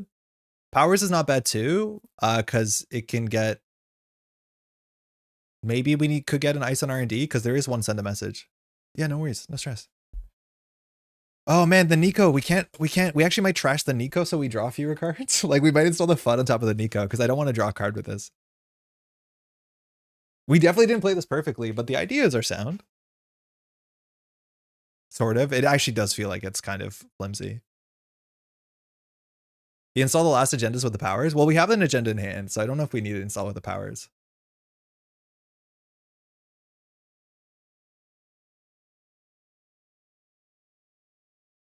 And win next turn? I think we're going to win next turn anyways if we score the off-roll. We just jammed the Ingoton from hand.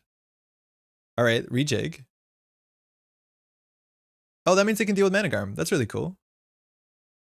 We already saw the top of the deck. Shit, that was a better line. That's a much better line.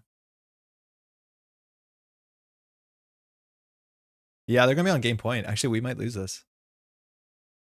How do we win? If we res this, we spend 3 credits to get into the bin. It's not very good. Now, the fork is between Ablative and Managarm. So here we can get something that's not an agenda on the table from our hand or from the heap. If we get a FUT and they steal this agenda, they'll be on no cards in hand. Unfortunately, we have no biotic, but if we had a nano management, we could actually win with the FUD on the table. There's no way to defend this. I think we probably just, oh, we can't install an agenda. I still think we go for the FUD because it's fun. I think we FUD on top of the cohort. Get Managarm and res it. We already have a Managarm there. We can install another Managarm, but it has to be on a different server. Right, like, because Ablative installs on a different server. Spin is obviously not a starter. We went too hard on the spin. It might be right to get an ice on R&D. Oh, we're also going to get a trigger here with Poétrï that we're going to fail to use. We also could get another ice on this server, which might be better, but I think we just position to the bronze. So we could get like a Managarm in server 3 and not res it. That might be better than the FUT. You win with a warm indigenous score after steal? Fennec, if you use warm reception, you can't score the card that you used with this. Otherwise, it would be busted. You just like install 3/2s all the time. So if we ever use warm reception to install the 3/2, we can't do anything with it. So we would need like a nano management. I think fudding the card from hand is kind of funny. I do think an ice. Oh, actually, they got their thing off of this. Yeah, it might not be the best. Yeah, it might be. No, yeah, it'd be really, really good if you could do it. Spin for Poétrï targets. I don't know if we want to get down to 3 cards. I think we don't res spins anymore until we have to. So we'll res. No overinstall. We can't install in the server. Ablative is a different server, so we can't save the agenda. I flatline next turn only if we can score. And this is not an additional cost. It's when it's scored, so they actually will win the game if they find an agenda. Nice. Install a non-agenda? No. Overinstall the Nico? Oh yeah, overinstall the Nico is actually really good. Yeah, overinstall the Nico is right. Hey, actually,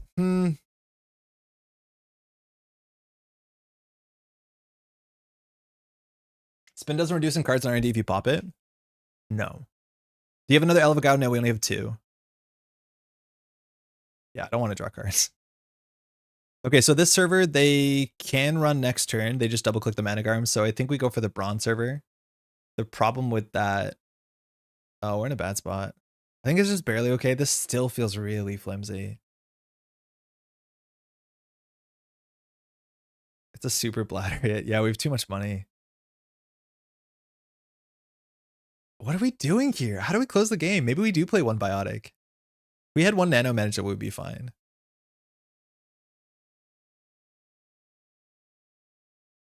Okay, do we do anything here? We might need a spin. Yeah, we'll spin. 4-star turn, we'll spin. Okay. We need to get the Managarm back into the deck. So we'll shuffle back in Managarm and an Ablative, I think. Do we need fully op? No. Deresing Ablative is correct for sure. I don't think we can have the money to do it. I think we're going to actually need the money from this. Does absolutely nothing resed? Yeah, with the Makoto, you're right. It's probably worth deresing. And then we can install a card, which we should do anyways. Yeah, I like that. So we'll install something in the bronze server. We're not going to use the Spin Doctor. Oh, we should use the Spin Doctor. Hold on. We used the wrong Spin Doctor. We can't fix it because we shuffled and drew with this. No, we just drew with the Spin Doctor. I have to undo this because I want to use the bronze server. They could just run and triple click through it. We lose the game though. So maybe we don't. Maybe we use the drafter server. Yeah, the drafter server is better. Okay, that's fine. If we top deck a fast advance, which we don't have. Choose a card to derez. Yeah, this is our free re-res. Okay, that's good. That's actually really good. So now what do we lose? We lose on, I think we're okay now. I think we just do credit, install Ablative on server 4.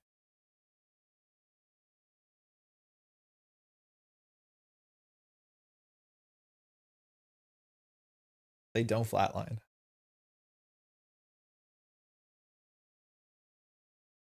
This has been the coolest Poétrï so far, but Poétrï is like not the best part of this. I wonder if we could play, oh, it's not been bad actually. Install something in server 1. It's too big of a risk because they get sent at HQ. Like they're not going to run it.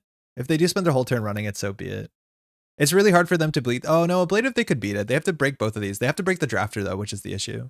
Because otherwise we draft our Spin Doctor on top of the Ingoton. It might have been nice to fork them. Would it be safer to draw cards to dilute HQ? We could lose to Augustina. We could lose to Chastushka. We could lose to like a couple things. I don't want to have no cards in R&D.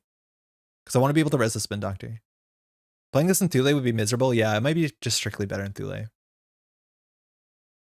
I assume it would be. Yeah, unfortunately, it probably would be better. Yeah, I think Joe, drawing is like reasonable. We have a Spin Doctor though, the Panic Draw. I'm just worried because we have 4 cards in R&D, and they might just like Chastushka, we lose. They clearly care about some amount of sabotage. They could also do like double Augustina and then run archives, and we might be in an awkward spot, but there's a lot they have to do in only 3 clicks here.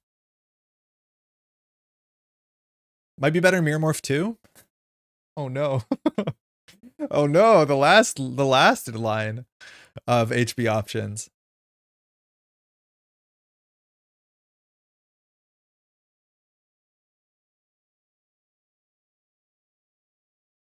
Yeah, I could have seen putting the Nico in here, but then we can't triple credit. I don't know if we need a triple credit. It will not be better in Thunderbolt. Oh, hold on.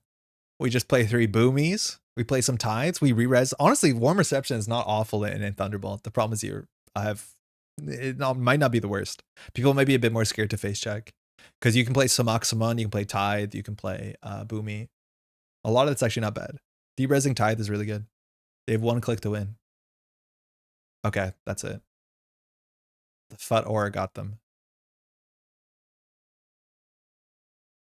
Oh my god, we're not even on game point. I thought we were going to win when we scored this. Chat, I thought we were going to win. We can score this for a counter? Oh my god, I thought we were on enough points to win. Look at the top 3 of R&D. We don't have to do this. So it's a Skunk Work. That's good.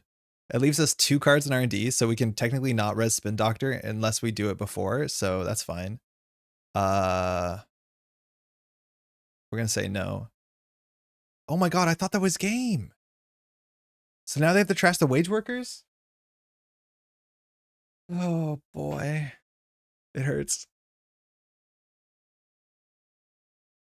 If we were PD there, we would have fired.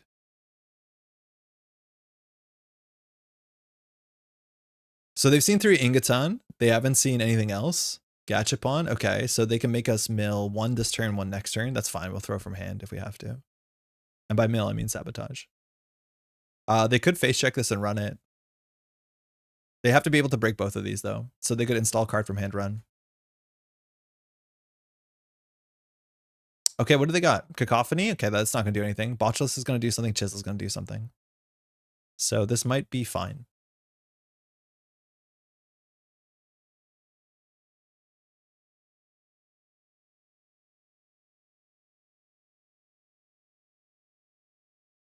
How many points are in the bin? Just 3. Just 1 send a message.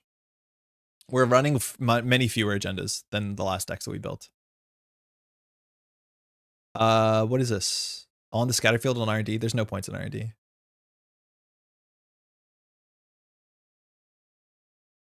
I don't think. 3, 6, 7, 8, 9, 10, 11, 12, 13, 14, 15, 16, 17. Yeah, there's no points in R&D if they go for a single. The issue is if they've already Augustino'd, it might have been better to trash from hand. But if we have a very small window here of a margin of error. If they trash the top of R&D, we actually don't lose the game. You know the top of R&D, you just saw it? Bah, do you have any idea what it was? I don't know. I don't remember what it was. I have no idea what it was. You gotta spin here if you're doing it. Is it a trashable? Like, knowing the top card of the deck is so important. I think it was a Managarm. If it's a Managarm, we don't res spin now because they can't trash it. I don't think there's a 1-cost trashable in our deck. We don't have to res this. Res spin so the X is nothing. Spin for 2 trashables? No, we lose if they do that because then they run archives and there's 3 points in there. We can't spin until they run. What they have to do now is run archives, yeah, and then run back. So it's a 1 and 4. Sorry, it's a 50-50. It's a 50-50 that we lose the game. It's going to come down to a straight 50-50.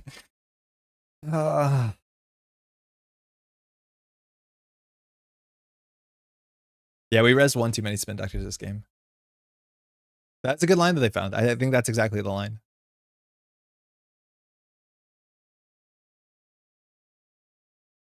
Oh.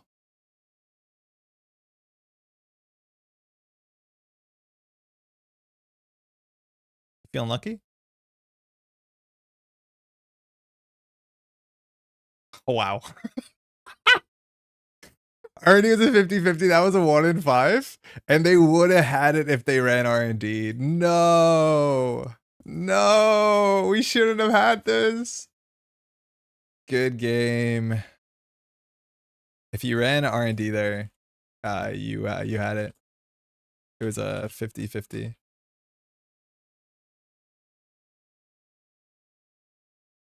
What absolute engine of pieces. I'm not playing it perfectly, far from it. But just like still not doing anything. Credit perfect, yeah. We could have rezzed the scatter field, but we needed to score out. If they trashed the wage workers, which they couldn't, like we also have to buy another turn, and that's not a good spot to be with one card in R&D. Yeah, Johnny net damage was actually pretty good. Yeah, that was wild. That was a wild game. Well played. They had some good pressure lines out of nowhere. I think we learned something about the deck, but a lot of parts of it don't feel great. Huh.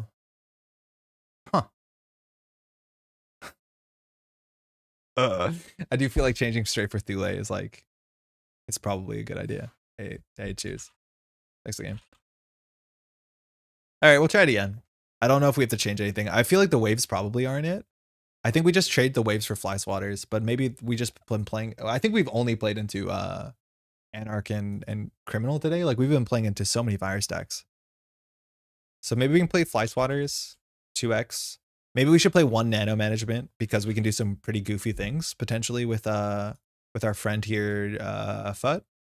We have to cut some cards. Man, if we had a powers that be that are firing, we'd be in a really, really good spot. Yeah, the Fut felt good. It like honestly was like very stinky. You have to deal with it or you lose. Makota's might be a bit overrated. Like I don't know if Tranquility is better, but I realized that you cannot technically get your warm reception on top of this because it doesn't work. It was really nice that it made our Nikos good, but it makes our Tranquility into our Nikos better, and they're harder to trash. I wonder if we should just play 2 Tranquility and just say I don't care, or just 1 Tranquility, because this did seem underwhelming. We have some lines where we can like derez Nico to re-res Nico, but I feel like we're just okay with the card drop payout. Yeah, it doesn't feel great. I don't know if we ever like Makoto wage workers. Maybe we do. If we knew how Langiger works, we would have done better. Yeah, we did some like pretty bad misplays with Makoto. Well, we did a bad misplay with the way worm reception worked, and like it doesn't work with Manigarm. The Manigarm was still like the right place to put it.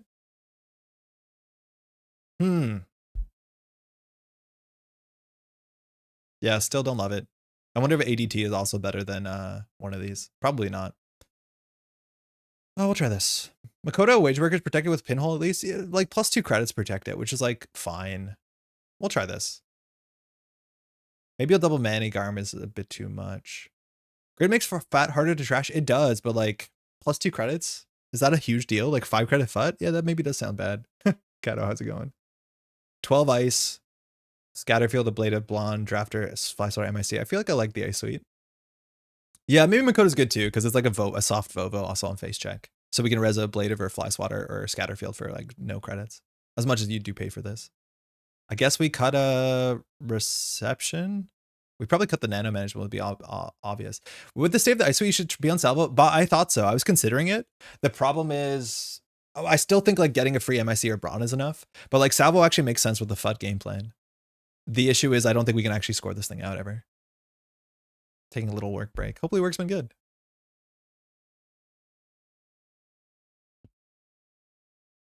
I'll try cutting one of these.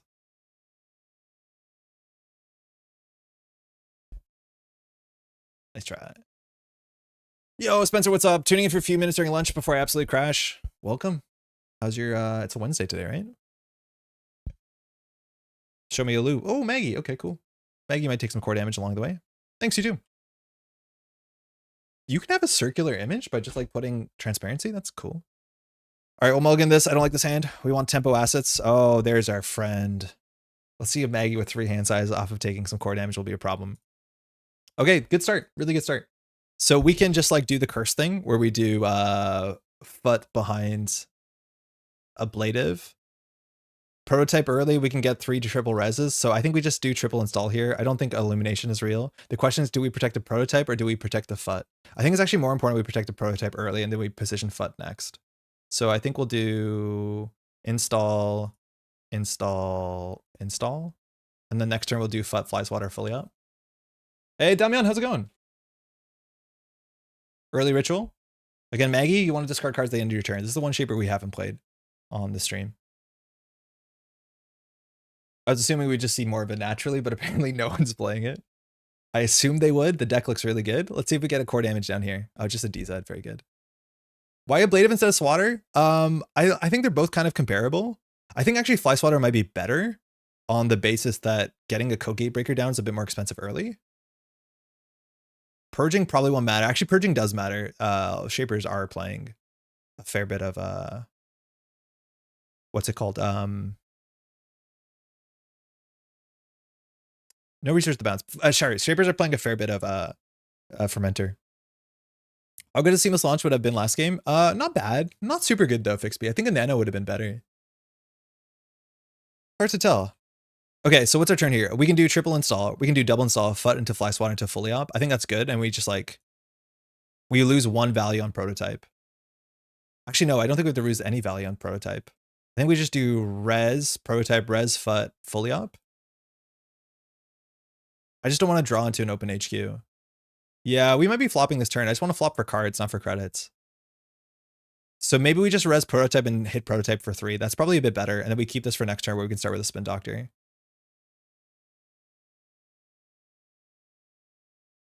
Because like this is good against, I'm assuming we'll bounce an environmental testing at some point. My boss finally cracked and got the go ahead to bring official product into the shop. Now to convert all the MTG players. Oh, sick. What? Good luck with that. That sounds really cool. Hopefully that's a good experience. Second ritual. Why do you res foot before prototype? Oh, I did the wrong order. Oh, that's fun. I did 100% the wrong order. Hey, I resed the 2 assets in the wrong order. Do you mind if I fix it? Yeah, I just goofed it. I goofed it. Let's just should have a counter on it. We're playing detente. Cool. Hitting the spin doctor would be worse, but no matter what they hit, we lose it. Thank you. Counter P1. Because either they trash the spin doctor. I guess in theory this plays around foot. So prototype, they can trash it. They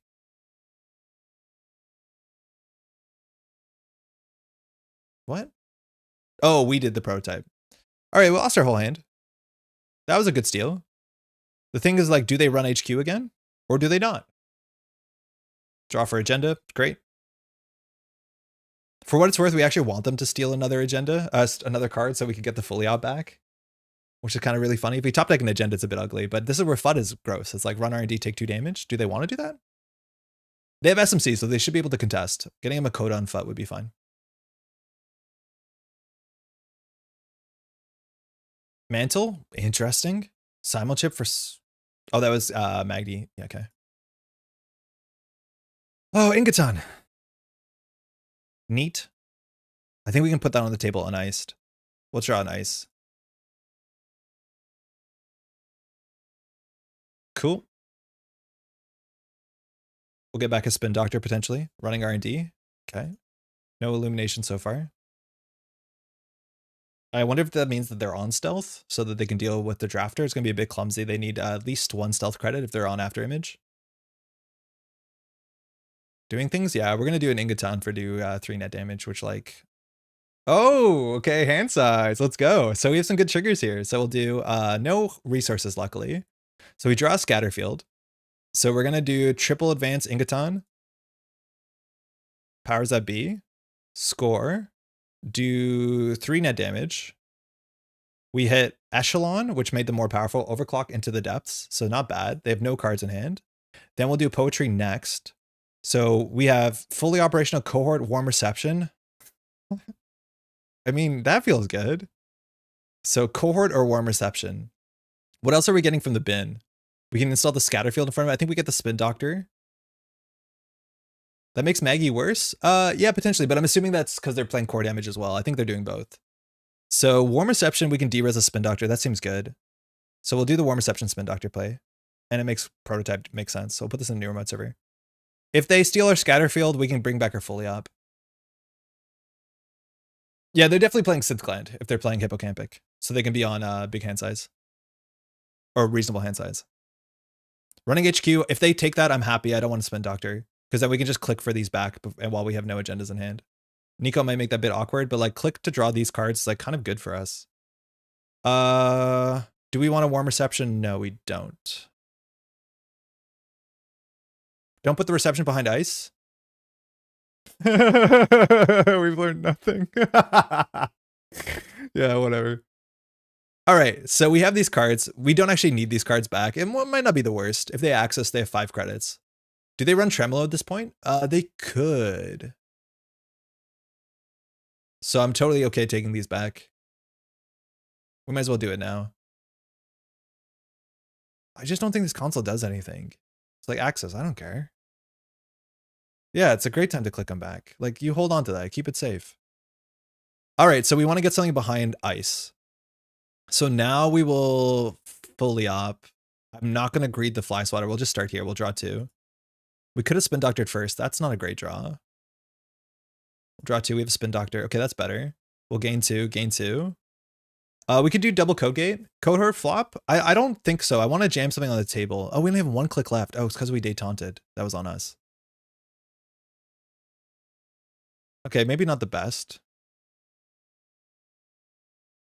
Yo, Elevation finally live. Yo, Lockman, enjoy. It's always really fun to open some new stuff. So I think we'll throw out the SAM. We'll put the send a message at off-world office in the remote server. It does 3 damage. I don't think we care what happens to it. And we'll just discard this. If they run HQ, it's arbitrary value for a détente. This is the same amount of influence as Hermes. It's like, it's fun to play with the new cards. So here we're warm reception for ice on R&D. Andre's doing his best to throw the game. I wouldn't go that far. They're definitely not playing resources, so they can détente a card. I don't think it matters. Scatterfield would be the worst thing for them to détente for us. They didn't. They got a fully op. Feels better. We'll res a reception. We'll res a spin doctor. We can't derez a spin doctor. Okay, start. We'll put the scatterfield on R&D. Okay, we don't have, unfortunately, what's it called? Wage workers. So I think we'll do ablative to mix up the ice types. Notice how I'm leaving HQ open because I don't think I care. And then we'll advance this once. Next turn, we'll score that out. Unfortunately, we don't have any click compression. If we top deck a nano management, maybe. The taunt seems pretty out of the place in this deck. Yeah, I think it's like new cards.deck is my guess. But also detente, like you can't underestimate, detente looks like a fun card. And I think that's like very compelling. I think we're just going to return that to the top of the deck, unfortunately. So wage workers here would be really good, but we don't have a way to clickless draw because we messed up the warm reception. We can get back, send a message in the remote server. I think that's probably what we do. But I would really like to bounce this. I just don't think it's worth it. I'm so sorry. So sorry. Maggie also hasn't fired a lot, which is unfortunate. All right. We can just get this on the table, I guess. Drafter. Okay. So we can triple score this, gain 7 credits, fire powers, get this in the remote server. We really want to wage workers. We can also just like prototype this for money and just be ugly about it. I think we just get closer to winning. We do 3 net damage. Okay, we hit Tremolo, Unity, Artist. So all the breakers are in the bin. Luckily, they have 2 simul chips, so that's actually going to help them. We'll do Poétrï to see what we get. Top 3 is Wage Workers, Makota, Lingit. That's exactly what we wanted. So Wage Workers means that we can't win next turn unless we top like a nano management. We could put it on the warm reception, but warm reception is working for us. So we'll put this here. We'll install the send a message. I don't think we care what happens with it. They actually might be able to contest this, but it's the mana garm is going to be hard. I think Deton is weaker against an acid deck because all the valuable cards aren't kept in HQ. It depends. If they're playing like tag punishment or like punishment, it's kind of, and you do flood up in agendas. It's just like, I can imagine a bunch of other criminal consoles I'm more scared of in assets. How's Poétrï been treating you? I wasn't having much luck. Not having a lot of luck, and I'm convinced at the end of the day this would be better not in Poétrï. Open market? Oh wow, we can bounce a lot of stuff and be really annoying. So I think we just do triple advanced prototype. We'll get a third ice on here. Yeah, that's fine. So we'll install this on server 4. Think you can go fast. Yeah, I think we can. So we're just going to do advance, res way triggers, advance, then prototype, gain 6, return that to the top of the deck, be a real shithead. We don't have infinite money, but the send a message has to be dealt with. Pretty rough installing a 5 counter prototype. Yeah, the verbal actually might even be a better bounce. I think giving them 1 credit doesn't matter. Giving them card draw might be more important, but they have all their breakers. So that actually might have been not the right bounce in hindsight. The thing is, like, it goofs up their draw too, so it's like kind of 50-50. It turns off the verbal for that turn. This turn, they actually probably don't get into this remote server. We have an ablative here, which is good. So we have 1 of each type, which means that they're going to have an issue. I think no money is better. It's only 1 credit. Oh, ugly echelon. They might want to simulchip first. Okay, no, they pay 5, so that means they can't go further than this. Ablative can't really do that much here. Whatever.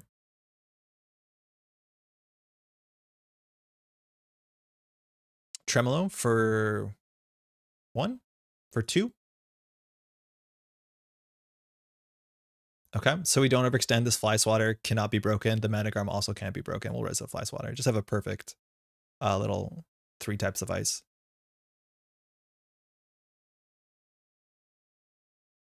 I don't think they can get through that. Yeah, they have no way to get through that. That's a really good server. It's actually a surprisingly annoying server. As much as once their breakers come down, that's different. Click for a credit. Yeah, unfortunately, that's game. We'll res a scatter field. Choose a card. I'm not going to do any of this. Score. Good game. Yeah, that was... They didn't do a lot of running. They seemed like they're really set up. For what it's worth, I think this matchup actually can be pretty rough for us. Thanks for the game. If they're playing things like Knick-Knack and Azamat is really good, they struggled to get set up. I do think, again, like Detente is just probably really going to not help them in the matchup, but that is what the deckers want to do. And then it's just doing this as like being really annoying. Beans. That's yeah, that's a tricky one. Are you on Knick-Knack? We also didn't see that they were like didn't seem to be on the Muse Coalescence engine, which I don't think. I think if you don't play Muse Coalescence, I'm not sure how you make money in Shaper. I don't think you have money in Shaper unless you play Knick-Knack Muse Coalescence. There's just not enough money in the game unless you play a really wild engine. Yeah, I don't think Shaper has enough money unless you do that. Beans, got it. That's a nice way to keep liquid while dealing with the table. Yeah, KK Leaf Muse is the only engine, I think. Yeah, I'm not sure what else Shaper can do. Unless they spend a lot of influence importing a different package. I just don't think there's enough to import. There's enough money in Shaper. This deck looks like it should be on Madani. Oh, yeah. And then you have 6 to 9 influence. Like, for sure. Thanks for the game, though. There's also a chance that they're on, like, Side Hustle, considering that they're spending influence on the thing we put on top of the deck. Shapers are pretty cooked right now, which brings me an unending amount of joy. Cranked, I think actually Shapers are pretty good. I don't totally agree with that. I think Shapers pretty reasonable. I think Madani is in a good spot. I think you have a different rig entirely. Please give me Pawn Shop back. I hear you. I do think Knick-Knack is at least more fun than Pawn Shop, but yeah, you have to do a lot of hoop stuff, but you just like Muse Coalescence forever. So this would done damage. We hit open market echelon. So I don't know if they're on red team. Here we get a Poétrï. We get a look at the top 3. It's Elevagar, Scatterfield, Nico. We'll put this, like, yeah, we have triggers here for sure. We'll rest the Scatterfield. Cool. This is probably the more interesting version of their deck that we built today, but it also seems a bit inconsistent. I do wonder if FUD is just worth it in acid decks as something that they have to deal with. But like at the end of the day, you could probably ignore this if you're Anarch and if you're Shaper. If you're Criminal, it's harder to ignore this thing. But at least then you have Pinhole Threading. I'm not a Madani truther, which probably explains my stance. Yeah. Madani's like very good. Very good. Let's do one more. Yeah, we'll do one more. After we do this game, I think we're going to do a little recap to talk about what we learned over the week. From that point forward, we're going to be back tomorrow evening, but we'll do a recap of the meta. Or not of the meta, of what we've learned throughout the week, because we've tried a whole bunch of decks and we've experienced like the change in the standard. We've tried some stuff that worked and didn't work. We built a bunch of decks. We built over a dozen decks. They're all shared in the description if you want to click through them. But yeah, some of them are not good. I knocked a Lily for 4 credits and a card, so that's value. You knick-knack the console. Yeah, I don't know. It's like the Shaper consoles are really good. I don't see myself not playing Madani for a long time. I do think maybe if you're playing Arsana, you can get away with Lily Pad. Maybe if damage is a problem, you can get away with Lily Pad. Oh, Eden. What did Eden play the last tournament? Seb. Ooh, that's going to be tricky. This is the sort of matchup if we can lock a working prototype, we're in a really good spot. Thanks, you too, because obviously resources. We have to play around aggressively. We have to play around transfer of wealth. This is not the hand. That's a better hand for sure. I think Eden did top 4 at the last event this weekend or last weekend. All right, so don't get transfer of wealth. So don't love Drafter on turn 1, but Drafter remote server is kind of fine. I think we want to do the Drafter before we do the FUT. Warm Reception is not good into Hannah, but I don't think there's other assets that will, or resources that will help you trash this. Besides Fueno. Interesting. I think we have to Scatterfield. I think we draft our HQ.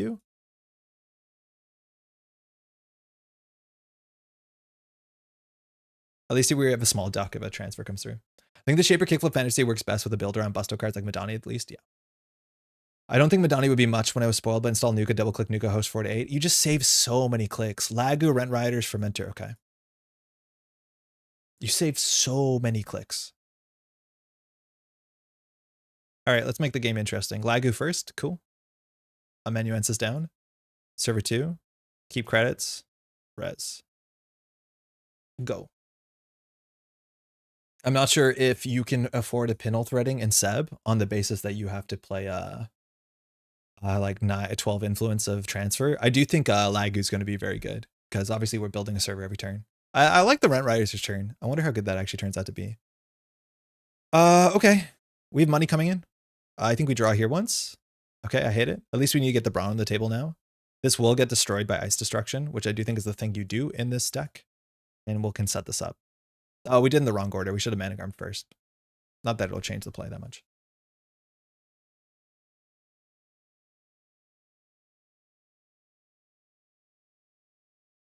We want to find an operation, so fully op the top would be absurd. I think Seb is also now playing Audrey, which is just such another good reason to play Fly Swatter. Gourmand, Drafter. All right, he's taking heat. So if this fires, we can install.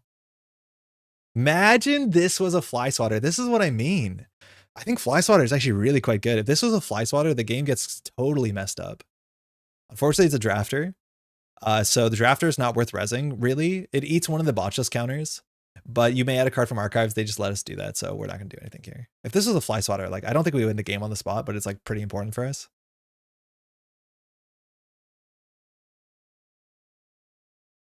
Now the Drafter at least is a bit better on HQ.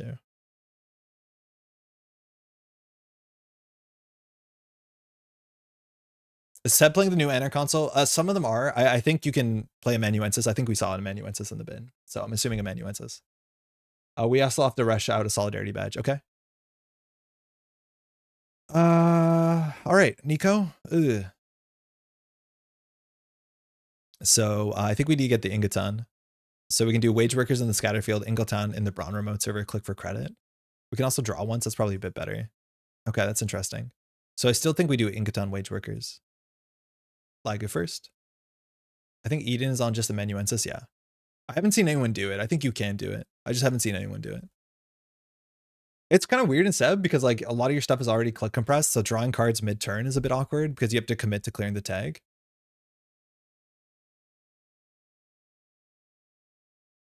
was watching a game you played on Backroom Deals. Where did you find those cool alternate arts? Rogue, Ducky, how's it going? It depends which ones you're talking about. I generally try and play most alt arts that are official NSG alt arts. There are a couple I play that are alt arts from friend and teammate Kat Shen that you can find on their store and make playing cards if you search Kysra, Kysra. Banhar's good. Good into Asa, good into this. We also do have a poetry spin or warm reception, which is nice. But you have to be a bit more specific on what the card is. But a lot of it is just like playing organized play for many, many moons. Friend, okay, cool. So we have a combo here. It's expensive, but we can do Wage Workers Ingaton for a counter, which means we can get a card back. That's going to cost us 6 credits, which is unsustainable, but I mean, so this counter says, oh, Poétrï first, of course. So it's ablative, powers that be, working prototype. Prototype is like the most important card we have. Because if we can bounce Banhar, we're in a really good spot. I think we could consider pushing it. They know this is not an agenda, so I don't know whether Eden's going to contest this. This does fire Seb, which is bad. We can now Ingaton. When you discard phase, you may remove a hosted to ignore install a card from archives. So we don't have a great play for it.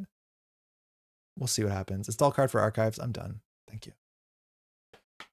My only goal with Bling is to enter the groove. Blink Illumination. How am I winning this game? You say, who knows? Into the Groove doesn't work with Blink. Oh, no, it does work if you Illumination, yeah, because you're not playing 0-cost cards. If you want to Into the Groove 0-cost cards with Blink, that doesn't work, yeah, but if you Illumination, you can make them 0-cost cards, which is really fun, because every time that you install a card, you can draw a card, interrupt, and then install the next card. Yeah, Banhar on server 3 is pretty good. I don't think this was good enough. Like, I do think you can let the first agenda score through. I don't think this does enough. If this is a Vitruvius, yeah, it's a different case. So Eden's playing around both Managarm and Brawn. The problem is we can only choose one. If we commit to the Brawn, that's 3 cards from hand. If we commit to the Managarm, it's 5 credits or 2 clicks and then 3 more credits. But then Audrey fires. I think I'd rather commit to the Managarm because it's more resources overall. And this hand probably is ripe in Steelskin land. And also then we'll have money.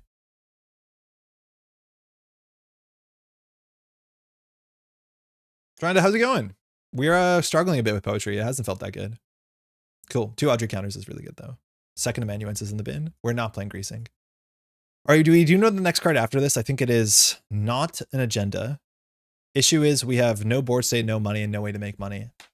I feel like we're always running into this.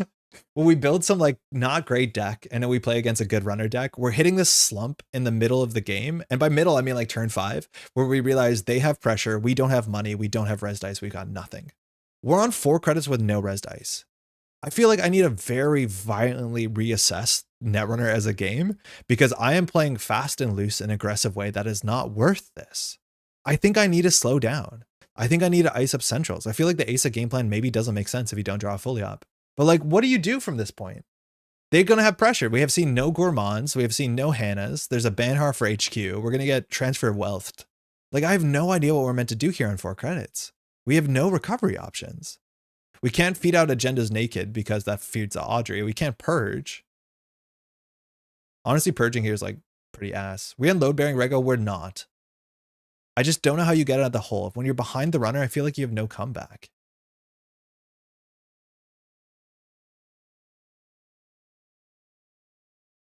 Oh, it's a powers, right? I guess we just keep putting things on the table and hoping fully op does something. Like we can outspeed. Oh, wow. They trashed a transfer. That's pretty good. And I want to be very clear. That's not like a complaint about elevation. That's just like the game is so different right now that I feel like I don't got it. I don't know what I'm doing. And I'm okay doing this publicly. So we all figure it out. Having no comeback when your Poétrï seems like something's up. Yes. Yeah. Yeah. This seems really bad. Like what are we meant to do here? So if we install the Makota, it doesn't do anything. It allows us to res our ice a bit cheaper, which is nice. We could put on the Wage Workers to protect it. That might be worth something. Maybe that's the best we have. We messed up this Wage Workers turn unless we want to install another card, which maybe we have to. Maybe we have to make sure R&D is iced up and then we can click for a credit because Wage is here. Maybe we have to commit to that. Ingaton, stop it. Ingaton for Managarm is like a really cool line. Poétrï versus Seb, cool matchups. I hope the Netrunner future they make some super cool fashionable wheelchairs. Underexplored market. Yeah, Seb's wheelchair. I can't tell if the back of it is, I think it's clothing. I don't think that's the actual texturing. There's the badge. Okay, so now things are real tempo crime. Oh, last amanuensis makes sense. If Eden threw it out, it definitely had the third one. Its money's not great. Transfer wealth. Okay, so at least we can fully duck this. And it ends up with a tag last click, which we can't really deal with. So Audrey will get through this, but then we duck the Bakota and we're out. Send a message raising the Brawn will at least like shift the game a bit. Fire all? For real? I assumed you'd Audrey this. You sure? You want to fire all? Thinking? Like, doesn't this just give us back ways that we can duck this? Like the Nico? The fire all here is wild. I thought you'd Audrey this for sure. Oh, it's, never mind. It's Banhar. Okay, no, that makes sense. I was like, there's no way. Oh yeah, that makes sense. You have to take the tag no matter what, which is really fun. It doesn't stop the axis, which is cool, but you have to take the tag even if we duck. Trash a warm reception, getting an Audrey counter, getting an amanuensis counter, getting a solidarity badge counter. You want to end your turn with a tag. That play makes more sense. Like click for 3 town. Probably should have used eye for eye. Ooh. Yeah, genuine click for 3 town. At least with wage workers, it feels a bit better. We're so cooked. Like, what happens if the next transfer of wealth comes through? Click for 4? I don't think click for 4 is a winning line. Eden's money is limited. Okay, so what can we say that's positive about the board state? Eden's line money is limited, so we can like maybe put things on the table. I don't think we're gonna res the Brawn into Banhar. It's more that we have to get another ice on top of this. So maybe we get the MIC as well, so we have choices. Click for 3 when transfers exactly 3. Yeah, it's awful. Like you can't click for 3 into transfer. At least we've seen 2 transfers, right? And that's not a card you can easily recur, right? Like eventually Praxis will goof us up where it's like the fermenters and the gourmands come back. Like Praxis is very, very good. But we are beyond making plays. Yeah, last transfer seems unlikely. But that being said, I still don't want to take the play. I'd rather just click for 2 and click for 3 and install. Second ice on HQ, it's not that important. I think if we lose to send a message, we're happy. Server HBU, server stopped pretty fast when Audrey comes down. Yeah, I'm pretty convinced that we have to play 3 fly swatter. I don't know, unless we're playing with virus, I think 3 fly swatter makes so much sense. Oh, also in this deck is we're resing, deresing. Yeah, I think we should a fair bit. Katurga is literally in faction Anarch. Those transfers are coming back. I don't think Seb plays Katurga. I'd be surprised. Maybe this ability isn't meant to fire super quickly. It feels like the corp ID isn't as much as go fast as this lets you do stuff free stabilize. Yeah. Do we res this? I mean, it costs 1 credit, sure. The thing is, like, the things that we're installing are not agendas, Kato, so it's like really hard to stabilize. This is 2 cards, 1 Audrey counter. Oh, never mind, it's 2 damage. Our ice doesn't matter, I forgot. That's on me. Actually breaking it? I put 1x Katurga in my Seb, felt good to grab transfer. Okay. I could believe that. I think that card is worth recurring.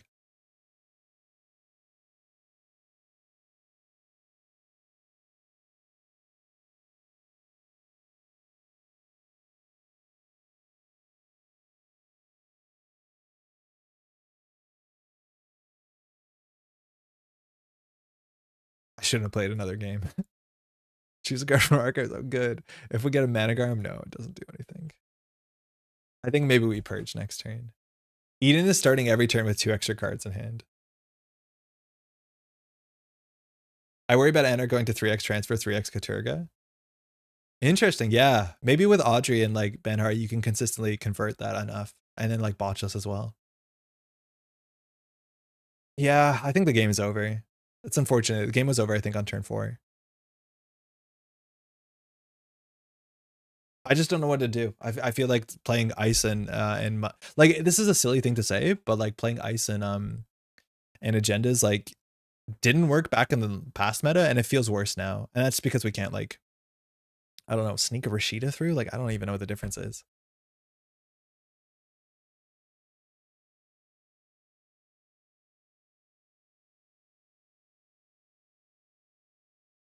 Yep.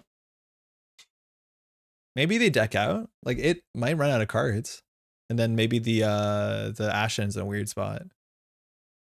Maybe that's the best we have. This we can keep it busy. It's only worse against Audrey list specifically. The ice setup for the vastly different against a reg breaker suite. Yeah, the fly swatter is a lot worse against Buzzsaw, but at least you forced the issue. Give Op a try. It worked great for me. Yeah, I haven't built any Op sort of stuff at all. Have you seen a flop yet? Because I felt like this type of deck lives and dies when it drew flop. No, we haven't seen a flop. Okay, Leech. Last transfer. Okay, perfect, clean transfer. All right, it just buys a whole turn.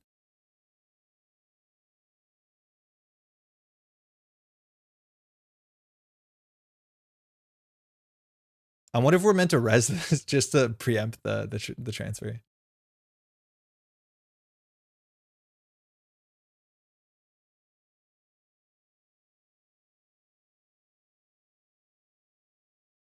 Okay.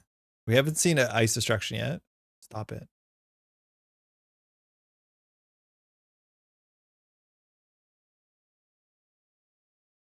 I feel like the decks that you play ice on agendas were somehow unfair, either with border control or playing assets on ice like Asa. I think what I'm realizing is like, I don't think I've seen an Anarch play breakers. Like, I think every Anarch I've seen in the last like weeks has only been Audrey, Leech, Botchus, and Benhar. I don't think anyone's playing breakers. It feels like breakers are too expensive. For what it's worth, the event on the weekend, it was a host with just like good host stuff. Oh, now we're going to lose our ice on probably the remote server, I imagine. Maybe get a Leech counter first. But I just haven't seen people play breakers. And so it's like this sort of suite where you need the money to be able to res 2 ice. Okay, the buffer drive is here, so the Ashen is guaranteed. Yeah, I don't think I've seen a breaker in such a long time. Which is like weird. Like criminals are struggling with having to use their breakers. Anarch breakers absolutely suck without Turbine, yeah. Getting a free ice here would be pretty good. I send a message. Breakers like 10 credits to install Audrey and 2 botches of 7 credits, yeah. There's a chance we don't use the Spin Doctor. It gives a Solidarity badge, or Solidarity's first time, no. I don't want to shuffle any of these cards in, and I'd rather have it with Project Inga 10, so you can trash that for 2. I don't think Benhar is going to go in a long time, though, if you have a Phoenix in the card pool. Like, it doesn't track. It just doesn't make a lot of sense. All right, we can sort of click for 3. Maximum in all factions, yeah. I honestly think Maximum is really good against this. It forces them to install their breaker, but their Fractor is not very good. I think they just have to Benhar it. Or not Benhar it, sorry. Yeah, they do Benhar it, or they do hit it with a Crew Charm. Just like Tattoo Bullet.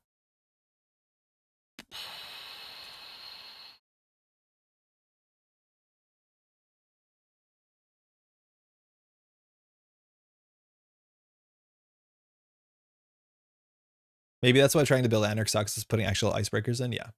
Yeah, I could see that. We could put the Scatterfield on HQ, but I don't think we care to. If like Eden buffer drives back what's it called? Transfer, it's like fine. I'm playing with Begamot Chromatophores, but that's not a good plan so far. Are you playing Asa specifically? Because I don't know who else could possibly do that. Seems like Asa would have the same issue against Benhar that you're having now. Yeah, but back then you did have like Malia. If a Rashida fired, you had the card draw to actually catch up and get ahead on credits and cards. Almost decked out until the Ashen. Yeah, yo, Jello, until the Ashen is exactly the working sentence here. Gotta trash that. Bang 2. Yeah, we'll come back with the Gourmand. Oh, Manuel. Wow, missing the send a message. Shame. I think Begamot instead of S is probably going to be a real thing. I don't think it's worth it. Malia often stopped Benhar cold, yeah. It wasn't super consistent, but... Let's fire Poétrï. Wow, 1 practice down? How many practices are left? Oh, never mind. Went to the bottom of the deck. Nothing matters. Hell of a go? Nope. Project Inga 10, warm reception, send a message. I think we might need the Spin Doctor. The problem is that the Spin Doctor will draw these cards. All right, so we at least lose in a couple turns. Choose a card from Archives. How do we shuffle without drawing cards? We just lose. It's fine. If Maggie playing 2 core damage, Begamot starts to look pretty good there. It's like 4 influence? I don't know what the Fractor in that deck is. Yeah, it's 4 influence. A 4 strength barrier you can't boost? I don't think that's actually probably worth it. I wonder if you're closer actually to playing the what's it called? The criminal one, Tremolo. Was it not worth resing powers there? Oh, 100% was. I forgot it was on the table. Yeah, powers for Spin Doctor would have been fine. 5 strength? Oh, because it does count itself. Yeah, you're right. Yeah, 100% we should res the powers there. Yeah. I'm tilted. I'm totally out of this game. Apologies. I'm not. Notice how we're not making decisions. Our opponent is. Our opponent's having a good time making decisions. Plus Game Dragon? Yeah, I suppose. What do you do against like a Pharaoh's? Which I'm not sure exists. We're going to draw into a lot of agendas. I think here it can really run R&D.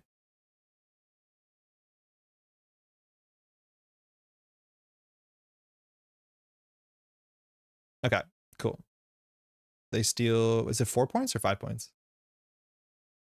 Nope. Cool. Nope. They start it.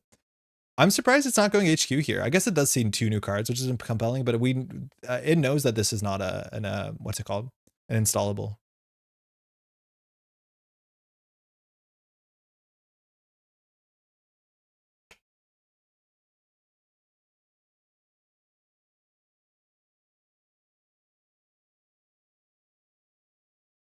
Please run HQ. Eden, please. No! All right, Ashen. Discard it to Audrey to put it on the bottom of the deck. That's a cool line you don't see all the time. Could have regged the ablative from Sam and got his trigger. Reg the ablative? Res the ablative from Sam and got his trigger. Oh yeah, that's kind of funny. That doesn't matter though. I had something in the background. What card does Cyberfeeder miss? Rahi, Cyberfeeder doesn't read when you look at the top 3 of Poétrî. So when I see the top 3 cards when Poétrî triggers when I score an agenda, it doesn't, I'll put it in the log. I don't know.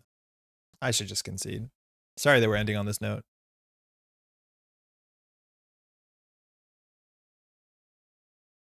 We'll fix that. Yeah, looking forward to that. It's really cool, right? Oh, and Rahi, I was talking about this. This is the issue I run into. This is up, down. I guess it's not that ugly, actually. It looks fine here. It's actually easier to read, I think. No feedback.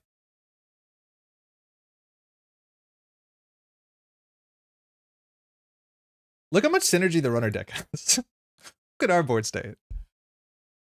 A bit of a straw man argument, obviously, because this deck is not particularly good. It's just I don't know what you're meant to do. I don't know what you're meant to do. This is prison. Even if we could trash the Ashen, right? Like buffer drive just gets it back. But even if we could trash the Ashen in the buffer drive, Eden wins with this board state and these cards. Install Runner 7 is pretty good when there's 2 or 3 more turns per game. Yeah. And you don't have to worry about Rashida. So the game is, yeah, just slow. Oh, this wins 100%. Yeah, good game.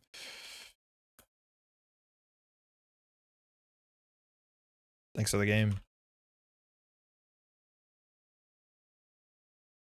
Yeah, I'm out. That's not good. Ouch.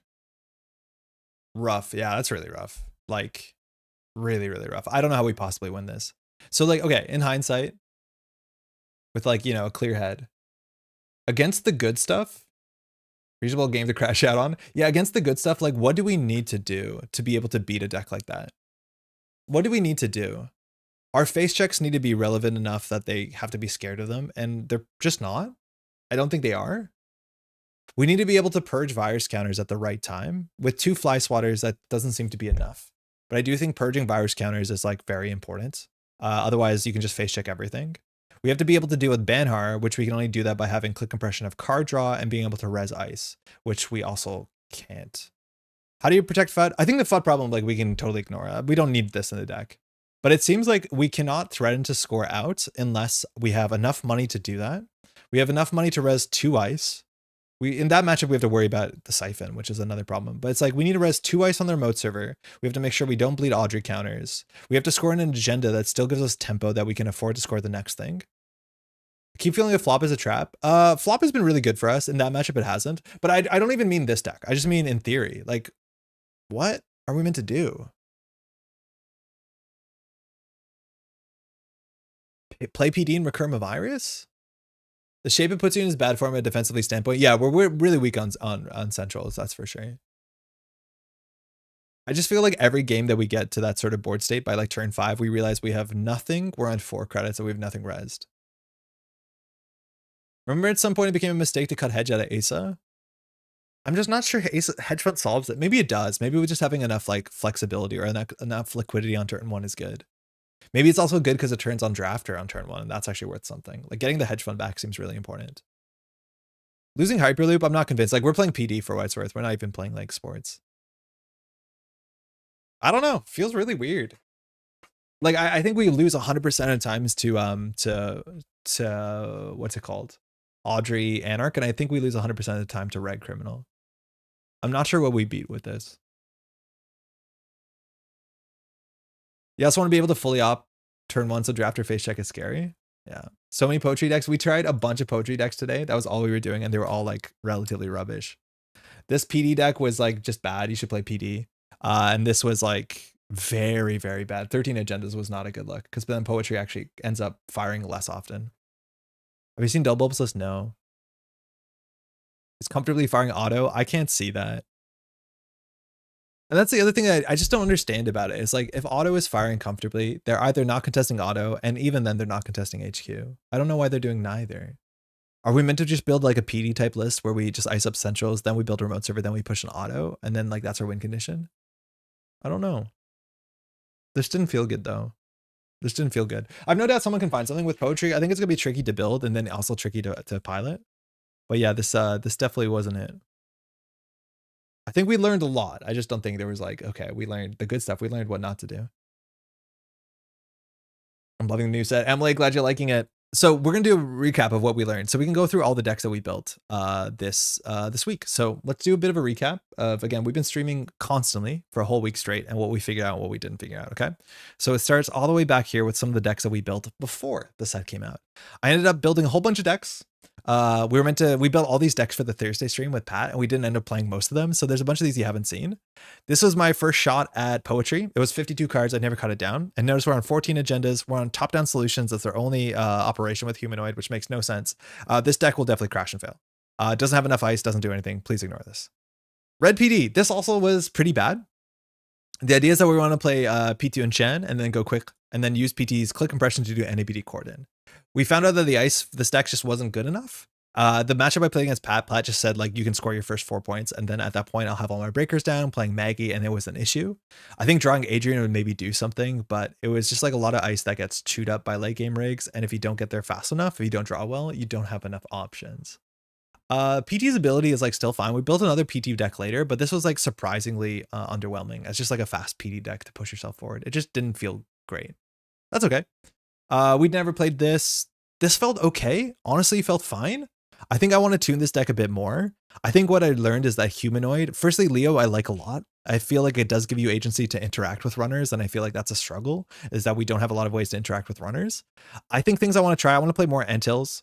I think Tatubola might be able to be cut, but it's really good. I think Mitra is actually a very, very good card in this deck. And I would definitely cut Isaac because it doesn't really do anything. Because we're not playing humanoid, we can cut some of the operation slots. I think 3 seamless we learned was actually really, really important, just because scoring in a remote server and not broadcasting it was good, and then scoring out a 5-3 was a bit tricky. So I like that a heck of a lot. Mersha was really quite good. I think I have to play around Mersha more, where I want to fill my hand and let Mersha do the work. And that was another problem with humanoid resources. It's like humanoid emptied your hand, but Mersha wants you to have a hand of cards. Like the Fly Swatter, I think play more Mitra, but this actually felt really good. I like this. I think you can play 1 tier if you want to, but this didn't feel bad at all. Whether you want to move the influence around, I do think you drop the Isaac for an Antil and cut humanoids, and then maybe you play regular. I don't know.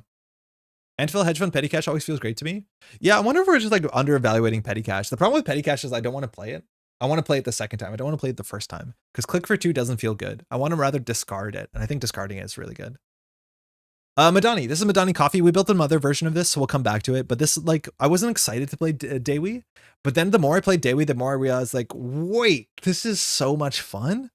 I was very surprised with how cool Dewi was with the flippability text and was firing a lot. You have to run a lot, and so you have reasons to run. We'll show the later version of this, we'll come back to it, but Chesvo is a really good reason to run. Madani is like a fantastic console, and then we ended up playing other reasons to run. Like I think we had Leech instead of this Breaker Suite. With Madani too, I think you're more incentivized to run instead of Buzzsaw and Echelon. Like I think we should be running Euler. We were running Gauss instead of this Propeller Rising Tide package, which takes up too much slots. I couldn't get it down to enough slots, but this deck was really cool. The big issue I feel like I'm running in Shaper setup, especially setup Shaper, is that we don't have a lot of money on turn 1 and turn 2. So it's really hard for you to get a bunch of stuff down. Like it's hard to start the environmental testing when it's competing with how slow telework is. And if you don't draw a sure gamble, like the only option is hopefully you get Muse, Coalescence, and a Knickknack on immediately, which is kind of pretty good. But it feels like the opening is hard to get through because you mostly get your money from these things that require you to set up. And so if you draw bad, it's really bad. The nice thing about Madani and Shaper is that if you draw your programs early, which is a big Shaper problem you can run into classically, is that you can fix that issue. Because when you're playing Shaper and you draw with an opening hand that's like Buzzsaw, Echelon, Propeller, it's like none of those cards do anything on turn 1. You can throw them out for Silent Chip and Muse, but at least here with Madani, you can be like, I'll put these away from later. Have you tried the Master Off Shaper style where you host 5-6 cards of Madani for 1 click? Well, we were playing Ritual and Nuka, which felt like enough, and Knickknack. I haven't also played Arcation, and I do think if you play Ritual in Maggie, that's a bit better. I would do that more likely in Maggie because I think you have to spend more time running here. But yeah, then DZ gets so cracked. DZ is so good in this modern format. Not only are people playing it unironically with Blink and Weird Spaces, but with Madani, it's just like sick. It's just really, really good because this became a 1 credit per turn card, but now this became 2 credits per round card because you can immediately get things off from Madani. And because you're getting most of your engine in Econ and Shaper with like Muse Coalescence, the DZ does pay off relatively quickly. I think it's very, very, very cool. I do think you can cut SMC for what it's worth. I think if you're playing Maggie, I would consider cutting SMC. I think in Dewi, I wouldn't cut SMC immediately, and that's because I'm all about filling up Dewi's MU as soon as possible, and this is a really cheap way to do it. But I do think in other Shapers, you actually consider playing fewer and fewer SMCs the more Madani you play. So it's like a cool change because this used to be like a very sacred Shaper card. Baz. This one was actually kind of interesting. I wasn't... wait, hold on. Do we have another Baz deck?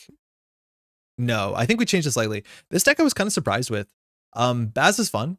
Baz runs and wants to install cards. This is a deck we definitely should have played it more for how interesting it is. But the big thing with Baz is you want to be able to install cards from hand. When I played this, I was too aggressive. And I was playing against corporations that were rising mid-range ice, like things like a Maskarovka, and then we couldn't deal with them really well. Because our Breaker Suite is not fantastic. Like breaking 4 for a Maskarovka, that's an issue. And then you end up in these situations where like they res a Winchester, and it's kind of expensive. Luckily, you have Chezo. I do think we needed to slow down and not be so aggro all the time. I'm unironically considering playing things like Rent Riders on the basis that it's a cheap to free install with your open market or with your Chezwas, and then we just need big money cards in less slots, and maybe we have enough click compression. I think there's so many more Baz decks I want to play, like Masterwork. I want to play Az decks. There's like a lot of options here, but like good stuff Baz is probably nowhere near as consistent as good stuff Muesli Hot, but it seems more fun to play. Yeah, this deck needs some tweaking for sure. I don't think you play the Lilos. Maybe you do. Maybe you play Nuka instead. It's hard to tell. But I was playing a bit too aggressive when I think I should be a bit more not aggressive, charge twinning, and then like dump for 3. I feel like it's really hard to win on singles, which you used to be able to do in Criminal back in the day 2 weeks ago, because your singles were rewarded with things like Amakua. I think if I want to go back and play the criminal aggressive style that I'm used to playing, I would have to probably play Leech. And there's a chance that Leech is just a bit better than Game Dragon. I do think Game Dragon works well with the criminal rig, but I think I need to reevaluate how I play criminals, because winning off of singles is a lot harder, and just setting up a twinning consistently is a bit better, and then just going for the haymakers. Personally, I think it's a good sign when cards like SMC were considered auto-includes have some good enough alternatives. Variety is the spice of life. Yeah, well... there could be too much recursion in the game. Not that SMC is a recursion card, so it's good that there's options. Sometimes the problem is that there's too many options, but I don't think that's the issue with tutoring cards. It was more in relation to having fun with Shaper. Have you tried the Master? Oh, having fun with Shaper. Yeah, I need to try it. This was actually okay. This Vicky group deck was a fast events deck, and I talked about this at the beginning of the VOD if you want to catch up, that there's like some really cool lines. I actually appreciate off the books as much as I do score this out as a 3-2. If you score this out as a 4-2, you get an immediate Spin Doctor or a Plutus or another agenda on the table, and I like that. The fact that you don't have to click to install the card is super, super valuable. This deck has a lot of kickflips. I think it's pretty cool is that if it does have an okay turn 1 to turn 3, it actually does snowball and ices up centrals when you start firing off your eminent domains that you fast advance advance. And then once the Beowax come down, that's legitimately a very good ice that no one has a great answer to besides Crew Charm, which is not as popular as I was expecting it to be, but definitely still a problem. Then this has a lot of ways to close the game out. I think there's still issues. Whether Antil's worth the slot, I can't tell. How many operations you have to play, I can't tell. But like the Moonpool RLC kickflip was really nice. The ice is very good. I do think I moved out of Valenchow's and I'm playing like Palisade and maybe another Code Gate, I forget. But this just seemed kind of okay. I enjoyed this more than I thought. And it was like baseline power level was fine because he always had ways to play a hand, even if it was not like an ugly hand. You also you had cool tricks where you can decide to Plutus or Moonpool at instant speed to manage your hand, which was kind of fun. Like this was generally kind of cool, as much as the Zwicky ability is like necessary for this deck, but it's not. It feels so rough comparing it to Nebula, because Nebula is just doing the Wayland thing, but just so much better. And I do think you have the same sort of play style, but stronger in Nebula. This is the first version I built of Phoenix. The more I play Phoenix, the more I think there's something to it, but the more I cool off on Phoenix, and the more I think that this is a bad Phoenix list. I think Matryoshka does do enough for the list, but I think Matryoshka is just going to be a problem the longer you play it into the meta. There is enough ice in the meta that Matryoshka struggles with that you need another way to deal with that ice, and Matryoshka has downsides for sure. I think Detente is a total meme. I think the more I play this, the more I want to cut it. I want to have more pressure. I want to have more reasons to force the corporation to res their ice. I don't know. It's definitely not this. This just does not do enough for a card. You can't run HQ consistently all the time. It's nice to take cards out of the hand, but this isn't it for me. I'd be surprised if you played 2 copies, let alone any copies. Phoenix is mean you want Detente. The more I've played it, the less I want Detente. The more I want Onicom to fire my Banhar. The more I want Hermes to be disruptive. This card I have got on the table. It's fired like twice. And it's just like, I spent 9 influence on that. I don't get it. I would actually rather have Docklands Pass and run no console. I think Docklands Pass is so much better than this. Maybe I also have to play multi-axis. You can flush HQ, but like I think if Docklands Pass was the console and it gave you 1 MU, I'd play it over Detente. Yeah. No Chestushka, the card is cracked. I'll show you the better version. I am running Chestushka. I made a better version. This was the earlier version. I enjoyed playing this against Bangan, but I think most decks against Bangan are pretty good. Detente is Laramie Fisk in disguise. Be careful. It's also the other thing. It's like you kind of want them to not Laramie Fisk, because if you could Laramie Fisk them and force them to draw cards, Detente gets worse. Yeah. This I have very little faith in. I think Bangan is incredibly underperforming. I think there's a chance there's 1 or 2 Bangan lists, but it's also like very hard to not lose on centrals. I think one of the big problems I ran into with this Bangan list is that we were not running Beowak. And I think you need to run Beowak and probably run Eminent. You can install Eminent face up or face down, but the big thing is your centrals are so soft that getting a Beowak on R&D or HQ is really important for your game plan, because you generally overextend on the remote server and underextend on centrals, and Bangan's text does nothing on centrals, and that's a problem. Dawkins Pass that gives you one, called Sable's Console, blanking on the name, Virtuoso. I have seen Virtuoso, what's it called, reused, and it might be slightly better. The musical theme also hits pretty hard. Don't agree with any of these statements. I'll be excited to see a Rio deck that does it, but like, I think that other issues like playing against Oko, playing against Nebula, you have huge meta problems. When I'm playing against Oko, I would rather have no identity. If I could ask the judge, can I swap my identity with a blank identity? I would rather do it, because playing the Oko matchup, oh my God, it's so rough. You ban hard, they get counters, they discard a card, they get counters, it sets up Regenesis. It's awful. It is genuinely a very bad thing to do. I'm excited to see more of it for sure. Topan, started with Topan. This deck was bad. It was really, really bad. I think installing breakers was just bad. It turns out in Anarch, I don't feel like you can install breakers. They just don't make a lot of sense. I feel like getting to the late game, maybe you can install 1 of each breaker. I do think there's a chance that I'll play 1 breaker in some of the mulch lists, but just getting Lilypad down and installing a lot of programs with Topan did not work, because you cannot get your breakers down and use your breakers because they were expensive on multiple different angles. This felt awful. It felt really, really bad. Rent Rioters and Topan felt a bit tricky. Lilypad wasn't great, but that's okay, because we found other Topan decks. This was our Bling Mulch Topan. This was the first time that we built it, and it was actually kind of sick. It was doing cool stuff. The Rising Tides, I don't think we needed it. I think you play 1 Rising Tide. I think you play 1 Buzzsaw. I think you can play 1 Killer, because you struggle with some of the ice that has text that Audrey can interact with favorably, all the anti-AI stuff. But then this was actually kind of fine. The Augustina felt okay. The Cacophony felt okay. We made a better version of this. The Verbal actually felt pretty good, and I've been playing Verbal in some of my Anarch lists. But then we got to Mulch Topan, and this was the final version of it, and we're playing Revolver. We're playing 1 of each breakers, 2 Audreys, and this felt really good. I think the illumination might not be necessary. We're on Keiko instead of Bling, and I think the Bling deck needs to be built around in a certain way. It's not a card you should give up on, but you need to build a Bling deck. And this is just like, I haven't played this version of it, but now we have Keiko because MU was actually kind of tight when we played Bling, and then we're playing a bit of Companions, as much as Companions don't have inherent great synergy with Topon. It's going to be, time will tell whether Topon gives more value or consistency than playing 40 card Lu or 45 card Hoshiko with card draw. I do think what I was surprised, and when we played Topon, we looked back at the log and then we saw that Topon fired to gain 20 credits. That is a lot of money. That being said, you saw me tilt out in really bad parts where it's like a 50-50 to trash the right card or the wrong card. And sometimes the wrong card is not a card we could afford to install because it was a second copy of like a Lagu or something like that. And when it hits the Lagu, instead of the Strike Thunder, the Steel Skin, it is so bad because your whole turn is goofed up. And then you don't want to draw because you put yourself into the whole Topon problem for the following turn. Really quite rough. But when it works, it worked. And time will tell whether this is a better version of the other options. My guess is no. But it was actually kind of really fun. And I would play this casually more than I play this competitively. Topon's cool. This is the Dewi deck that we got down to. The problem is it's 53 cards, and I think we have one influence left for the Lord, but could not figure this to get it to lower cards. I think likely we cut an SMC.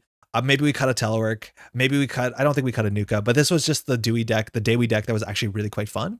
I do think you can change the Unity for the Oiler. I think that makes sense. Also because we're on we're on Leech, we can actually play Oiler, which has a bit worse breaking math in terms of, boosting math. But this was just the most fun.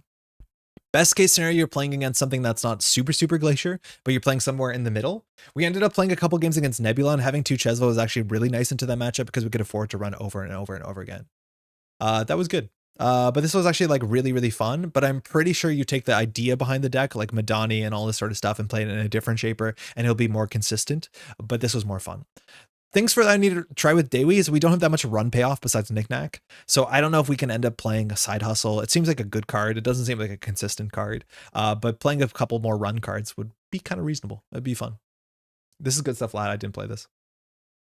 This was our first crack at Oko, and I think this is very good. This easily, or something like this, can easily be one of the best decks in the meta. I think it's terrifying. I think there's some things I would change. I think whether you want to be on the Regenesis plan, I was playing against Antoine yesterday. Antoine's on a different agenda suite and swears by it. I think that's interesting. I think Plutus is a bit of a meme. It's not worth the influence as much as you have cool tricks, and then you can cut out the peer reviews. I think Petty Cash should be a 3 of in the deck. It's just so good with Oko. Kakarembo can be cut because it works with Plutus. We don't need that package. I think we should be playing 2 or 3 Mitra. I think we should be playing 3 Sysantons. It's just the worst face check. Whether we should be playing White Spaces or even Fly Swatters is worth. But this deck is just really great. It's hard to deal with. It's easy for the runner to make one mistake. There's so many lines that you can thread them out. Whether you play fewer agendas, I don't know. You can move that around, but this just seems like one of the clear winners. This thing is really hard to deal with. Face checks are really quite bad. Did your opinion on Mitra change since the previous season? No, it hasn't. And I think it's like a bit unfair for my opinion not to change. I played against Mitra yesterday, and it was this situation where there was a Mitra on top of a FUT, and it was just like, I can't run that because it'll be the Sysanton or it'll be the end the run barrier. And so I can't do much to it. I can't face check in it. I can't run it with Banhar, and that's just kind of messed up. I think we're going to see even more Mitra in weird places. Like I think we're going to see Mitra in Jinteki Glacier, and the next deck we're going to talk about is Jinteki Glacier. And Mitra is one of the best ways that you can deal with Botulus. It can deal with any of their hosted cards. I think the Mitra blowout is not going to be as common. We did a really good blowout Mitra today, but I do think just what Mitra doesn't sit well with me. We'll see if it is as, like, I think Mitra is going to see more play as like a value card than a blowout card. Why Petty Cash over Hansei and Oko? Because you throw out Petty Cash and then you play it from the bin. I don't think you want Hansei. Like, I don't think you struggle to get your ID ability, so you need to play Hansei. I think the thing with Petty Cash is it's the best card to see on the top of your deck with Oko or in your hand with an enemy or whatever, and then you throw it out. The fact that an enemy gives 3 triggers to Oko is so messed up. The Oko text being whenever is hyper messed up. I ran through a Sysanton and they got 5 counters. Like, I don't know what to do with that. I'm very scared of this. FUT you have to deal with. As soon as a FUT is on 2 counters, you can barely run because a Sting does like 4 damage.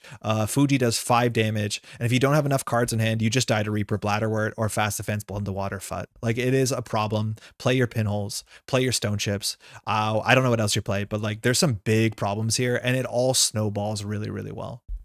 I'm actually more scared of this than Nebula. I think you can beat Nebula. This is like one mistake, you lose the game. I think grabbing a fly swatter isn't the kind of blowout people are scared of. No, but like resetting the fly swatter, it really matters for certain decks. I do think this deck that plays 3 anemones and 3 Saisantan is such a good home for Mitra, and you get your ice in the bin. The fact that you can't face check anything safely when all of that ice is a game-losing face check, admittedly have your killer, right? But like, it's still really difficult. I don't like rezzed ice becoming something else. That's never going to sit with me well. You could also play more Urtica. If people are checking the table more consistently because they're hunting down your assets, you just play Moonpool and you play more Urticas. And then, oops, you took 4 damage. Then they have to figure out between drawing cards, losing to Regenesis, or losing to Sting. There's some wild stuff you can do here. There's even a chance you play like a Wage Workers. I think in the slot is a bit better. Hell, you can play a Nano Management. I don't care. Because like just scoring out agendas can do damage. Right? Like fast advancing out of Sting from any board state is a threat runners have to deal with. And a Sting, if they have 1 Sting in their score area, you have a FUT. This does like 4 or 5 bursts, and then you can finish it off maybe with the if you have a Wage Workers, you can finish it off with a Blood in the Water. I guess that gets points. It doesn't fire FUT twice. I can't believe the way to make PE scary was to give them card draw. Yes, an absurd amount of card draw. And I think the pressure on the table is so high that it's hard to run centrals where they float agendas. And I think that's a really big thing with FUD is like the idea that Oko floods up in hand is definitely true. Like they draw a lot of cards, but the problem is if you don't deal with the FUD, you can't afford to run HQ because you have to deal with the face check. You can't ban her responsibly or ban Har responsibly. And then if the FUD does damage, you lose to the table. I want to play more of this, but it is definitely like very, very compared to all the other stuff we played today. Like I seems really good. J Glacier. This needs some work. I think there's a lot you can do with the influence here. I think this is a deck that actually does want to play unironic Mitra. The agenda suite, you can work with it, but this felt great. It felt fun. It felt interesting. The ice is less punishing, which is potentially a problem. You could obviously play this in Restoring Humanity and have a smaller agenda suite, and that probably works well for you. But I think Jinteki Glacier brings up one of the problems, which is like nobody's ready to break this ice. If people are playing Audrey and Botchas and all this sort of stuff, that's where you can definitely get away with playing Fly Swatter, playing Mitra, playing Anemone, and people just aren't really ready to deal with Empiricists and like Atinis and stuff like that. You may put Holloman if you can afford it. Oh yeah, actually, that's a good inclusion too, Boz. Like Holloman out of nowhere can just close the game out, especially with the Wage Workers. I think we're going to see so much iteration on this deck, and all of the versions are going to be more messed up than the last, but it's already starting. Like we put this together with so little thought. Like we built it in, you can see the timestamps on the video. This is the deck that we built the fastest out of any deck we built live on stream. And it just like was very, very good into almost everything we played against. Not unbeatable. We got close to losing, but like it killed, it scored, it did everything. This is going to be more honest, be pretty cool deck. I think it was shouted out on this on the Bite Bears video today that like it seems like runners have to either deal with assets or Glacier, and so if people are dealing with the assets, building the Glacier deck seems good. It seems like it's difficult to build a flexible deck that can do both, and maybe Criminal can do it because Cheswa is good. And for what it's worth, if you're playing Carmen, that's one of the few ways you can deal with Empiricist really well. I think Nebula and Oko kind of build themselves right now, whereas a lot of the other Ds aren't as simple. Yeah, I totally agree. Synapse Assets was luckily really bad. It was not good. I would rather play any other NBN ability to play assets, including specifically, I think Epiphany is a shout out. You snagged that title first? Uh-oh, Jeremy. This is the version of the Phoenix deck that I ended up bringing yesterday. I, instead of playing Airblades, ended up playing Buffer Drive. I'd rather play the Airblades. We had Nuka for card draw. We had Azamat. We had Stargate for a better win condition. We were on 3 Chastushka, which did not feel good enough. And the Shred definitely shouldn't have been in the deck. The Bite Sprites like climb to that. Snare Bears forever. This seemed better. We also had this, which I saw from, mind you, a lot of this was taken from the one we played against Not Again. I think this will ruin bad decks. I think this will struggle against good decks. I think that's what it comes down to. I think Phoenix is really fun and feels really powerful when you're playing against the sort of like Poétrï deck we last played with, but anything else is going to be absolutely rough. Which decks have you tried not putting FUD into? Surprisingly, but I did not start with that. Like I didn't start with that idea. This is, I don't know why we came in. This was actually a kill deck with end of line Vera. So this one felt a bit better. We obviously put FUD in this. We didn't put FUD in J Glacier, but the only other FUD deck we played is today. This one was not my decision. It was like a suggestion from the chat to be like, hey, you're playing Hostile Architecture Vera and we're playing End of Line Appa with touch-ups. And End of Line touch-ups actually felt really good. I think we ended up conceding a match against Seb way too early, in which if all we had is if Seb floats a single tag, you just do touch-ups End of Line, you win because it beats Steelskin. Like that was actually worth holding on to. That actually a single tag float is lethal if you hold on to what's it called, and onto Steelskins. Like that's the only part of this deck I would be looking at. But if that's the case, I would definitely play this on Epiphany. This was, what is this? Oh, this was more fun. This still didn't feel good, and I'm convinced that this would still be better in any other NBN deck. But this is the sort of deck that wants to jam out agendas with Seamless, give you tags with Amazing Amusements, then Oppo and bring back cards with IP Enforcement. We managed to make a runner go from 4 points in their score area to 0 points in their score area in a single turn, and we got one of those 3 points.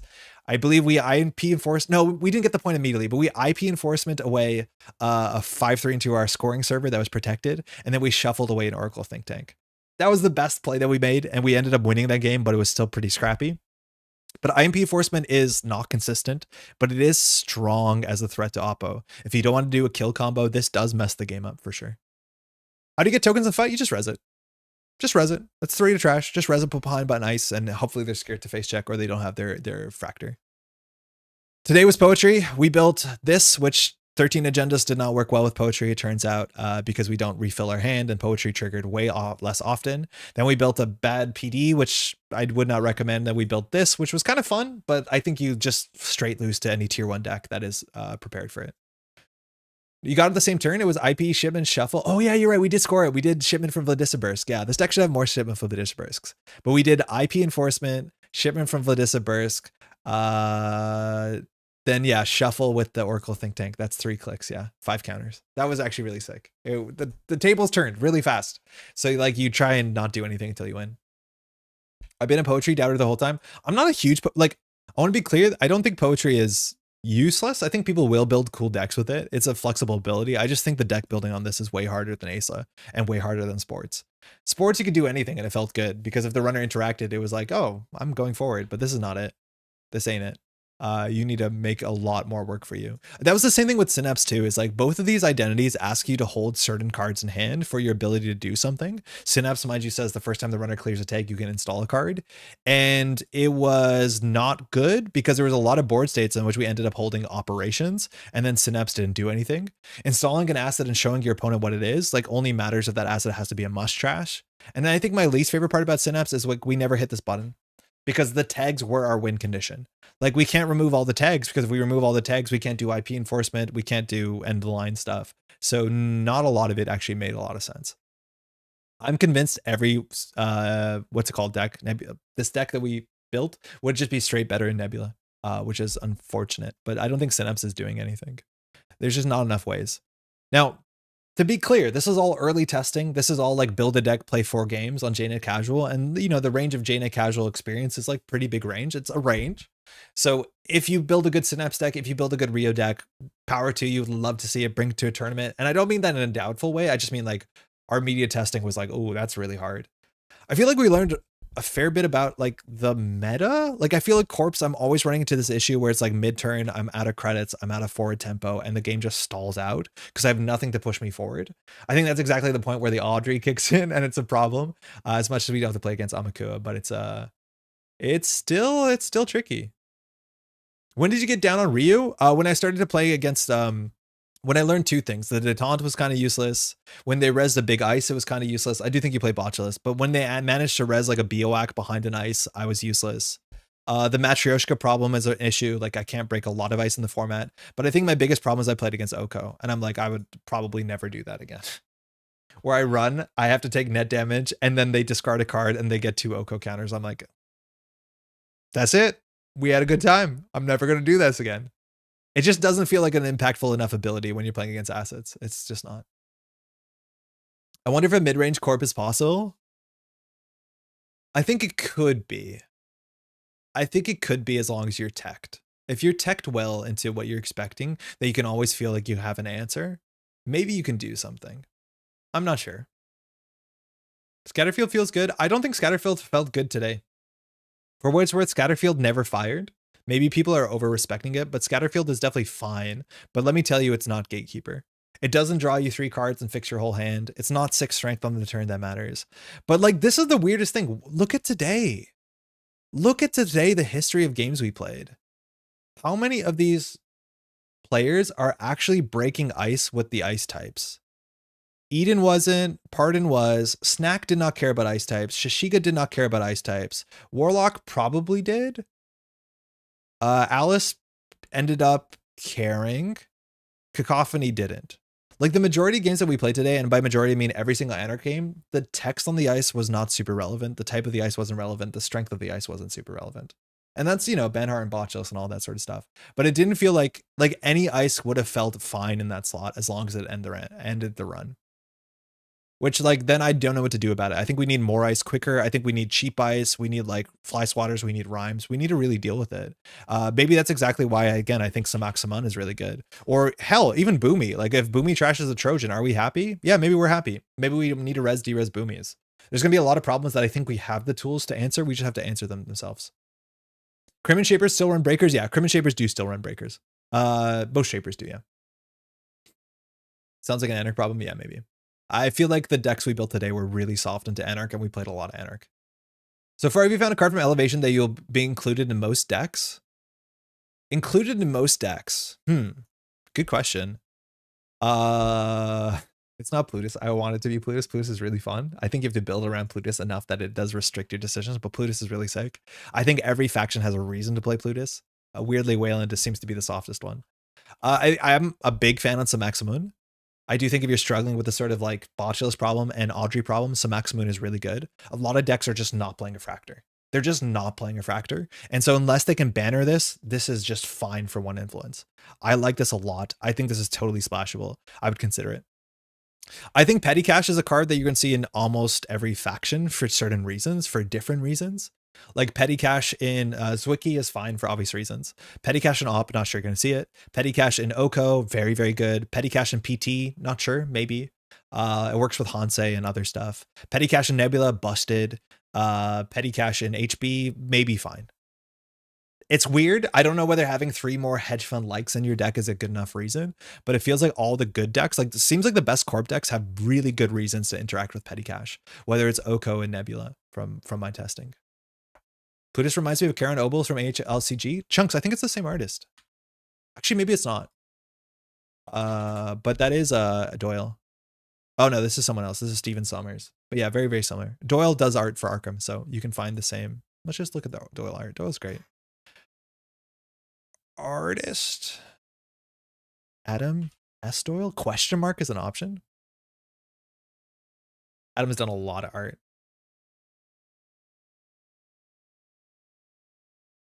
Yeah. I heard this in what is it? I forget what I was watching. I was watching some content. They talked about like, why did they ask Adam Doyle to draw a man holding a hammer? It is like maybe because of the hands, but it's like such a strange Adam Doyle request, considering Adam Doyle usually draws like the sort of dreamy cyberscapey stuff. It's still good, and like all the wiring and the weird canted dizzying angle makes it land, but like there's so much banger Adam Doyle art. Same for Speak to the Dead. I like feel like this is a strange Adam Doyle art, considering we're so used to Adam Doyle. Like right at Equilibrium could just be Cat's Cradle. Wait, is that the same artist? Did it happen twice? Is this a Doyle? Oh, not Cat's Cradle. Sorry, I mean Cradle.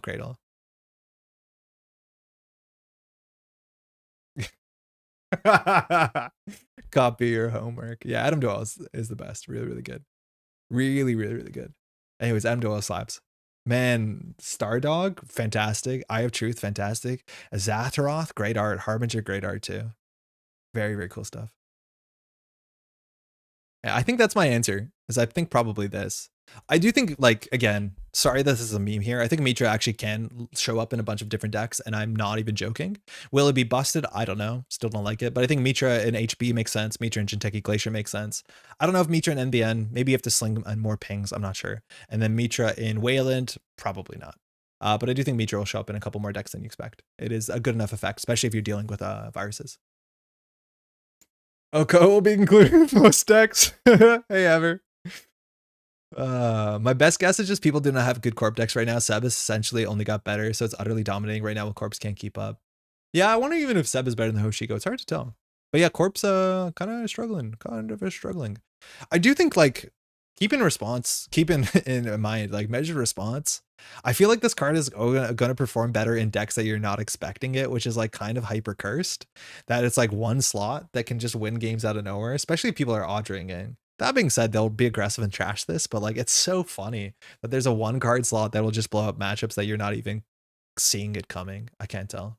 Seb is dominating. Press X to doubt. Tron, I wouldn't be too doubtful of that. Does ganked Mitra work? Technically, but they have to get through the ice. Well, the thing is, like, you Mitra the ice, and then you gank them into it. You can't resolve a ganked and then resolve a Mitra.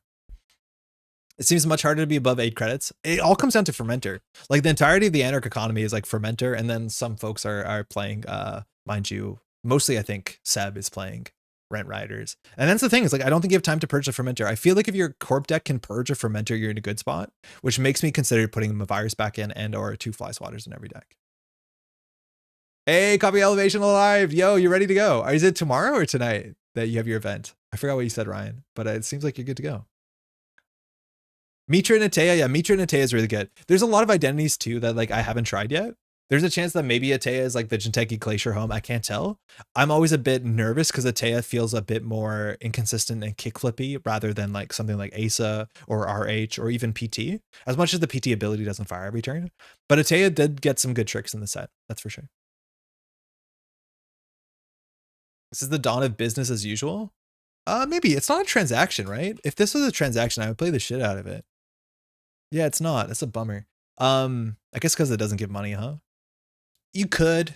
I feel like the other cards are a bit more easy to play. I think business as usual actually was like really good if you're playing BTL, because you can install double advance of 5/3 that you're probably playing while also purging out an Audrey, a Fermenter, or what's it called? A Botulus. And I think that's actually really, really important. I like this card a lot. I like the card in the last meta too, that you could purge out an Amakua and make a play on the same turn without spending influence. I think that's definitely worth something in the meta, but I don't think it shows up in every deck. I think it shows up in like install advance BTL.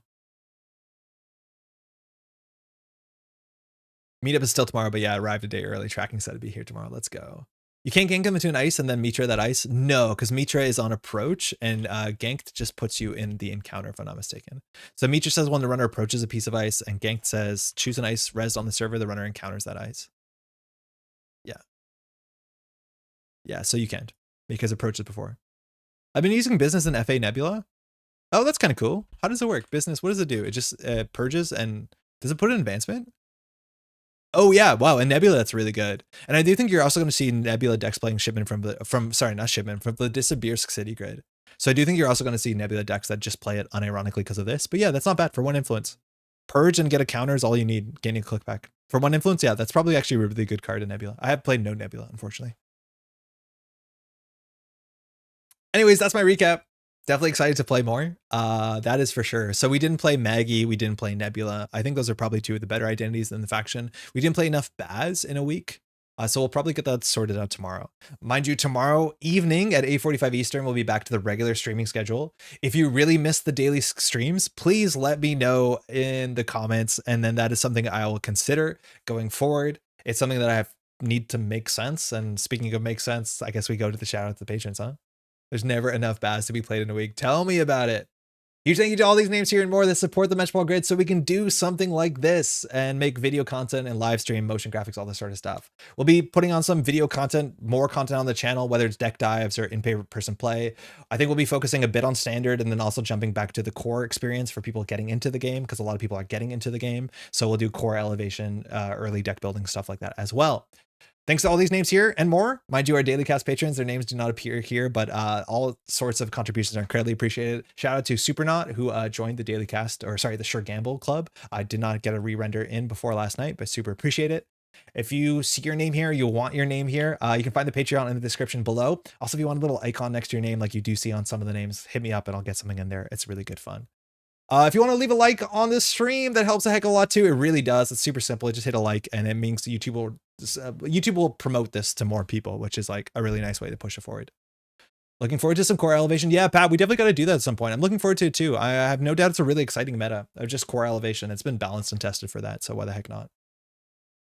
Thanks for the great stream. Seabeast, thank you so much. Thanks so much. Learning a lot. Great company as it continues to turn over to elevation. Oh, very, very cool. Then glad that you're diving into standard. Also with backroom deals, there might be some cool stuff in the near future. We might be dropping it in on a stream in the next couple of weeks. I'll let you know more about that when that shows up. I'm letting you know that right now too. Oh, thank you. Cool. Cool. Mitosis, business as you traps Oko is probably a deck one could play, but I haven't run into yet. Yo, Onanuva was playing that. I was playing Oko with Mitosis. And the idea is that like you just refill your hand every turn. And like, there's something to it. Like the assets deck is one thing, but just like playing shell game Oko is also like totally playable. The idea is that like each of your traps that fires pushes you forward and you get more cards on the table, and then it's like totally fine. I think I actually like mitosis and Oko more than like I like mitosis and P2, just because the ability is much more relevant. You could do some wild stuff with that. Keep advancing. Keep throwing stuff into the bin. Cool, that's it. Thanks so much for joining for the ride. It was a really fun week, and we'll be back tomorrow. See you then.